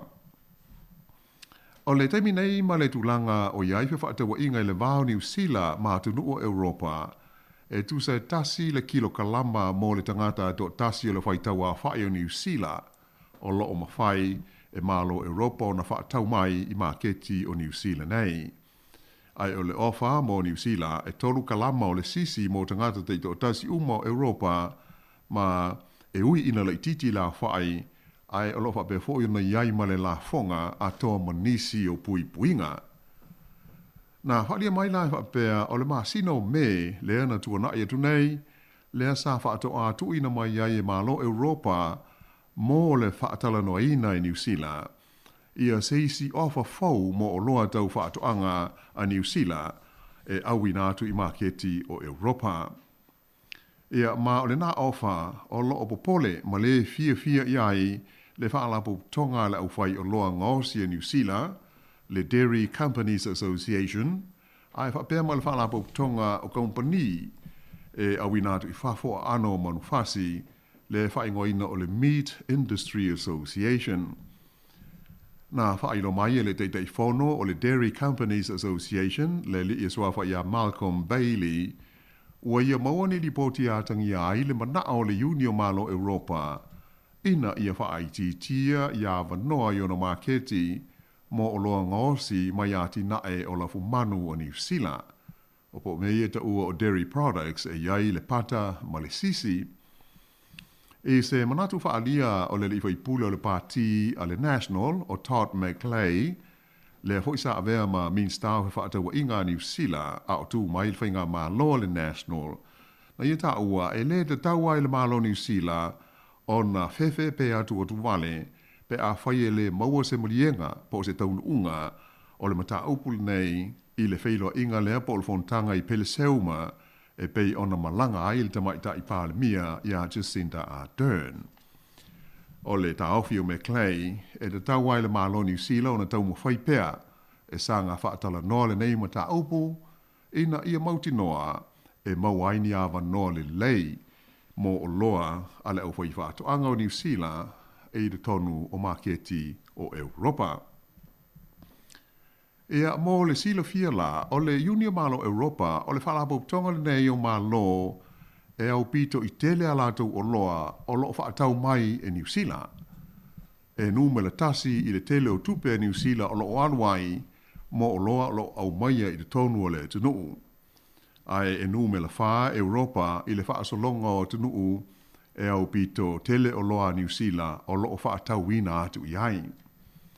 O le taua whai o loa whi whaatau wai i le wā New Zealand ma le Union Malo Europa e o atu i le se fulu ono ma le awha miliona tā la i le tausanga le tupe maua mai ai.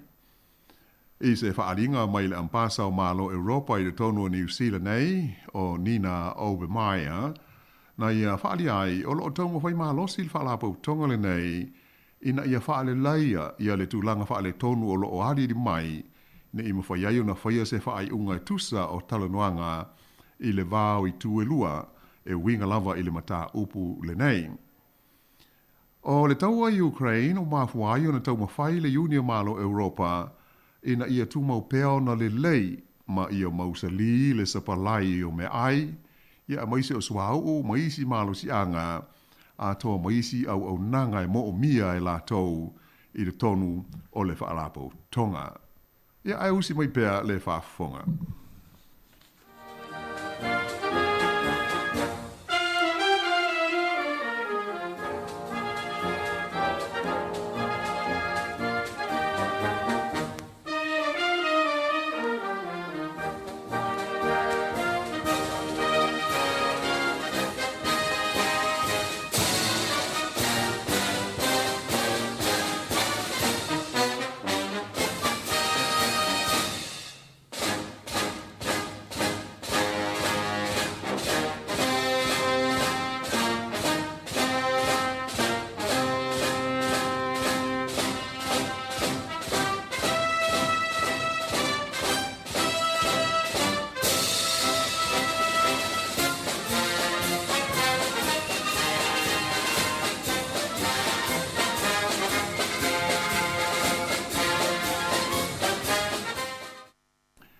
Ia ai e pei lao na whaafonga mai ia tātou telefou i le so, o lea ua maua ia le taunu unga o le mata upule nei, e pei ona sa tele tu sanga o tau mawhai i ai le malo o New Zealand.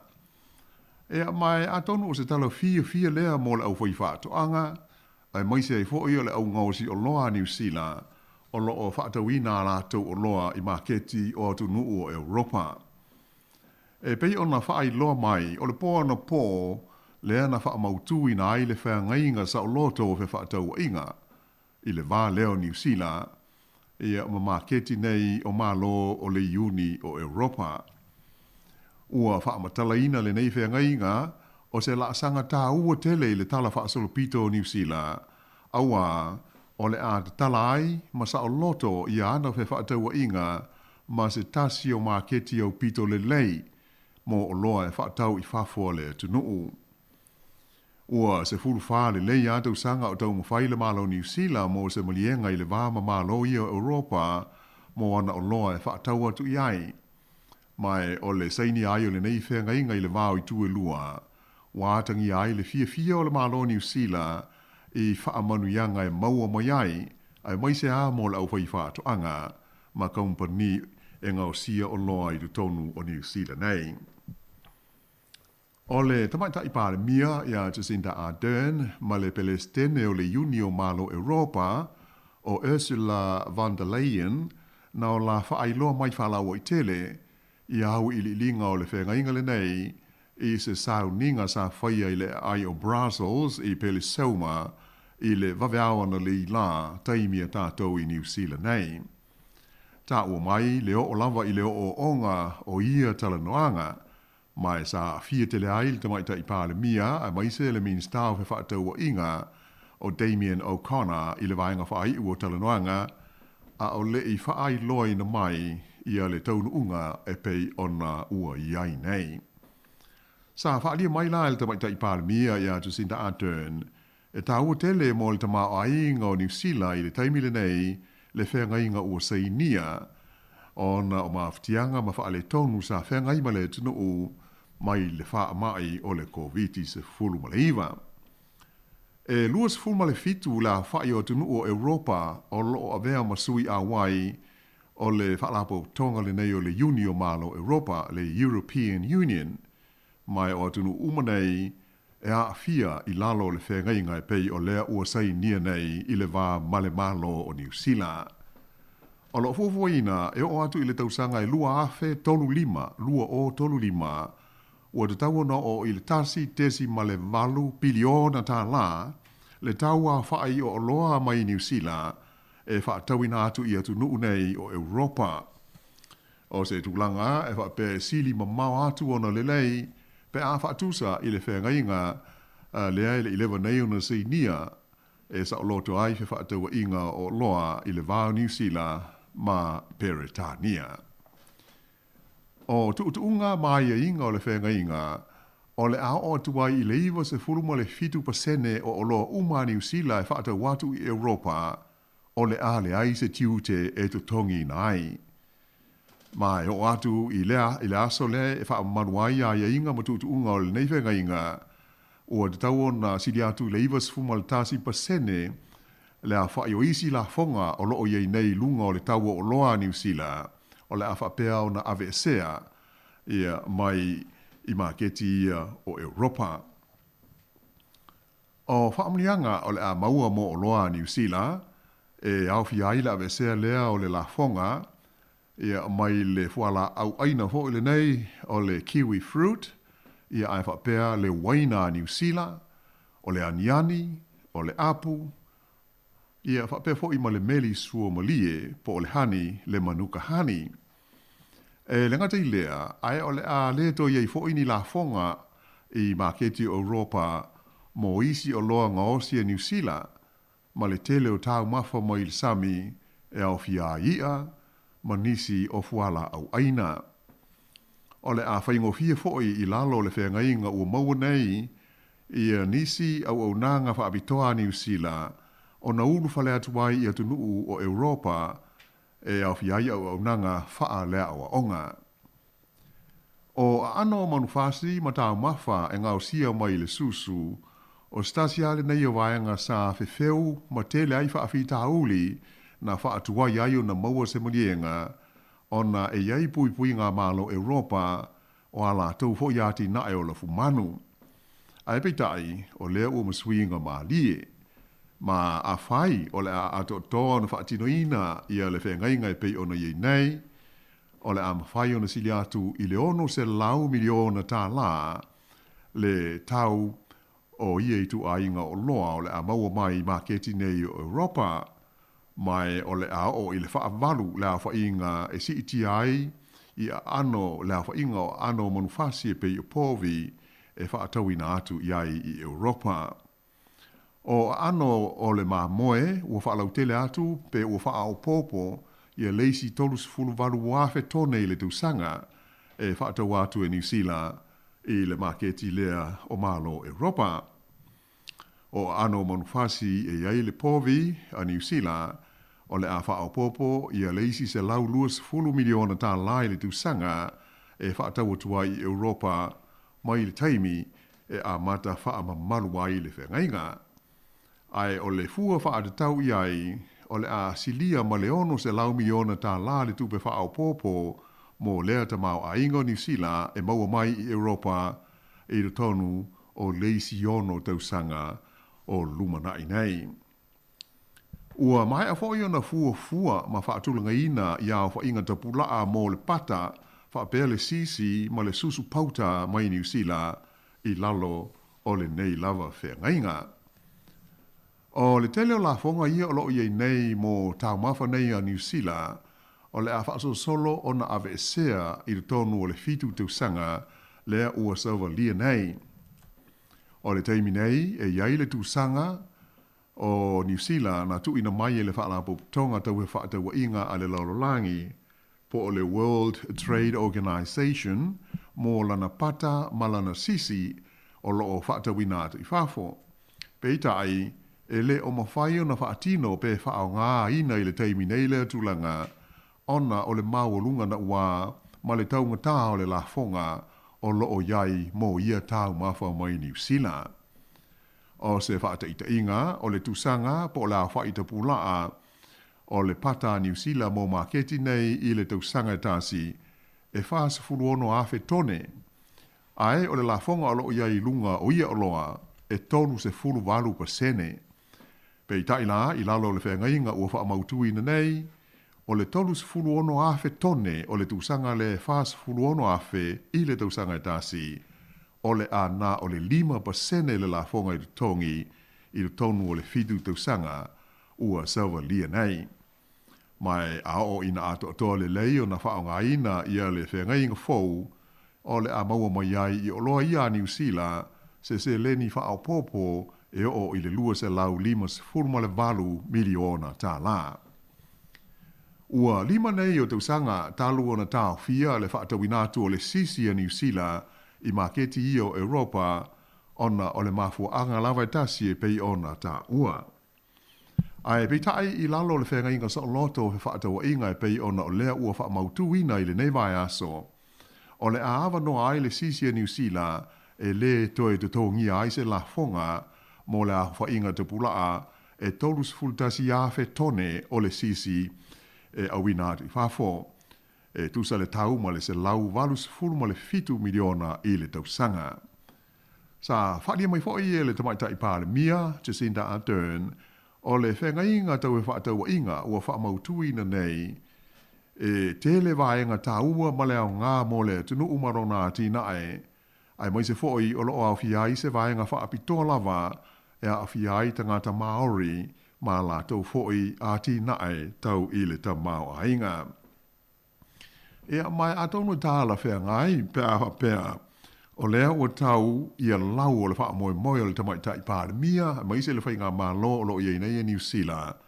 E na ua mawhai na maua ma ua wha mautuina i a le nei whenga inga e pūlea ma wha atonu tonu ina ai i a tūlanga tau he wha ataua inga i le vā o New Zealand nei ma mā lo o le atu Europa. E ui ina tele o te sanga sa tau mawhai mai ai i whainga tā ma le mau wha whita uli a o lea ua mawhai o na wha atau nuina. Ia ai o le ase i vai foe, ia ona to e wha wawa tua i lea o le tātou polkalame.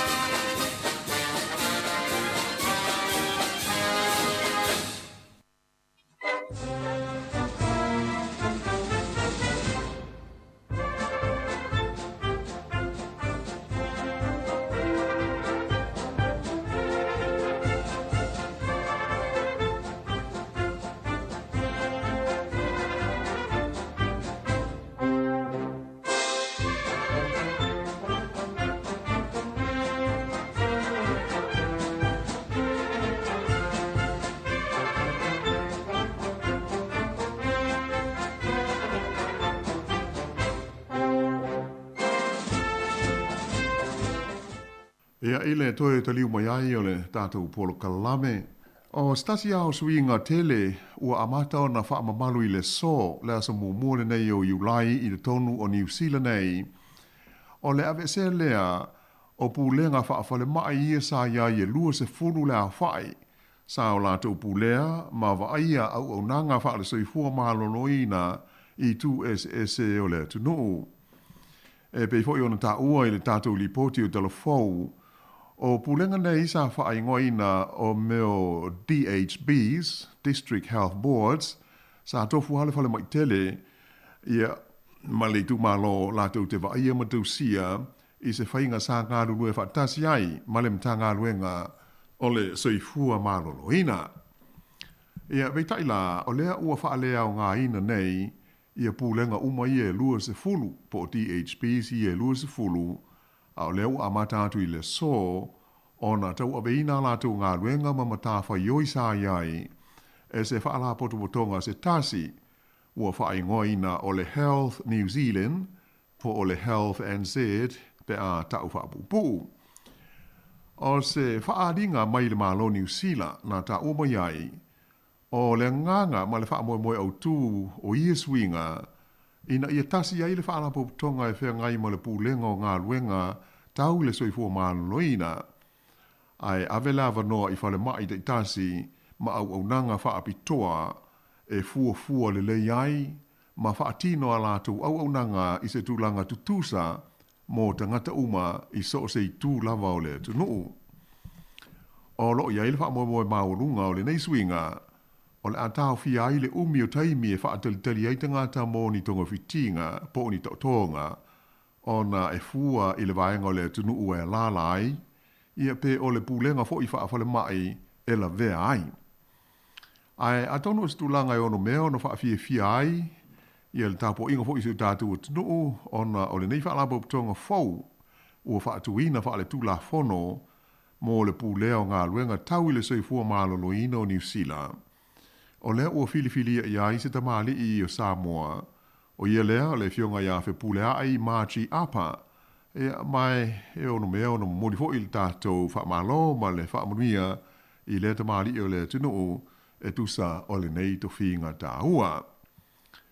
O isi tu langa uma e tusa o le nei swinga ma le whaatinoina au nanga a le Health New Zealand e pei o na whaavai nai, mai ua amata o na whaatino a lātou ngā ruenga i le so ma le anga i luma.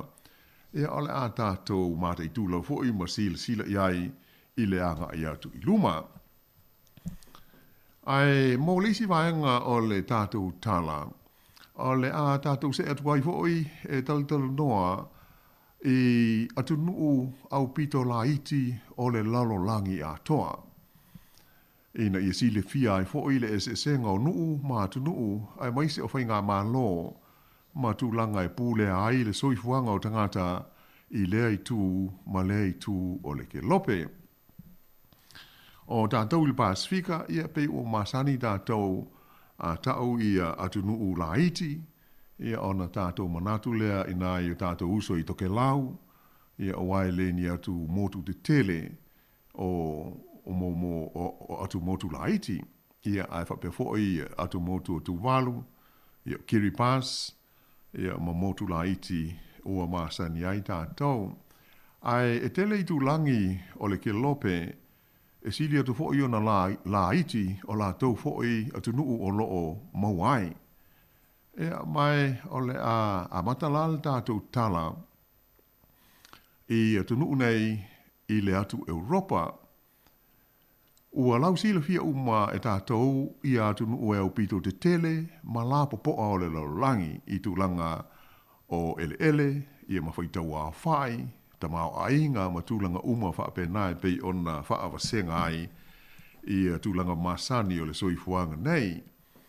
Ia mai ui ina tele le mau wha upunga, ia ma le mau tala fo i ma whai ona tātou whai ma tala no iai, ia tunu u te tele pei o Lucia, Kanata, Saina, ma le United States o Amerika, ona o lātou malosi tau ili ta mau ainga, ma le malosi wha fita, maisi tūlanga uma wha pena.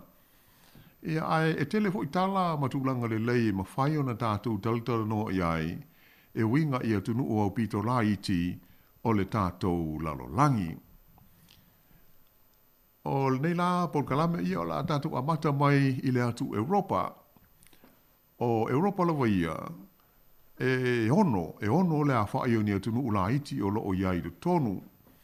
E ta ua i le ngana Peritania i a tunu nei o micro states. o le tele o nei atunuu e la popoa ma te te le ai nisi o a ai te tele i isi atunuu ai o atunuu tu ma oti ia ala to hoi pulenga ia e pei ona whaai loa mai.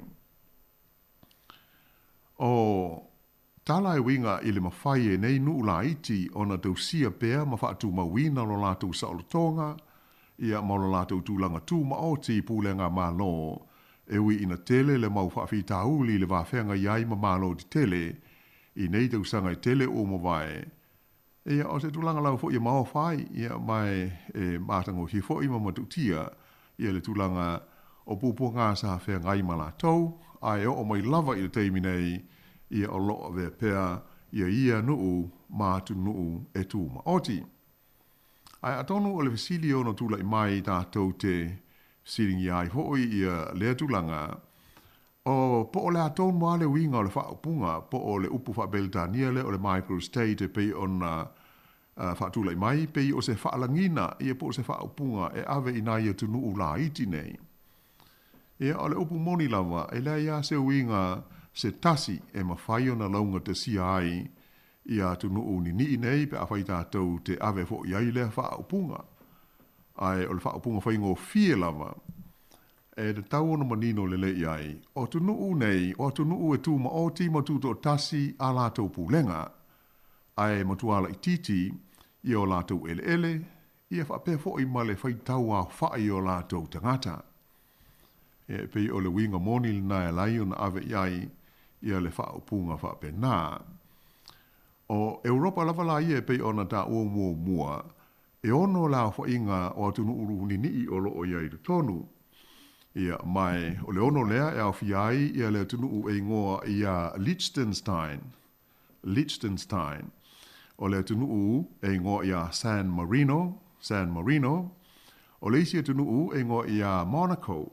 Po o Monaco. O leisi o Malta, o Andorra, ia leisi atu nuu. Ia malona ono o atu nuu la iti. O le Vaticano, ia po o le Vatican City e pei o na lau si le fiai. O le atu nuu la o Liechtenstein, o se atu nuu i titi e le vao Switzerlandi, ma le atu nuu e ngoa ia Austria. Si le fia fo e nisi o atu i lei tu o le kilope ma mai mo iai. E na o le sefulu lima ma le afa maila. Ia pe o le lua sefulu lima maila le te leo le nei atu nuu mai matu i saute. Ai o lona whaita wā whai e tolu sefulu walu wafe ia ona tangata. Le atu nuu la lea o Liechtenstein. O se atu nuu mātango fia tele le nei atu nuu le titi ona e tu lata i atu maunga lau i loa ho i e ta ua o le Alps. O le taulanga o pito te leo le nuu, o lona lau mua fo i lea e ngoa ia Vaduz, e tu sa ma le ono afe ia la whai ono tangata. Ia mai hui ina e whapela i titi lau ele o le atu nuu le nei. E tu sa e whaavalu taimi e la i titi ai na i lo le ai o Los Angeles i Amerika. Ai o ta ua, o stasi ale nei o tunu ua o pito le lei tele lona tamau ainga i le lalolangi a toa. E matua mau o lunga lava le fua o lona tamau ainga e po o le mehui le ta ua le GDP pe a whaatusa i le tele o isi o tunu ua le lalolangi. E iai ia le pilionea e to tasi o Liechtenstein o le tangata ingoa ia Christopher Sella o ia o se forma inifo ia mai whaalia mai pe o le mafu anga lea o le leo le tamau ainga ma le milionea o le ua pilionea ia le nei li. O le tunu fo le nei e le aini ana aita lafu o iai. E te le atu o la tupe maua whaatusa i tupe alu i le pulenga ia ma le whaafoe ina o lo lato o tunu. Ai pita ai ui ina mātango fie ma toa file mu ia le tunu nei o Liechtenstein i Europa. Ai ua whailo mai e au pito to i titi lava i atu lisi po tangata e Asia si atu iai i le tunu nei i Europa a toa. E o le memoni lava e tau le ai ni tu lisi la tau te a whea ia le nei e tu nuu e tu sai o wha mau maunga. O le tau sanga e lua awhe se furu ma le valu i se wha te ita inga. E na o le valu se furu ma le lima awhe le a wha i o tu lisi na la tau a whea le a tu nuu le nei e pei o na ta ua o Liechtenstein. O leisi e tu nuu i titi o Europa e ingoa ia San Marino. O leisi e tu nuu i titi lea o se malo a tu ma oti fo i le tu nuu le nei San Marino e si o mia le nei tu nuu i titi e le tu nuu o Italia e po seisi fa au punga o Italia e iai i do tonu ia le tu nuu i titi le nei o San Marino o le te leo le nei nuu po le nei tu nuu tu ma oti San Marino e na o le luas fulfa maila fa ta fa pe o le onus fultasi kilomita fa ta fa e mai o lona tolu leo tu nuu tu ma oti o pito la titi i do tonu o Europa a toa. Ai wila ina la titi San Marino ai o lo fa mawina o le tu nuu le nei e o pito matua i whainga ma lo tu ma oti ia ua ta ua i ono po nei o meo o Republics. Na amata mai lava i le teusanga tolu se lau ma le tasi BC a o le isoi fua mai le mesia o na tu ma oti ma tu do tasi ia San Marino se ia o mai lava i le taimi nei. O lo o wha mawina fo i e wha pea na amata mai lava i le nawa i taimi e le i ma whai lava i seisia tunuu o na lātou o so fo ia pe lātou te pūlea wha mālosi ia le nei e tunuu lai titi o San Marino. Ea, o nai tāpenanga nā o le nei vai asa ma le tātou Polkalame o le ua lua i atu nu la iti i o Europa o tātou tā ua i le nei vai asa tasi. Ia e wha moe o le wha wau le tātou tala i le vai asa o mua ea o na so o tuaila lea i isi atu nu la iti e wha o Europa o lo toe ia mo le silo fi lava pe ua ta ua ia atu nu la iti nei i le atu Europa ia o le pe ona fa fonga mai la amtanga o le tatu tala o le ua mautu ia le whenga inga sa wha nau ia i le malo New Zealand ina ia se whenga inga te tala ma sa o loto tau e wha taua inga i le vau New Zealand ma atu nu o Europa e luas fulfitu la atu nuu ia o loo iai le Unio malo Europa lea ua maua nei le whaaiunga ua iai le whenga inga ia e pūle ai mea tau whaatau inga e maisea o loa New Zealand whaatau atu e ia fo i maketi o le laulangi ia ai ona o le tātou temi fo i umanatu ia leo na wha muta i le tātou ngā luenga se i wang nā i se saunanga fo i po se fsili te fia fsili mai ai i lau sungatas. Ja, mona tu fafta tele lo fionga la wanu lei pa wala vaenga o na mana e fu na we ama ia nai atu nu ula iti na tono la langi e mese Europa na we pe lua atu nu ula iti na o meta ala o te mai tau atu mo fala ngwa atu la wanu le atu nu ula na o Liechtenstein e pe folinga mai folele e lau saunoanga e pe folinga e faale ai ni tangata turisi po le mea e ai ni vaenga folele ni la tou pe ini mata anga pe ini vai fule le fato sina tu tu risi pe poringa mai le ini vai nga fa pe na le tu no ule i ele o ta o mai po le ale mafu anga ai pe o le pe o le vai nga le Europa e o pito to le titi e tu risi e a fea io e ona o no la iti nei e mo e tu ma oti i a pe e a fo e folinga o seisi a ai ia mai dalwai o lea e pe ona whaafonga mai e le wā o Switzerlandi ma Austria ia mai anoinga e fōringa e whainga tā o nā whea e mātanga o fie ia ata e maua mai tātou si sila iai o tele i o au iai ia atono iai nisi ua whea ia e fo ia lea fo i nuu e whaisi si mau ai mātanga o fie e pe o le tūlanga nai le mai tau o tu e tasi ai tau me whainga tā o nā whea I whainga malanga masani hui I walele ma sota ingo o tangata tulisi mala au mai moa. E lai ona pa ula whai tangata e awha I whatusa isi ia o siri ho Europa e pe o le tasi ale vaianga tele ho o le tama o inga o nanu o me o tulisi tangata e ase si atu. Ia wai o le tele o Europa. Ia e haia ia le tamale. Ia o so Europa ia te o wai so ele il tele no. Ia ai salo po le mau ngao o le vai ka le o me tau tu pe na vile va o Switzerland ni ma Austria ia o tu no e malulu ia o tu monga foi le la te tu monga foi o le Alps ia le fa o punga le ia o stasio o vai ngau pito mata ngo fio le lo lang ia ni va inga pe a o ia isi nu ula titi la le o le umi o le nu ia se fu lima male afa mai la mai le tu matua nga I le tu saute o la ai feo lo al no inga o le mau nga mal fainta ia to no po o mafu anga na ia eta to dar si ia este ia o da tu vai hole e po sta to wata o se selfie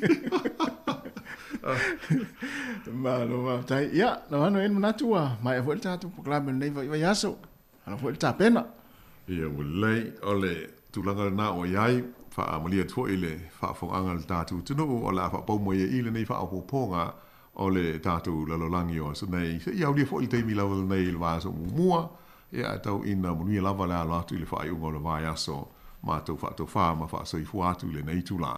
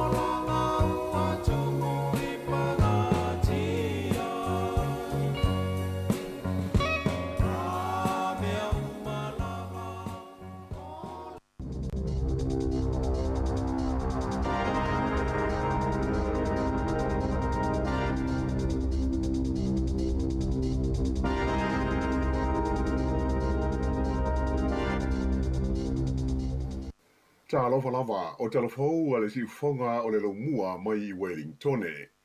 O le talamu mua. Ua whaasala il whaamsinonga whaitu malo i au kilani se ti nā Samoa. I le se furu ma le lua masina i nofo wa ai ai, ma le lua se lau i tu lai whai ngā luenga fuai, ona ua wha mao nia lo na soli tu la fono, i lalo le tu la fono le pu le aita ngata fau tua mo mata upu tau whe malanga i ngā New Zealand le Immigration Advisors Act. Ele ngata i lea e ua polo ina fo i le whaamsinonga le nei tina e toi le tongi atu i te ngata nā whaina i ana ngā yo inga nei, ia le se le ni e walu awhe tā la, ia le si lia le so. Nā whaadia i lunga le whaamsinonga e whaapea o le nei tina e sua whaia si lia sua, sa ia talia ni tupe mai te ngata sa mana mia lana viso swani i le whainga o la tau talu sanga, moni pe mita i le ofisa o whe malanga inga a New Zealand. Sa ia whaia fwoi ni whautuanga mo te ngata e winga i le tū la whono whe malanga inga e ui ina le aisona lai sene, mai sa ia whao ngā fwoi ni whaamau maunga le sao e langorango ai ni talu sanga. O le tau sanga rua awhes fufitu sa lapata ia mua ai e le pūlenga o te ngata whau tua i mata aupu tau whe malanga inga le neitina e tusa o lona whaia o ia tūlanga e au noa masona lai sene ai sa ia le ia mana ia ina. Whai loa mai e le stala o te ngata lai sene ina mo le whainga o ngā luenga whau tua o whe malanga inga le i o Duncan O'Connor o le totele o te ngata sa whai e le neitina sa moa lātou tālusanga na lātou whailo ai mea whai e le lotu lea e whai whe au ailo nā lii. O isi fo isa whaasino atu ia te ia e ana uo whaapea matangata o na a inga. O ngā luenga nei whaafawautua mo mata au tau whemalanga i ngā New Zealand e le tau o na laisene ia sositasi ina ia whaatanga ailo na whai au ni tālu sanga whaapea. E iai ia le upenga o visota inga a le Immigration Advisors Authority e maua uma iai ngoa o te ngata ua laisene ina mo le whainga o ia i tu a inga o ngā luenga. E lua tau sanga mo le whama sina ua whale pui ai se li e tōnus fulvaru tau sanga le matua ona ua whaamau nia na soli tu la fono e a ai e whainga tau whaase se ma le teo ina whaana nao se vai ngā tupe o i le wha tesi ma le iwa miliona tā la e whaapea o le tau o ni sikaleti na au mai e whaanga oi i te tonu o le atunuu. O le asforeile sa tu ina ne ai le whaai unga le nei le whaamsinonga whaai tū mā loi au kilani mo le nei li e ngo i a pang li. Sa pua ina le nei tangata e leo i le vāruanga o le tausanga e rua awhe lua sifuru i se ngai o inga whaabitoa leo lea na mauaini containers se lua o ka tuni sikaleti sa au mai e whaanana i le tonu o New Zealand. O leisi tangata sa soswani i le li il nei tolu sifuru te usanga le matua na whaasalaina i le masino me e ono masina e nofo vaawa ai lona whale. Na whaadia i rumon whaamisinonga e whaapea o nei eri e to lua e la te le i te tongi ina le la fonga o le tau o ia sikaleti e lata i le 5 miliona tā nā le au whai. O tangata e to tolu na fia mo ria i nei mata upu na whaalia mai i leo e whaapea o ni tangata Malaysia ma Saina. Ua whaailo mai e stasio fo mai to mai whaapitoa i whaamai BBC le tono New Zealand. E whaapea o le alu i lunga o lao whainga o tangata e maua i le COVID-19 fruiwa i te tono le tunu ua masalomia ai ua o mai i New Zealand ei ia leisi vaenga fau o le vailusi o le Omicron. O le asoa nafi na whailo mo iai le mtanga luenga le soifua maro noina le si itia i le lua awhi le vai aso o le a whai o mai fau COVID i te tonu o le tunu. E le ngata i lea ai ua mai tawina ai fo i le si itia i le tolus full tolu pasene i le tonu o le vai aso e tasi o le a whai o te ngata e tau fia i le tonu o whalemai ona o le COVID. O le a salawaia e whasa lau luas full tolu le a whai o mai sa tau fia ai te tonu o whalemai mō tonga vitinga. Nā whailo mai le li professor o Michael Baker o le University o Otago, o le sitia o ia whai numera, wātangi ai, o lea ua amatau no o mai i leisi vaenga fau o le vairusi o le Omicron i le tonu o New Zealand. Nā tā ua le li fo mai, ua lua masina o mā ua lalo pēa la whai o mai fau, mā tangata ua whaina ai le tonu o New Zealand ei. Ai o le si tia maurunga o mai fau mo a tau fo i mo tangata e tau fia de tonu o whale mai i le vai aso o mai atu nei o se tulanga lea e mautino ai o mai leisi vaenga o le vairusi o le Omicron. Sa wha mawhawhaina mai e beika o lea o mai i le tonu o le tunuu i a vairusi ia o lo au pito pipisi ai le wha mai COVID i a tunuu i whafo e pei o le BA4 ma le BA5 ai mai se o le BA2.12.1. Sa whaalia fōi o le angai ina o le au ngā o tui pui pui ina ai masina o luma nai nei o le awha pēo na wha te tele ai le pipisi o le vairusi le tonu o New Zealand. E pei ona sila fia o le stofi taruhai lea sa wha iloa mai ai e le minsta ua whea ngai nei ma ngā yoinga de te i le wha mai o Aisha Verol o le atuma pēo na iai i New Zealand i lalo o le mōli lanu mōli o pui pui ngā o le COVID ona o le whaatupula ia o mai fau ma tangata ua awha ina ai i le vairusi. E se furuma le tasi isi ma liu o le COVID e tu sai o wha maunga le mtanga luenga le seifua ma lonoina mo le aso sa ananafi ai wha afe iwa se lau fas furulua le a wha i o mai fau COVID i tua i le lautele o le tunuu. Ai o le fua avelesi o mai fau mo le vai aso o mawai e ono afe valu se lau iwa se furulima wha atusa lea i le wha afe iwa se lau ma le valu sa iai i le aso sa i ona tua. E wha se lau lua se fuma le wha tangata sa tau fia i whale mai an nafi wha atusa i le wha se lau lua fultolu i le stonai ai e matua mau runga tele lea wha inga pe a wha atusa i le tolu se lau tolu se fulu lua sa iai i le aso sa i ona tua. E to ono tangata o lo tau fia i le tonu o potu mo mai ti ngā ina. Ai o maliwa se fuma le tasi sa wha mawina na nafi o lea ua o tuai i le afe lima se lau ono se fulu la wha i o tangata ua maali liu i te tonu o New Zealand ona o le wha mai COVID. O le wha la pautonga fau lea ua amutalia na ngā luenga i le pūlea ma le wha foe ina o ngā luenga wha le soifua malolo ina. O le a ngā i mua e wha le leia i le tūlanga o le au whai ngā luenga. Ina ia wawe ai o na wha tino suinga te tele pe i o na fufua ina mo au nanga umatau le soifua malolo ina i le tonu o le tunu u atoa. O le tūlanga na sau no iai le teitei whono o le komiti whaafoe o le Health New Zealand te whatuora le li e swafa ia Rob Campbell i se whaido inga ma le au tūstala i le whai unga o le vai aso. E pei ona sila fia o le asfarile na te nei na amatalo ia ai ona tau ave e le Health and Said te whatuora i ngā luenga mamatafa ioi a pūlenga umai lua se fulu o au nanga whaale soi fua malolo ina i tū malo o New Zealand i esa ta ua o DHBs o District Health Boards. Nā whaalia mai lai le teitei whono ia Rob Campbell a tonu e ono umi se taimi e a to ai o na whaatino ina suinga te tele pei o na mo mia ai e mautino lava o suinga mo ngā ruenga patino a i le soifua malolo ina o le tinuu o le a vave lava o na whaataunu ina i lalo le pūlenga fau lea ua iai nei. O lo tu maupea na iai i a pūlenga whaaitu malo i lus furu po DHBs se ia o i le masina o se tema ina ia so longa le le iai le whaatino ina o suinga fau. Ai peitai, wa le o to iai ma ua whaata ape i a komiti whaafoe ia sa ngā rurue ai i a sui whiliwhilia mo i tū malo te tasi. I leisi vaenga o le tātou tala, o le aso muli o le asi singa i rone tona le tamaita i pāle mia ia Jacinda Ardern na wheila o ia tuai o ia i le Pelenise o Viliamu ma ia tuina tuai ma se vala awalo ia mo le li Pelenise ma lono fo le tua ina ia malanga siasi mai i New Zealand i te teimi tāla whea ngai. Sa ia whai mea alofa fo i le li Pelenise i se ohu ta alo po se Jersey whaapea ma se polo la kopi mo le ipo le lalolangi o le tu pāo to mai tai lea o le a tari malo ai New Zealand ia o ke topa.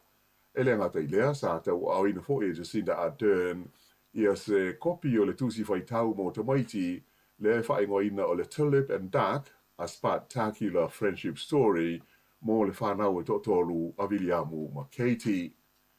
E le ngata i le whailo inga ma le li Pelenise a sa whailo i fōi mo ni taloanga alo ia le tamaita i pāle mia ma le pale mia peletania le li o Boris Johnson ai whapea le te tai o le pati a le Labour, Sir Keir Starmer, ia ma lona lango o le tamai tai hui pule swafa ia Angela Rayner. O le whai ungo le vai aso, na tu uai e Jacinda Ardern Europa, mai wha aso le a iai o ia i Australia, mo talanoa ngai winga i whawhatau o inga, ma le ati na eo tulisi, ma tangata ta whao mai moa, a o le i toe taliu mai o ia i le atu nuu. O le astronauta ina te nei sa tau au fiai Wellington e le sinoti tele le kalesia katoliko a wao i te tonu o New Zealand. Sa whaia lea whaatasinga tele i le kolisi St. Catherine i Kilburnie, mai sa whaatasi mai iai ia epi kopo uma o le kalesia a toa masui mai pule anga umai ono o le kalesia katoliko i tu SS o New Zealand nei. O le fionga Cardinali John Dew ma le pule anga whaaki epi kopo o Wellington e sa tali maa no ai. Na sila lea maaftanga i li poti ma whautuanga mai pule anga te tasi umai de tono le tunu e tusa o le fina ngalo le tupu sai Roma ia pope Falansisi mo se kale sia e malanga whaasinoti i le lumana ai. O ke topa o le tausanga turuai na amata whaanga solo mai ai le sinoti tele le nei le kale sia katoliko i tu SS o le lalolangi ma o wha moe e tau o lunga i Roma i se fono tele a tai o le kale sia i le tausanga fau lua afe luas fuluma tolu. Ua whanga solo na isa so e ngā leo i le mafuanga o le whaalawelawe na mali waise tina i le ai o Gisborne i le wawe ao le sa. Whailo mai i leo leo e whapea sa lipo tia mai le whaalawelawe i le wawe ao mai tau nua atu iai ua uma le ola se tama tai ona oni manua mai se la au malo si i le tonu o se whale i le Centennial Crescent i le pitanu o te Hapara. Na da ua le leo na na Inspector Dave DeLonghi ua i lalo o le vainga leo le whale le nei mai o le a whaatalo noi nai ia tangata o lea fo i pitanu o tusa o le whaalawelawe ua ali ali mai.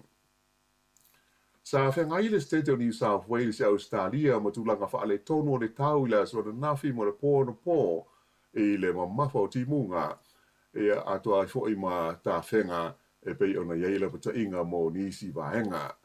O le ai o Sydney manu utua oi sa yeile pata inga o lolonga on o le umi o whengai mo timu o mamafa. O ia tūlanga whaale tonu o lo walo ia o le a wha waupea mo nisi aso selima pe siriatu mai o lo iai popolenga i leo no Sofia ai o le whaatano o tele o le Warakamba i le ai o Sydney. Na whaalia e le vaenga whaasar lau o le tau o le TV o le Sky e ono sidi atu na whaale tonu rolonga mani tā whenga e ono ali di mai i le vai aso nei, na i lo le masino mati lea sa i longa na mawha ti ai au se talia i lo longa ma tā whenga wa mawha. Sa whaalia foi o ietu langa lolo wa ma le whaale tonu le tau e ono o mai foi ma awhi ai tātou i New Zealand nei. O se ripoti mai lo fiso le tau i New Zealand le Weather Watch o lo waro i mai ai i ti munga mo le tunu a matai le solua a tae ao. O le tala whatai sifo po le West Coast, o le a mua na whaina i ti munga i le solua, ma o le pō, o le a whapeo na se maria mai ai a ngai mātū, i ia tu langa whaale tono le tau, ma fiai di vaenga o le motu i mātū i le solulu. Ai mo le sola wa ia la so fuole nei, o le a toa maria malangi le lei, ai malu luwing o le tau o le a whengai, ma se vaenga tele o New Zealand. O le so o amatala o iai, le whai ngā pālo te tele le tunu o Papua New Guinea e whiliwhi ai ni sui fau o lono Parlemene. E se lau se fulma le valu la whai o sui whai pule o le Parlemene o Papua New Guinea. Mai o le pālota fwile nei e whiliwhi ai ma tofi ko wana o i tū mā lo e lua se fururua o le tunu o. Whai lo mai e whapea e tūsa ma le tolu a whe ono se lau le a whai o sui wha atu tū o lo tau wā i le pālota tele le nei a Papua New Guinea. Mai ono afe la whai o lau whai ngā ruenga whai pānota o lo ngā rulue ai tonu i tū mā lo e lua se furuma le lua. E iai ni ripoti na ta o mai iai whapea o lo iai ni tūlanga ua e ono whaatua iai o na wha ngā solo ia le whai ngā pālota i tonu o le lau mua le tunu o i le ai o Port Moresby. Mai o whai iai se tāmsanga le li pālemia ia James Marape mo le tunu o ina ia file mu ma mau e le toa mali e a o whenga iai ma le lātou whai ngā whiliwhilinga. I se whaaringa mai le komisina o whai ngā pālota Papua New Guinea, Simon Sinai, na e tawai e se le vaso le pālota mo i tū mālo ma vaenga taitasi o le tunuu. Aena i e tā ua o le tele lawa o whai ngā whiliwhilinga o le awhaatino ina le la so futasi ma le se fururua o iulai ina ia lama ai le taimi mo le au whai ngā luenga e whaitawina ai ma wha maa popo ia wha ai unga. O le fo i wo iai le tono Papua New Guinea se au whai ngā luenga wha apitoa mai le wha lapo tonga maa lo le taupulenga peletania mo le mai tawina le lei o le wha ngā salonga o le palo le tele a Papua New Guinea. O le vaenga wha apitoa e wha aurulu i le li ina ave mumua pele stene o le malo nauru o Baron Waka ma e au fi ai tanga te longa to iwa mai e tunu o SSE o le tau lenga. Ia ma le tala whaiu e to tolu tangata na manu nua ina ua la vea se ta avale na sola ese mai ma leo leo i wainui o mata i le vave ao leo sa. Sa whailo mai i leo leo whaapea na tupu le whaala lave i le awala o le Muhan Street e tu sa o le tu lai lima i le vave ao ina ua le tu lea ta avale sa malangai i la tau nei a ua sola ese mai ma leo leo. E le itu dia leo leo le ta avale a na maua muli muli ane po se 5 minute ua la vea i le awala tele le main road. E mai to tasi tangata na manua ti ngā ina ai ia ai whio lolo manu anga o le isi to lua. Ai i le ai o Palmerston North e to tasi tangata na maliwai se whaalawe lawe tu ta vale i le po o le asto na ai ia mai sa umi se taimi o tapu nia whe malanga inga maa sari o ta vale i le vaenga na tupo i le whaalawe lawe i le mga ala so ta i le Ashurst Road ma le Hillcrest Road. O le whai ungo le nā o Talafou.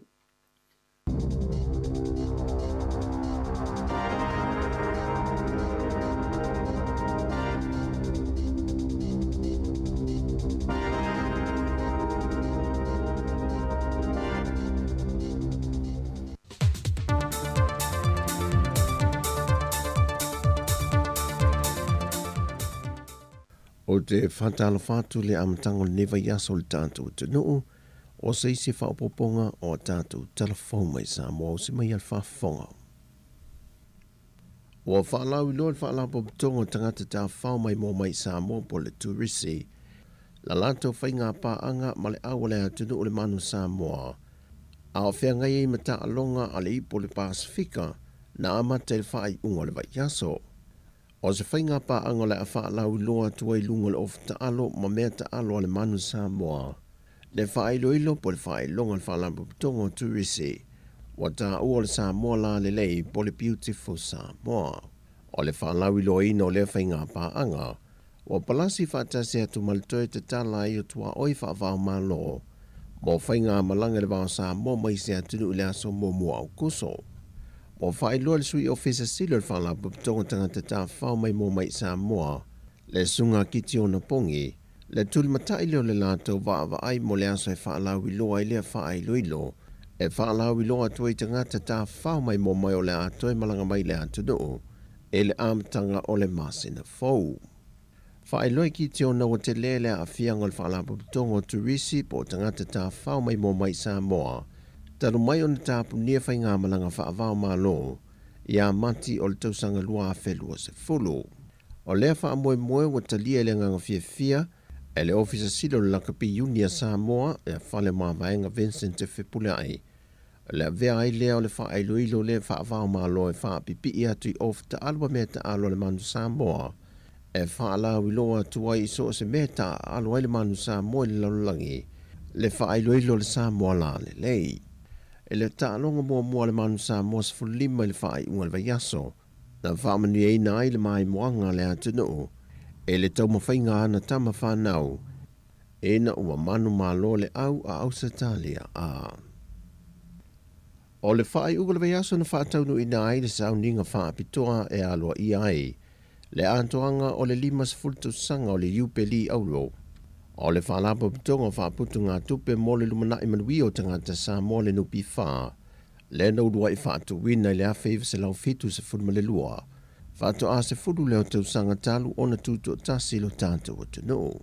Na whaalau i loa le tamaita i ministan whaalapa pitonga le nupi wha, le whionga molipola ana Rosa Ale Molio, Me alofa ale whala pupitonga whae longa ilo naso whanau. E ala lele tu inato le valu tesima le 2% o ana tupe whasili. Mo ana pa anga po tangata whaisa o whanga uma o lo wale stala. E le whaala pupitonga ale nupi wha. Mo sila fia ia e tūlanga ese fo ile nei foi wha maite. Le teimi mua le nei o mawhai ai o na wha matu ufo. Ia le valu tesi ma le 2%. Ia ilona tau au wha. E ono sfun ma le ono. Tesi ma le 5 miliona tala. Ile tato au whaisa au whanga. Ilona vai vaenga. Mua 12%. E tutusa lea ma le 2 tesi ma le 5 miliona tala. Sa totongi atu. Ia aperila, lua afe, lua ma le lua. O le update mai le fionga le li pule an nafi. Pai mai. Uma lei o na whamatu. Pea o le iwa 10% na a mata ai le aso lea. Ia mama e atu ai o na whamatu ina atu. O nei la le aso. Ia o lea foi. O whamatu ina atu ai foi il tato nuki wha. Tolu tesi ma le 2%. E tusa lea. Ma le 2 ma le ono tesi ma le 3 miliona tala. Ia mai a mata o na tuina i le aso. Toi whamanatu. Pa ai lau password. Ia e mauti noa awane ingalo. O le masino te sema o whanau i loa le whionga le Minster. O le a whaamatu ua tuai le isi 2%. E tusa le male se ful male ono tesi male lusa ful 5 miliona tala lona tu whaata singa. O whaamanino le whionga mulipola. O le sautanga o fōwhanga o manei al whaalapu tonga molo nāso whanau. E le sini au tu o le tala whaata tau o tu o le tupe o le nei tau sanga lua whelua sifur mal tonu. Ia atonu wa o ngā tusa fo i nei whamanianga ma nei whamaiti. Ia i le manu lau ti o le tatou tala whaatau au tu o le tupe, pai mai. Ia whamaite e whaatupula ia o le tamau ainga. Ina ia mausali mo le manuia o tangata uma o Samoa. Le whionga le tamaitai Minster o tupe, le Minster fo i leo le whaalapu tonga le nupi wha, Molipola ana Rosa Molio. O le whatu a wha mautu se whai unga le kāpeneta, mō se komisina o le mtanga ruenga o leo whale pui maleo le toe fuata ina, talu mai le silia ma le tausanga, talu on wha mawai le sa tau aveina, le tō wha fuia vai lele e Ken Kyle. Wa avea nei le tō wha o paulongo i Tina Filippo, o le sa avea masui komisina o le tanga ruenga mai lea teimi, le watu inatu iei le wha tua tuanga le whainga malo, na te tau aveina le tofinga whaatai tai. Whaamaunia mai to fitu i lātou na tusi tālu sanga i le awanoa, to alua na tālu sanga mai atunu i whafo i New Zealand ma Australia, ma le to lima sai sa mo nei sa tālu sanga, Pata sei ma se ali ilo ia sa avea foi masui komisina mo mo mtanga ruenga o leo, peitai o leo o tasi le kampeneta, e whiriwhiri el to wha awa pa aulongo i Tina Filippo i lea to whinga.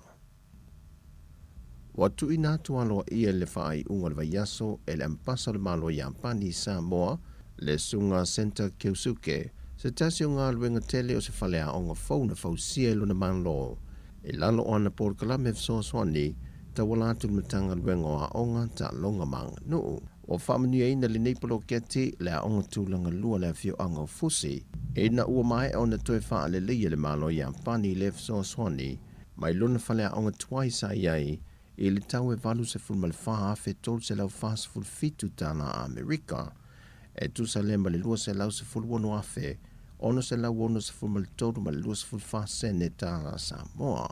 O le ngaluenga o le toe wha le lia lo potua onga iwa, o le ofisa mo whaia onga, o se whaletusi mo sue suenga le whanau.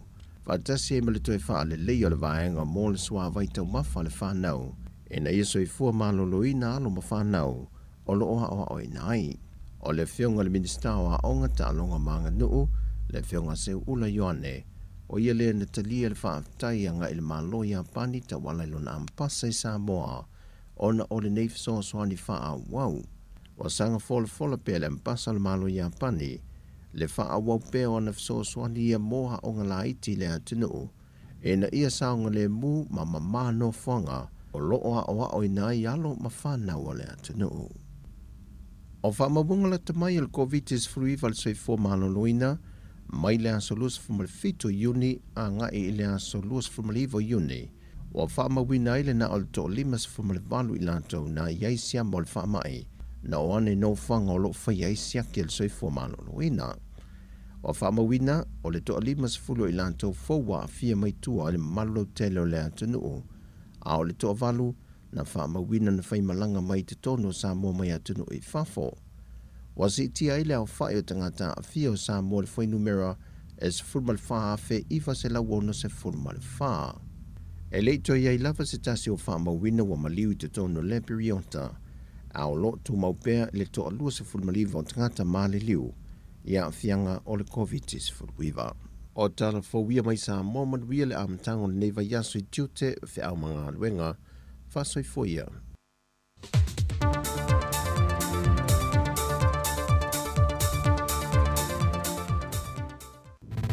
Musika o malo longa matau mafutanga o leo au si fofoka o le laumua. Malo vaftai o le nau whaafonga mai le atinu i talafau matala mai sa mo le yaso to e mo watu whaaponga le tulai fitu le ai le tulai valu le tai au a tai au. Le ua luas fulu fitu minute wa te enei le tulai sa fulu mai lua. Ia toi whaatalofa ma toi whaamalo atu le tātou atinu ia ila tau fo ina i mātua o lo whaafonga mai tonu a inga e mai se fo i tono mo tangase ngase ma maoto tangata mātua. Fatalo fo ia ila to lo fenga mga luenga le yaso. Ia me se ila to sa ta le fo wa lo mai to maftanga le ya uli. Ia el manatu o lo so long manuia ma tau fai tutu sa umata to le lo fo le tu le tu la le uli. Ia ini silei. Ia o lo to ina ma tu to maftanga. E me se fo ina fa malo stino ya le taninga sua le unga lue. Ia le o te le afole aso ta to New Zealand le aso fo le nei. O le aso fa le masino yu lai lua fe lua se fulu lua. Ia e whape foi, ia e nisi foi o atunu pe Amerika ma Hawaii, Amerika Samoa. Ia wanga ia tfoi latou le afiafi, ia wa foi le asapati le ia latou. Ia ai o loo tau whai halu le atua tātou lau whai ngalu. Ia wha iwa foi nei foi aso le aso fua. O ia se o wha iwa le aso se tulou, o na o mea ai le aso nafi tau maftanga o le asapati a nafi. Ia le upa ua lusi uma le nei aso wa e manatu sa tau fa iusu uma tātou e koleni ma wha malustino.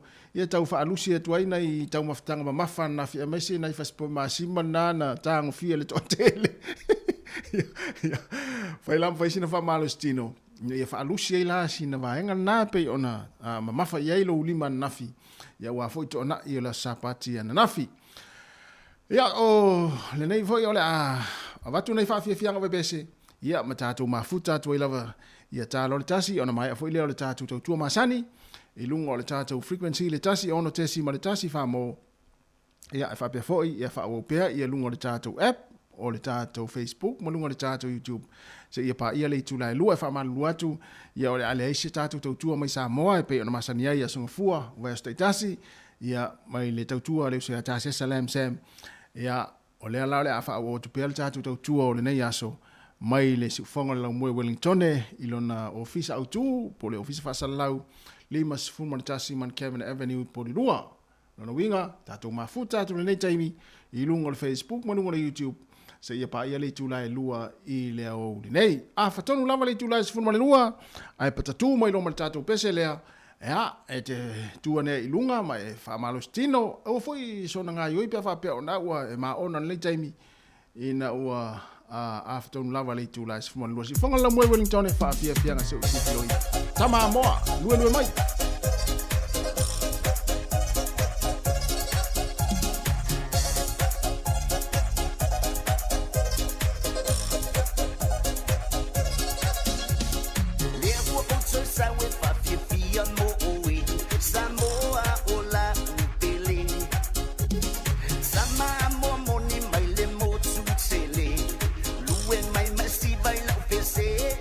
Sungai lue lue, pa to my love.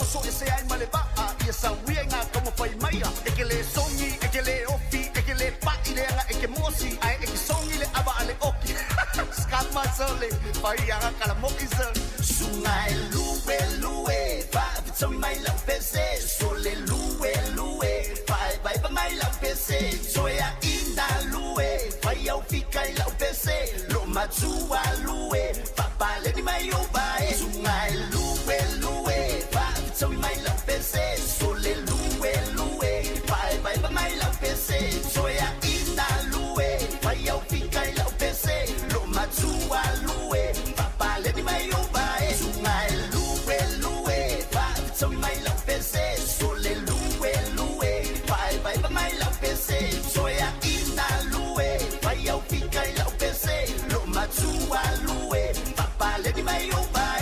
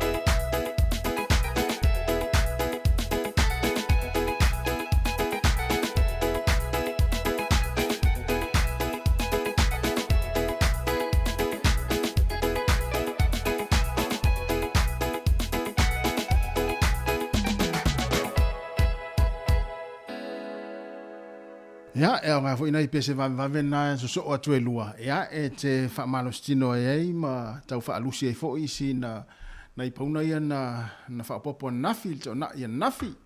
Ya a fa pe na fa o pe nga luenga. Ya, ma lo lava fa malo si ne yaso yo e aso mo ole aso mo fo ne va yaso, aso fua, ya e fo lele o me o tupu le so fuanga nei, ya pe ona mai fo tatu telefon ma ta wai fo. Ya e fa manatu foi ma o sele sona o nga mo tatou ia tātou i loa le mea tau na fai ia pe o sia tina le mai tau atu pe ona mai telefou ia o se foni mai se sua fasa moa le o fasala ina fa no fa ia le famsino ia ono tulanga fo le o le fa nga o tātou tangata su ia la tu tupe ia ai le staraina mo le baenga le o le immigration in sila ia o kilani ia pe la na mai telefou ia e te ilo le fo ia ia o tele fo ia le ngata le nisi na ai fo inisi o unanga fo i wa ila ia vai taimi o te ama tau sanga o te tele na fa ina ia na yo tatu tangata ia ona o tulanga fa fitau di fa pea ia o lai lo le o anga va po o listara ina fo ia awa fo le fainga o pepa no fo maunis ia ai tau fai lava su ele me mo el tupe ia ele umi mo meo vaenga fo lele o tonga fiti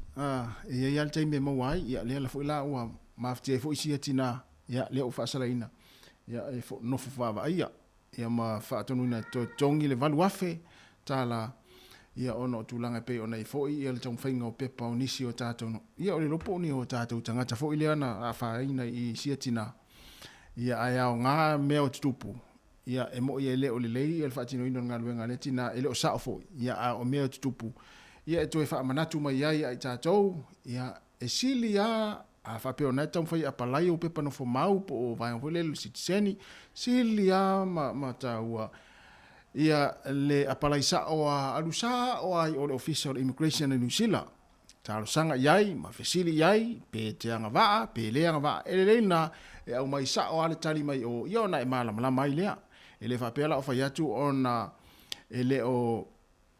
ele taua nisi o nanga nisi fo tamali o le atunu o uma na lista reina ia awa fo ia le fa ngai ina o pepa no fomau ai o le tu e sili al tu langa na fa ngo fie ma e mala mala mai na ilo le tele o tu pe tongi ia ai le o tu langa le fa ngo va fa pena pe o no fomau ma visa va pena sili ala lo fa o sa appointment pe de visa o le official New Zealand le immigration ia e mo ma ia le tali o ia ma ilo le pe tau pe le tau ia ona faia ia le navaenga ia e whaasauina mai tātou tupe ua tele ina leiloloa ia ona o vaenga whapena ia e leo tāla whianga ia i manitula whono.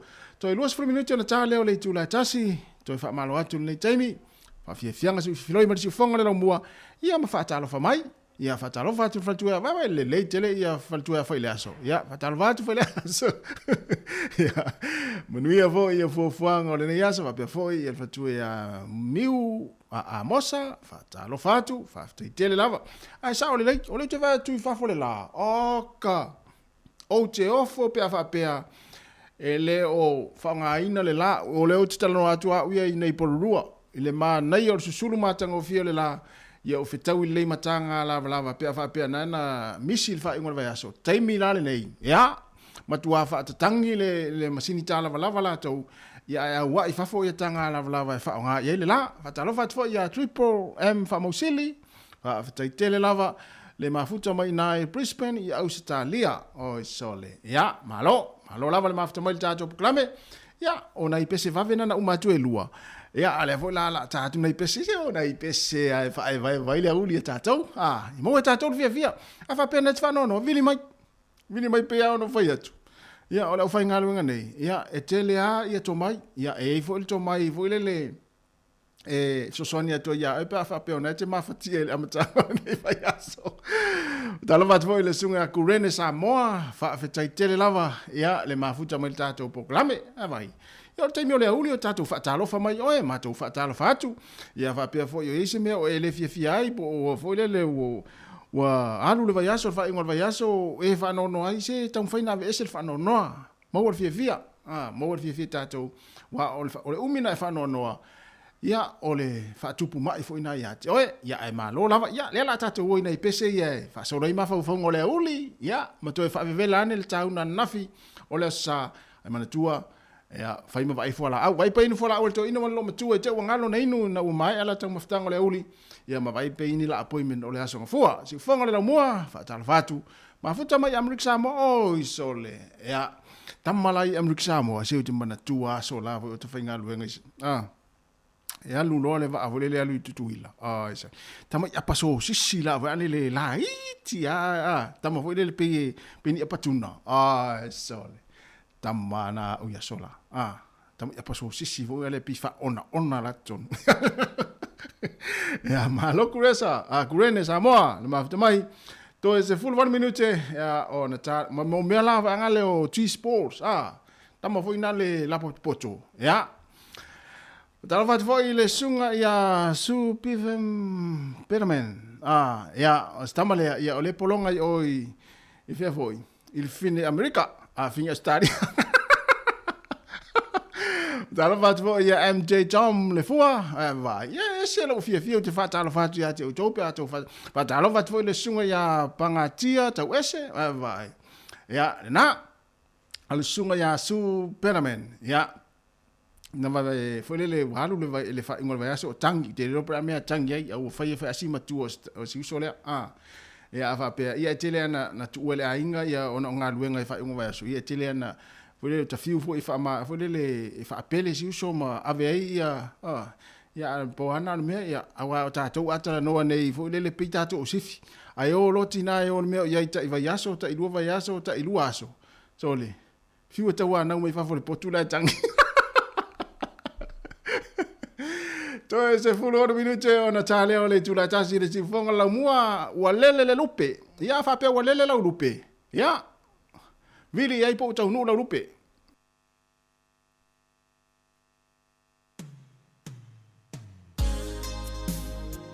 Na vai po walele lupe. Ma vili la lupe la fenga wenga po mai.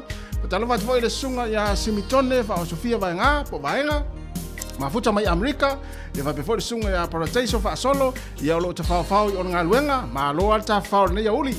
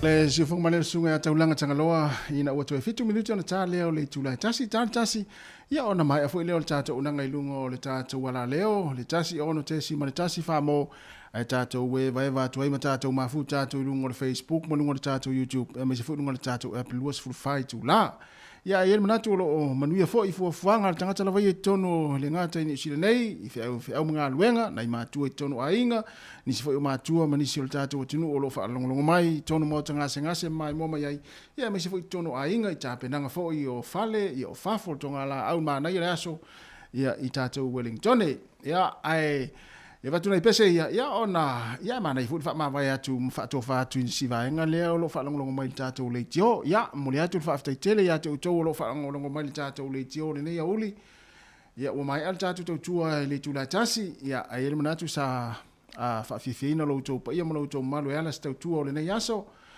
ia fa ma lu to fo i se upu le longo mai le fa fonga mai ia fa ma lu atu sa o nanga le au fa nga luenga ia manuia la fuafuanga faafetai foʻi le talia o le aunei aunaga i tona moa tamalawa ia le la matou mafuta atu mo le vaega le iluga o le Facebook ma luga o le tatou YouTube seʻi paia le itulai lua ia le la tatou pese le au lofa atu ai mo nai tinā ma nai tamā matutua o loo faalagalogo mai tono aiga ia fai mai le pese lea ma le penina o tia fau i pese iaso a la ua leva auē i tae ua moe teʻiteʻi faatalofa atu foʻi le susuga iā lua Mikaele le uso iā lua Mikaele faafetai tele lava faletua fai le aso senio i fai pe foi il faletua ia tatupu le MSM tama ia e fia to inga pese ia auē i tae ua moe teʻiteʻi ia foi le susuga ia etu mapusua ia la tatu pese lea ia faamavai atu savaega le faalono mai le tio le sifoga le lamua Wai isi tangata e moe teʻiteʻi le auli sole e saoa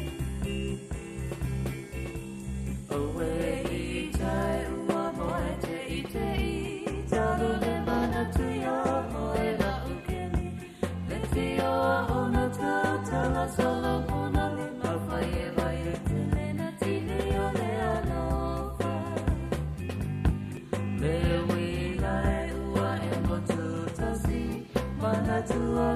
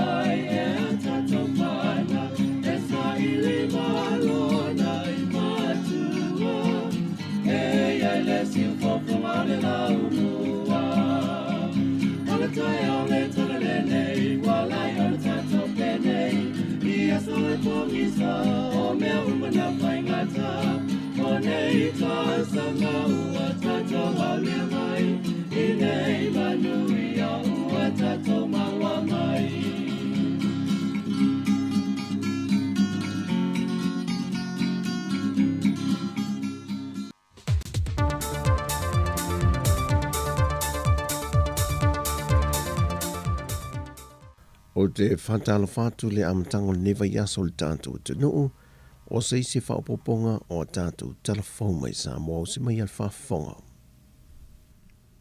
O whaalau I loa whaalau popotonga tangata tā whao mai mo mai sa mo po le turisi, la lanto whainga pāanga ma le awale a tunu o le manu sa moa, a o whea ngai mata alonga ale ipo le Pasifika na amate le whaai unga le vai yaso. O se whainga pa angola a whaalau loa tuai lunga le of taalo ma mea taalo ale manu Samoa. Le whaelo ilo po le whaelonga le whaalampu pitongo turisi. Wa ta ua le Samoa la le lei po le beautiful Samoa. O le whaalau ilo ino le whainga pa anga. Wa palasi whaatase atu malitoe te tala i o tua oi whaavao malo. Mo whainga malanga le wao Samoa mai se atunu le aso mo mua au kuso. O whaeloa le sui ofisa silo le whala puputonga tangata tā whao mai mō mai Samoa, le sunga kiti o na pongi, le tuli matai leo le lātou wa ai mo le aso e whaalau I loa I lea whaeilo ilo, e whaalau I loa tuai tangata tā whao mai mō mai o le ato e malanga mai le ato noo, e le amatanga o le masina fau. Whaeloi ki te ona o te lele a whianga le whaalapo tongo turisi po tangata tā whao mai mō mai Samoa. Taru mai ona tāpu nia whai ngā malanga whaavao malo, ia mati o le tausanga lua a whelua se fulu. O lea wha moe moe wa talia le nganga fia, e le ofisa silo le lakapi Unia Samoa, e whale maa vaenga Vincent te whipulai. Le vea ai lea o le wha ailoilo le whaavao malo e wha pipi i atu i of ta alwa mea ta alo le manu Samoa. E wha ala wiloa tuai iso se mea ta alo ai le manu Samoa le lalulangi, le wha ailoilo le Samoa la le lei. E le ta alonga mua le manu Samoa se fulima le wha ai unga le vaiaso, na wha manu e ina ai le mai moanga le atunu, e le tau mawhainga ana tama whanau, e na ua manu malo le au a ausatalia a. O le whaai uga le vaiaso na whaataunu ina ai le sauninga whaapitoa e aloa i ai, le antoanga o le 5 sanga o le Iupeli auro. O le whaalapa pitonga whaaputu ngā tupe mo le lumanai manuio tangata Samoa le nupi wha, le naurua i whaatu wina le awhiva se lau fitu se funma le lua. Whaatu a se furu leo tau sanga talu o na tutu o tasi lo tātou o tunu. Na whaalau i loa le tamaitai ministan whaalapa pitonga le nupi wha, le whionga molipola ana Rosa ale molio. Me alofa ale whaalapa pitonga wha ailonga ailo naso whanau, e ala le tu ina ato le 82% o ana tupe whaasili, mo ana pā anga po tangata whaisa o whanga uma o lo wale stala, e le whaalapa pitonga ale nupi wha. Mo sila fia ia e tūlanga ese fo ile nei foi wha maite. O le teimi mua le nei o mawhai ai o na wha matu ufo. Ia le valu tesi ma le 2%. Ia ilona tau au wha. E ono sfun ma le ono. Tesi ma le 5 miliona tala. I le tatou au whai sau whanga. Ilona vai vaenga. Mua 12%. E tutusa lea ma le 2.4 miliona tala. Sa totongi atu. Ia aperila, lua ape, 2.2. O le update mai na fionga le li pule an nafi, vai mai. Wa le o na whamatu. Pea o le 2% na a mata ai le aso lea. Ia mama e atu ai o na whamatu inatu. O nei la le aso. Ia o lea foi, ua whaamatu i nā tuai foi il tatou nupi wha. Tolu tesi ma le 2%.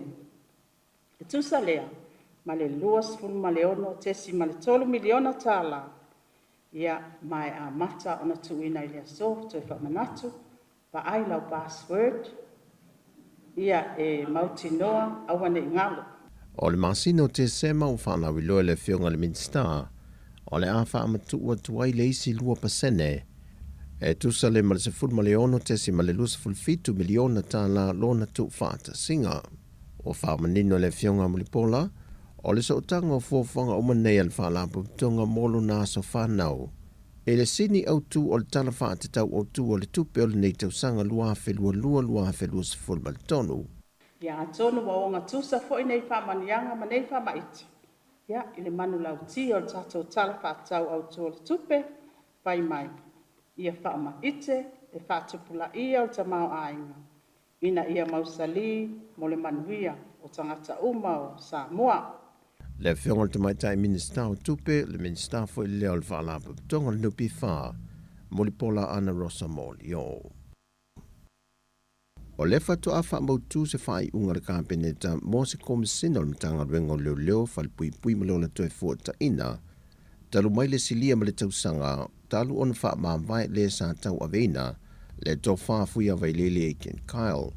Wa avea nei le tō wha awa paulongo i Tina Filippo, o le sa avea masui komisina o le tanga ruenga mai lea taimi, le watu inatu iei le wha atua tuanga le whainga malo, na te tau aveina le tofinga wha tai tai.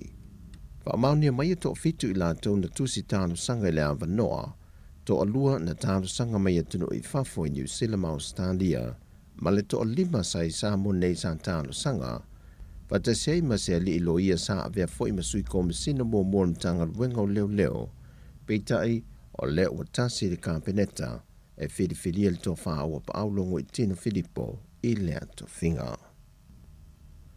Watu ina tu aloa ia le whaai unga le vaiaso e le ampasa le malo i Ampani Samoa Le sunga Center Keusuke, se tasi o ngā luenga tele o se whalea o ngā whauna whausia luna manlo.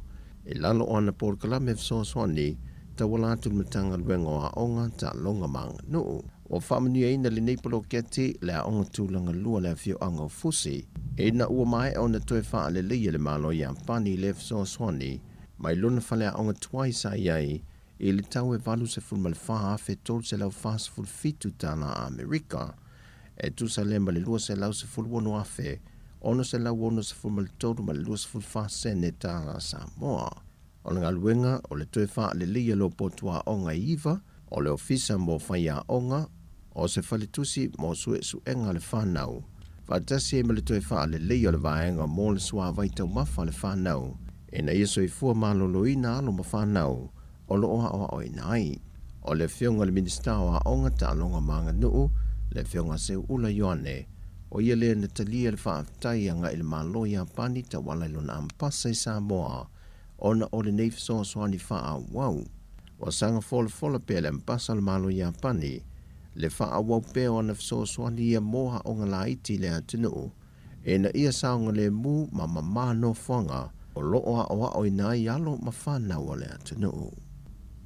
O whamabunga la tamai il COVID-19 fruiva le soi fo maloloina, mai le aso luas fumalfito iuni a nga e le aso luas fumalivo iuni, o whamawina ile na o le to limas fumalivalu ilantou na iaisia mo le whamai, na o ane no whanga o lo whaiaisia ki le soi fo maloloina.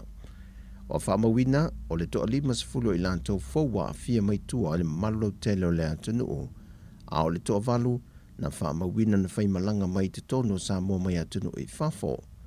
Wasi tia ile au whai o tangata a fia o sa mua le whainumera e se fulmal wha awhi iwa se la wono se fulmal wha. E leito iai lava se tasi o whamawina wa maliu i te tono le periota, a o lo tu maupea le to alua se fulmaliva o tangata male liu, ia a fianga o le COVID-19 fulwiva. O tala fōwia mai sa mua manuia le amtango le neva yasu i tiute fe au mga luenga, Fasoi foia.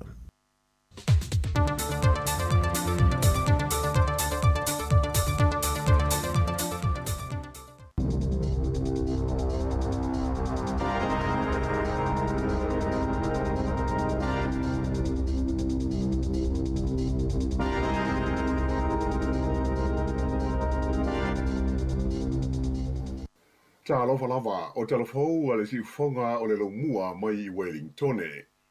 O le tala mua, ua whaasala il whaamsinonga whaitu malo i au kilani se ti nā Samoa, i le se funu ma le lua masina i nofo wa ai, ma le lua se lau i tu lai whai ngā luenga fuai, ona ua whaamao nia lo na soli tu la fono, i lalo le tu la fono le pu le aitangata whautua mo mata upu tau whemalanga i ngā New Zealand le Immigration Advisors Act.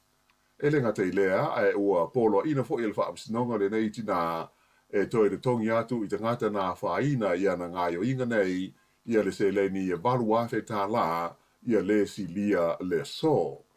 Nā whaadia i lunga al whaamisinonga e whaapea o le neiti nā eswa whaia si lia sua, sa ia talia ni tupe mai te ngata sa mana umia lana viso swani i le whainga o la tau talu sanga, moni pe mita i le ofisa o whemalanga inga a New Zealand. Sa ia whaia fo ini whautuanga mo tangata e winga i le tū la whono whemalanga inga e ui ina le aiso na lai sene, mai sa ia whao ngā fo ini whaamau maunga le sao e langorango a ini tālu sanga. O le tau sanga rua awhes fufitu sa lapata ia mua ai e le pūlenga o tangata whautua i mata aupu tau whemalanga inga le neiti nā e tusa o lona whaia o ia tūlanga e au noa masona lai sene, ai sa ia le ia mana ia ina. Whai loa mai le stala o tangata le tene ina mo le whainga o ngā luenga whautua o whemalanga inga le i o Duncan O'Connor, o le totele o tangata sa whai e le neiti nā sa moa lātou tālusanga na lātou whailo ai mea whai e le lotu lea e whai whe au ailo nā li, o isi fo isa whaasino atu ia te ia e ana uo whaapea matangata o na a inga. O ngā ruenga nei whaafautua mō mata aupu tau whemalanga i ngā New Zealand e le tau o na laisene ia so se tasi ina ia whaatanga ailo na whaia o ni tālo sanga whaapea.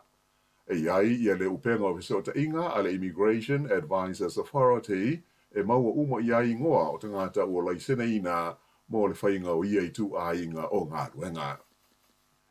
E lua tau sanga ma le whama sina ua whale pui pui ai se li e tons fulvaru tau sanga le matua ona ua whaamau nia na soli tu la fono e a fiai e whainga tau wha se ma le teo ina whaana nao se vai ngā tupe o i le wha tesi ma le iwa miliona tā la e wha pe o le tau o ni sikaleti na au mai e wha ngaoi i te tonu o le atunuu.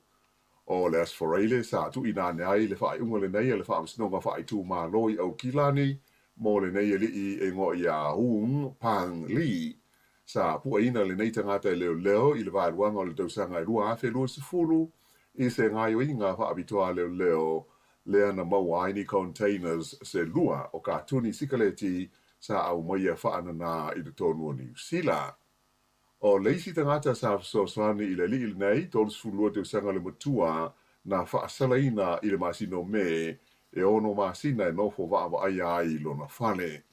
Na whaadia i rumo le whaamisinonga e whaapea o nei li e to lua e la te le i te tongiina le la fonga o le tau o iesikaleti e lata i le 5 miliona tā nā le au whai.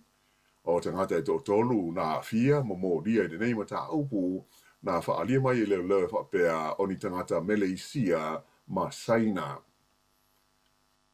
Ua whaailo mai e stasio fo mai to mai whaapitoa i wha mai pipisi te tono New Zealand. E whaapea o le alu i lunga o la whainga o tangata e maua i le COVID-19 fruiwa i te tono le tunu ua masalomia ai ua o mai i New Zealand nei ia leisi vaenga fau o le vailusi o le Omicron. O le aso nafi na whailo mo iai le mtanga ruenga le soifua maro loina, le si itia i le lua afe le vai aso o le a whai o mai fau COVID-19 i te tonu o le tunuu. E le ngata i lea, ai ua mai tawina ai fo i le si itia i le tolus full tolu pasene i le tonu o le vai aso e tasi o le a whai o tangata e tau fia i le tonu o whalemai ona o le COVID-19. O le a salawaia e whasa lau luas full tolu le a whai o mai sa tau fia ai te tonu o whalemai mō tonga fitinga. Nā whailo mai le li professor o Michael Baker o le University o Otago, o le sitia o ia whai numera, wātangi ai, o lea ua amatau no o mai i leisi vaenga fau o le vairusi o le Omicron i le tonu o New Zealand. Nā tā ua le li fo mai, ua lua masina o mā ua lalo pēr la whai o mai fau, ma tangata ua whaina ai le tonu o New Zealand ei. Ai o le sitia ma urunga o mai fau mo a tau fo i matangata e tau fia de tonu o whalemai i le vai aso o mwai atu nei, o se tulanga lea e mautino ai, ua o mai leisi vaenga o le vairusi o le Omicron. Sa whaamamafaina mai e Baker, o lea ua o mai i le tonu o le tunuu i a vairusi ia o lo au pito pipisi ai le whaamai COVID i a tunuu i whafo, e pei o le BA4 ma le BA5, ai mai se o le BA 2.12.1. Sa whaalia fōi, o le angai ina uma o le au ngāo tui pui pui ina ai masina o luma nai nei, o le awha pēo na wha te tele ai le pipisi o le vairusi le tonu o New Zealand. E pei ona sila fia, o le astofi taruai, le asa wha iloa mo iai e le minsta ua whea ngai nei ma ngā yoinga te te i le wha mai o Aisha Verrall, o le atuma pēo na iai i New Zealand, i lalo o le mōli lanu mōli o pui puinga o le COVID, ona o le whaatupula ia o mai fau, ma tangata ua awha ina ai i le vairusi.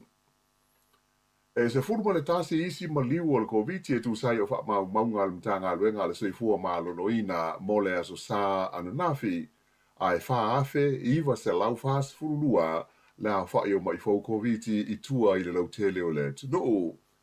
Ai o le fua avelesi o mai fau mo le vai aso o mawai, e ono afe valu se lau iwa sfurulima, wha atusa lea i le wha afe iwa se lau ma le valu sa iai i le aso sa i ona tua.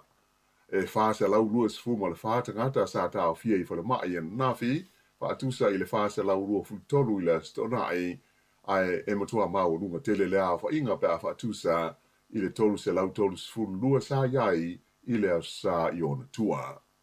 E to ono tangata o lo tau fia i le tonu o potu mo mai ti ngā ina.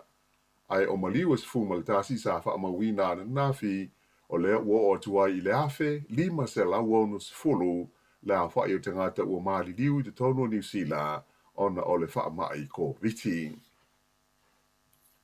O le whaalapo tonga fau lea ua amutalia na ngā luenga i le pūlea ma le whaafoe ina o ngā luenga whaale soifua malolo ina. O le ahanga i mua e whaale leia i le tūlanga o le au whai ngā luenga. Ina ia wawe ai o na whaatino suinga te tele pe o na fuafua ina mo au nanga umatau le soifua malolo ina i le tonu le tunu u atoa. O le tūlanga na sauno i ai le teitei whono le komiti whaafoe o le Health New Zealand te whatuora le li e swafa ia Rob Campbell i se whailo inga ma le au tu stala i le whaai unga le vai aso.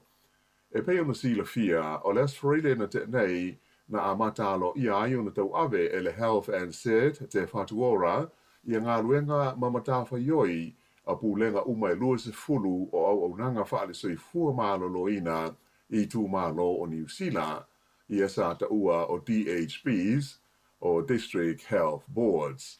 Na whaalia mai lai le teitei whono ia Rob Campbell a tonu e ono umi se taimi e a to ai ona whaatino ina swinga te tele pei ona mo mia ai e mautino lava o swinga mo ngā luenga patinoa i le soifua malolo ina o le tinu o le a vave lava ona whaataunu ina i lalo le pūlenga fau lea ua iai nei. O lo tu mau pēo na iai i a pūlenga whaaitu malo i lus furu po DHBs se ia o ile masina o se tema ina ia so longa le iai le whaatino ina o swinga fau. Ai peitai, wa le o toa iai ma ua whaata ape ia komiti whaafoe ia sa ngā lulue ai ia sui filifilia mo i tū malo te tasi. E lesi vaenga o le tātou tala, o le aso muli o le asi singa i lona tona le tamaita i pāle mia ia Jacinda Ardern na wheila o ia tuai o ia i le Pelenise o Viliamu, ma ia tuina tuai ma se vala awalo ia mo le li Pelenise ma lona fole tua ina ia malanga siasi mai i New Zealand i te teimi tāla whea ngai. Sa ia whai mea alofa fo i le li Pelenise i se ohu ta alo po se Jersey, whaapea ma se polo la kopi, mo le ipo le lalolangi o le tu pāo to mai tai, lea o le a tari malo ai New Zealand ia o ke topa. E le ngata i lea sa tau au ina fo i Jacinda Ardern, ia se kopi o le tusi whai tau mo tamaiti, le whai ngoina o le Tulip and Duck, a spectacular friendship story, mo le whanau e totolu a Viliamu ma Katie. E le ngata i le whailo inga ma le li Pelenise, a sa whailo i fōi mo ni taloanga alo ia le tamaita i pāle mia, ma le pāle mia pele tā nia le li o Boris Johnson, a e whapea le te tai o le pāti a le Labour, Sir Keir Starmer, ia ma lona lango o le tamaita i hui pule swafa ia Angela Rayner. O le whai ungo le vai aso, na tu ua ai e Jacinda Ardern Europa, mai wha aso le a iai o ia i Australia, mo talanoanga i winga i whawhatau o inga, ma la tina e o tūlisi, ma tangata tā whao mai moa, a o le i toe te liu mai o ia i le atu nuu. O le astona ina te nei, sa tau au fiai Wellington e le sinoti tele le kāle sia kātoliko a wao i te tonu o New Zealand.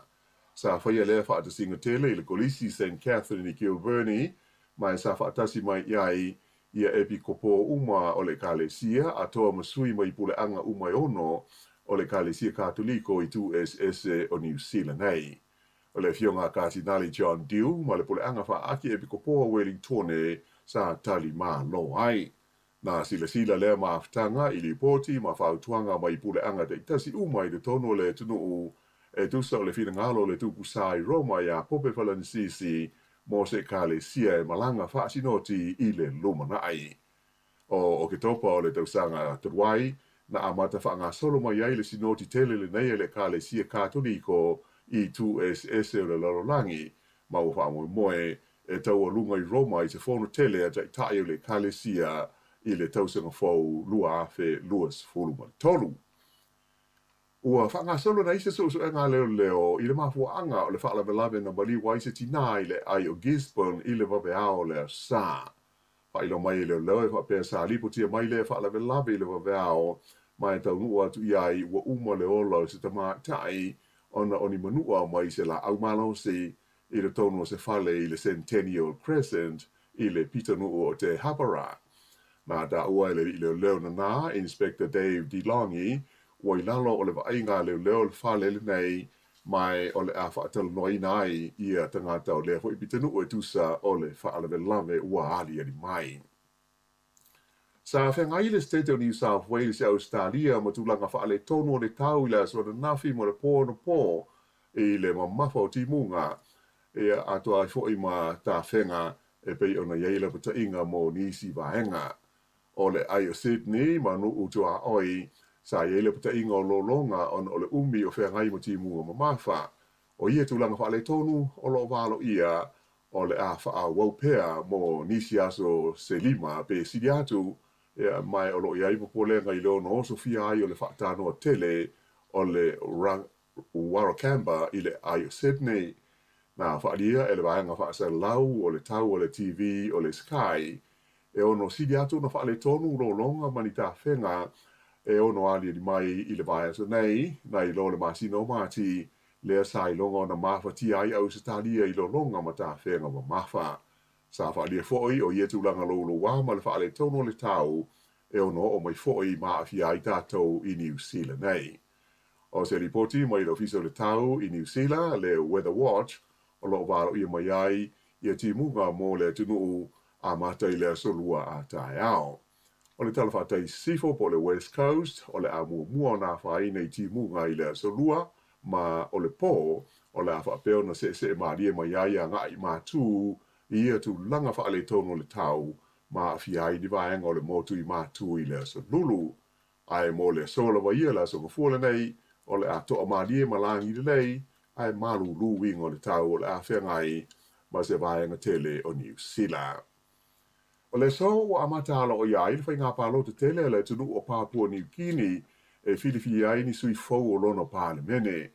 E se lau se fulma le valu la whai o sui fai pule o le Parlemene o Papua New Guinea mai o le palota foile nei e whiliwhi ai ma tofi ko wana o i tū ma lo e lua se fururua o le tunu whai lo mai e whapea e tūsa ma le tolu a whe ono se lau le a whai o sui wha atu tū o lo tau wā i le palota tele le nei a Papua New Guinea. Mai ono a whe la whai o lau whai ngā ruenga whai palota o lo ngā rulue ai tonu i tū ma lo e lua se furu ma le lua. E iai ni ripoti na ta o mai ai whapea o lo iai ni tūlanga ua ono wha atua iai o na wha ngā solo ia le whai ngā palota i tonu o le lau mua le tunu i le ai o Port Moresby. Mai o whai ai se tāmsanga le li pālemia ia James Marape mo le tunu ina ia file mu ma mau i le toa malie a o whenga iai ma le lātou whai ngā filifilinga. I se whaaringa mai le komisina o whai ngā palota a Papua New Guinea Simon Sinai na ia tauai e se le vaso le palota mo i tū malo ma vaenga taitasi o le tunu. Aena ia ta ua o le tele lawa whai ngā filifilinga o le awhaatino ina le la so futasi ma le se fururua o iulai ina ia lawa ai le taimi mo le au whai ngā luenga e whaitau ina ai ma wha maa popo ia whaai unga. O le fo iwa iai le tono Papua New Guinea se au whai ngā luenga wha apitoa mai le wha lapo tonga ma lo le tau pulenga peletania mo le mai tau ina le lei o le wha ngā salonga o le palo de tele a Papua New Guinea.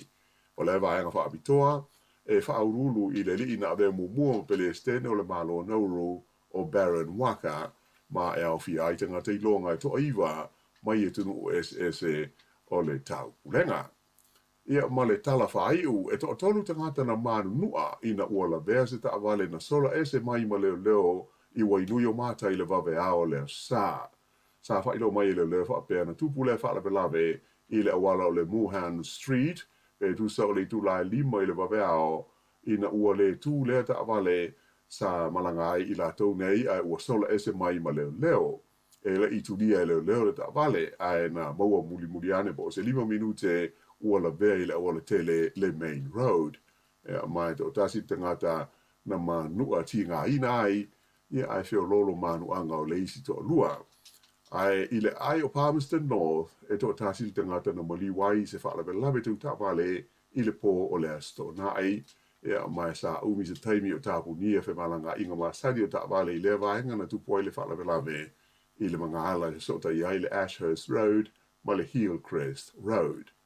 O le whai unga le nā o Talafou.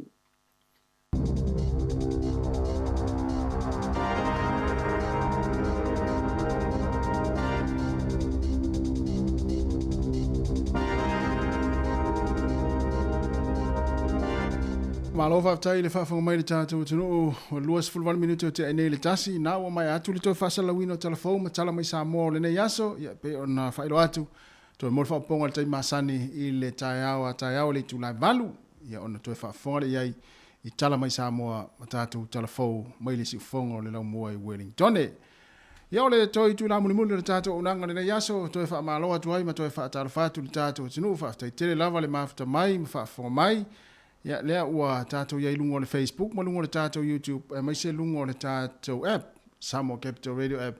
Ia tātou eva tula ia nei teimi tāno le lua, ia ona tu mai leo lo au, tu watu fo ilo lima, tātou whaato wha, ia mo le nei aso, o mai ere tau tuar si fonga la mua le tula lua. Ia, lona wingo leo tu e whai tula, ia ona mai ere leo le tātou maftanga, ia e mana ia foi. Ia e mana ia whapa oa tu nei pese ia. Ya, awa fo i lo fa fonga mai nei taimi ya o le tatu tautua ya fa fa ngofi fo o ngā ruenga o leva na fia mana va si vaenga le mana va le tolu ya o leva fo i o na fia o si vaenga le a mata le tolu mana va na nei disfrutasi ya i ngā ruenga nei taimi ya fa pe fo na wa e ta pena fo i te alu e sauni ya nei fa na e piki nei fa na wa onga manu ya fo i ala ya tu lunga le wala ya fa talo fatu ya lusa ani tere liva ya ma lo lava ya fai mai lo ma ni se ko fale moe a malia se pese ya wala ngona fo ilo fia moe o mele ya o vo aso la ya tatou sa mo pe a welele aso tatou pepe a tatou i tasil tau sanga ya welele lue ale vai to lo matu o ilungo na vai ya mausul pese vole moe pepe tu mutu ya pese na sa fa moe tatou ya sola ia ai fai mai lo mani se ko fale moe ma lia le pese ia ona o moe ai lea ia te lo ai le pese na moe ia sola wa le pese na ta te va mai taua nai matua nai tina matua ia sola pe le pese ale na vo le fa moe nai pepe a moe pepe tumu le lau si tato fa longo na le pese an se ko fale moe fa tala fo le sunga ia se pule fa fitai mafta mai tato tu ne oli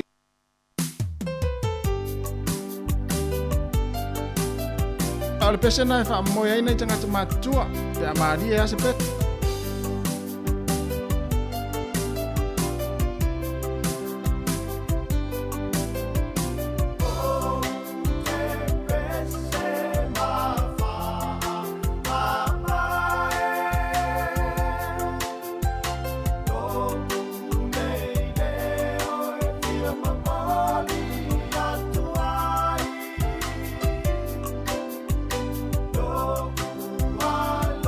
Bye.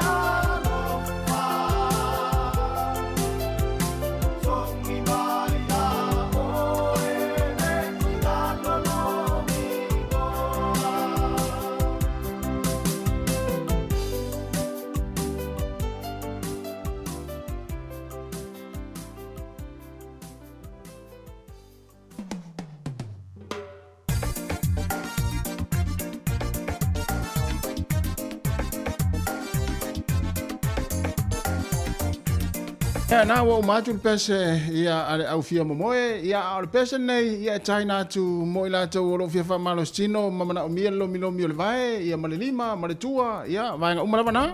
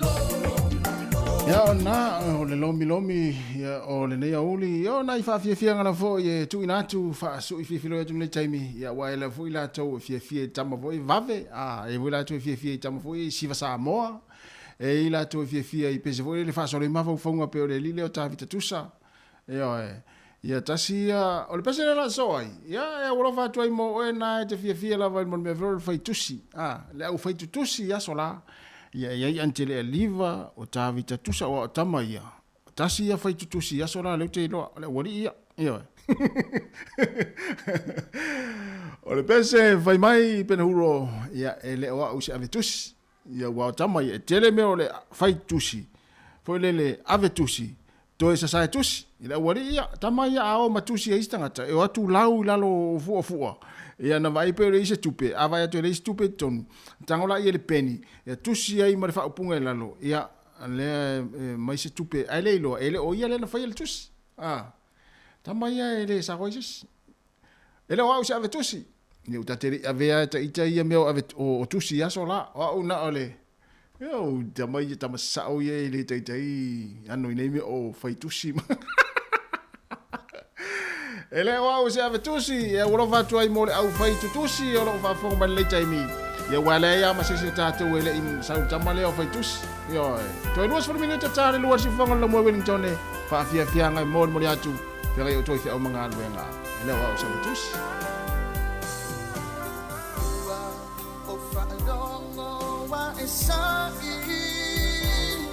Supokako ua etu uai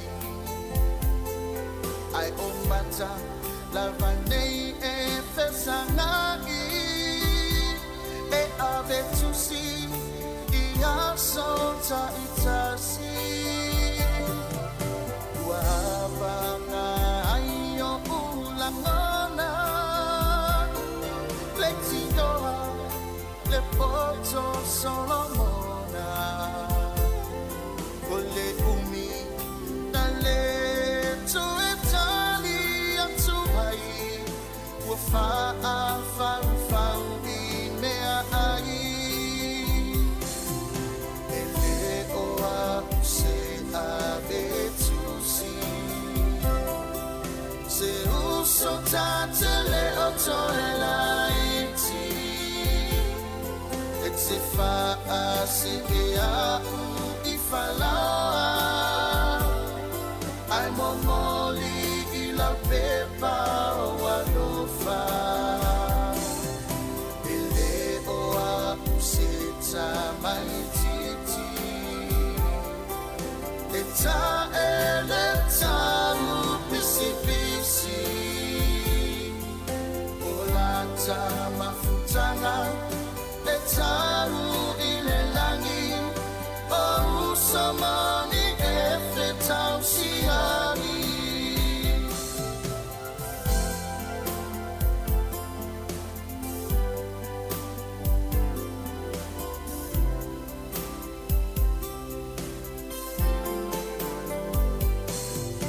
Aina wa o tatalaina na o mawa ai tu pesiniva sa o vai tawina malo himata ua o olengi ale mafutanga ele se seloma sano sano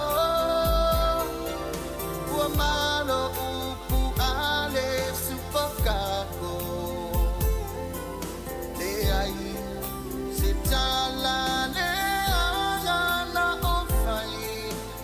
Malo la vale si pai ele oa se ave tusi se uso tatele otoelaiti et se fa se a ifala ai momoli I la pepa o alofa ele oa useta mai titi eta ele taru pisi ola tama futanga etaru ile langi o usamani efe tausiani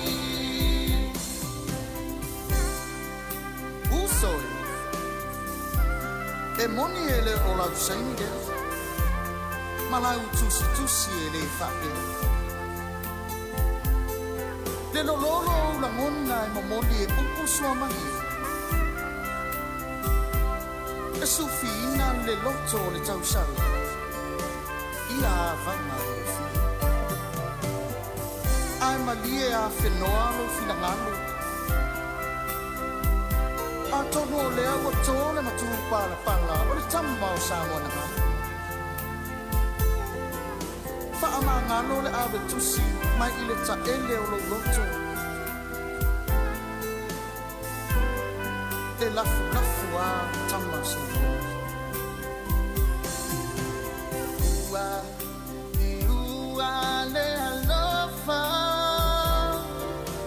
sala I upusa o fofona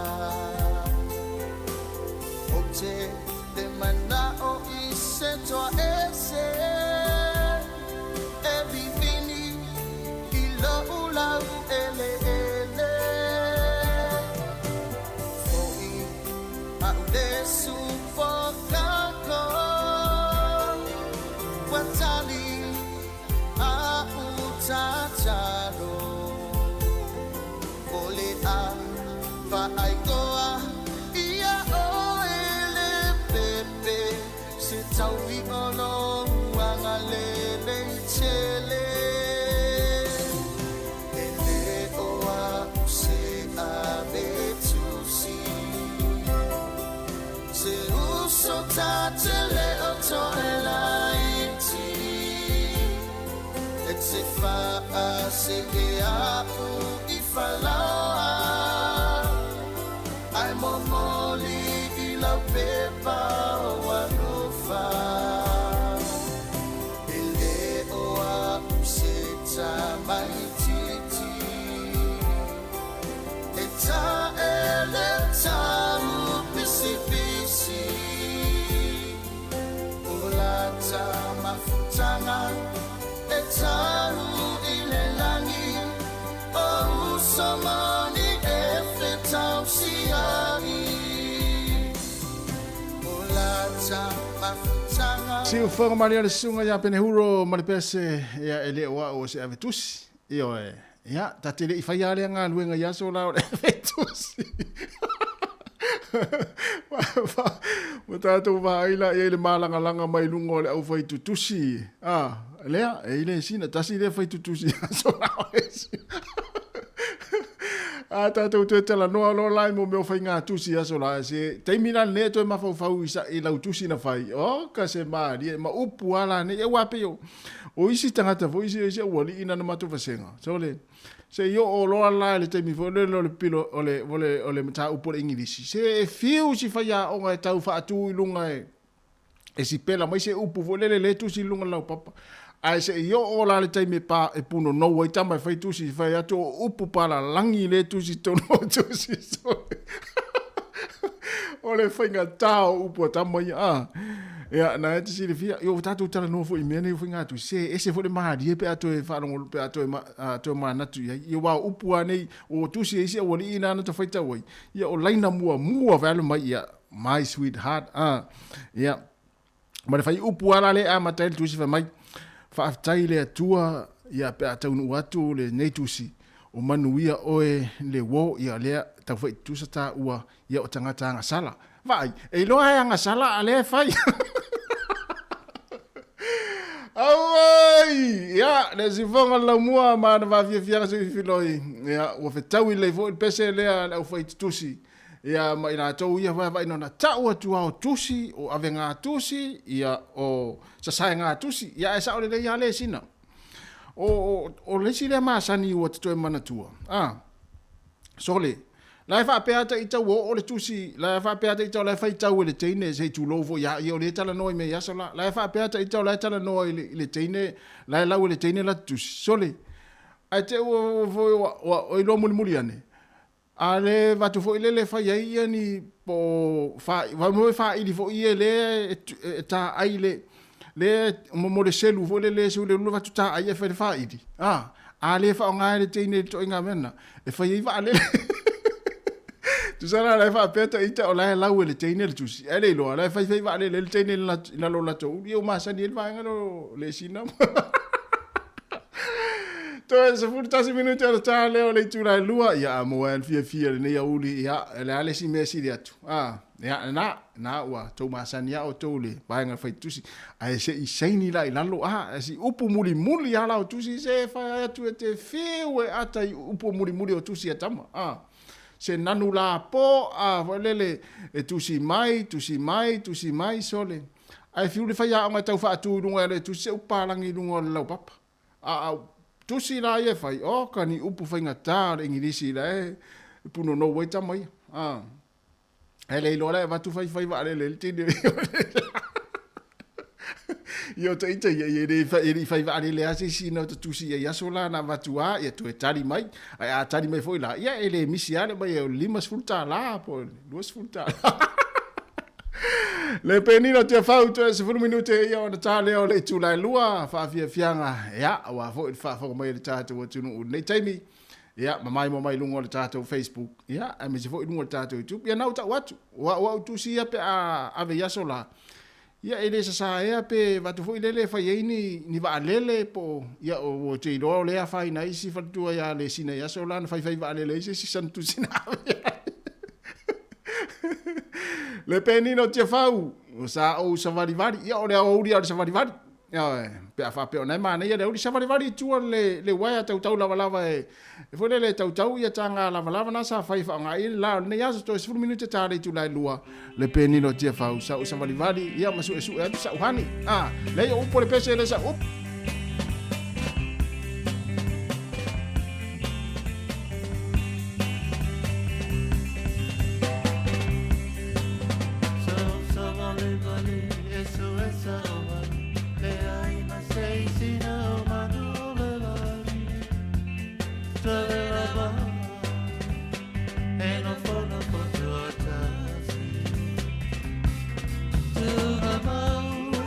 See you, me, I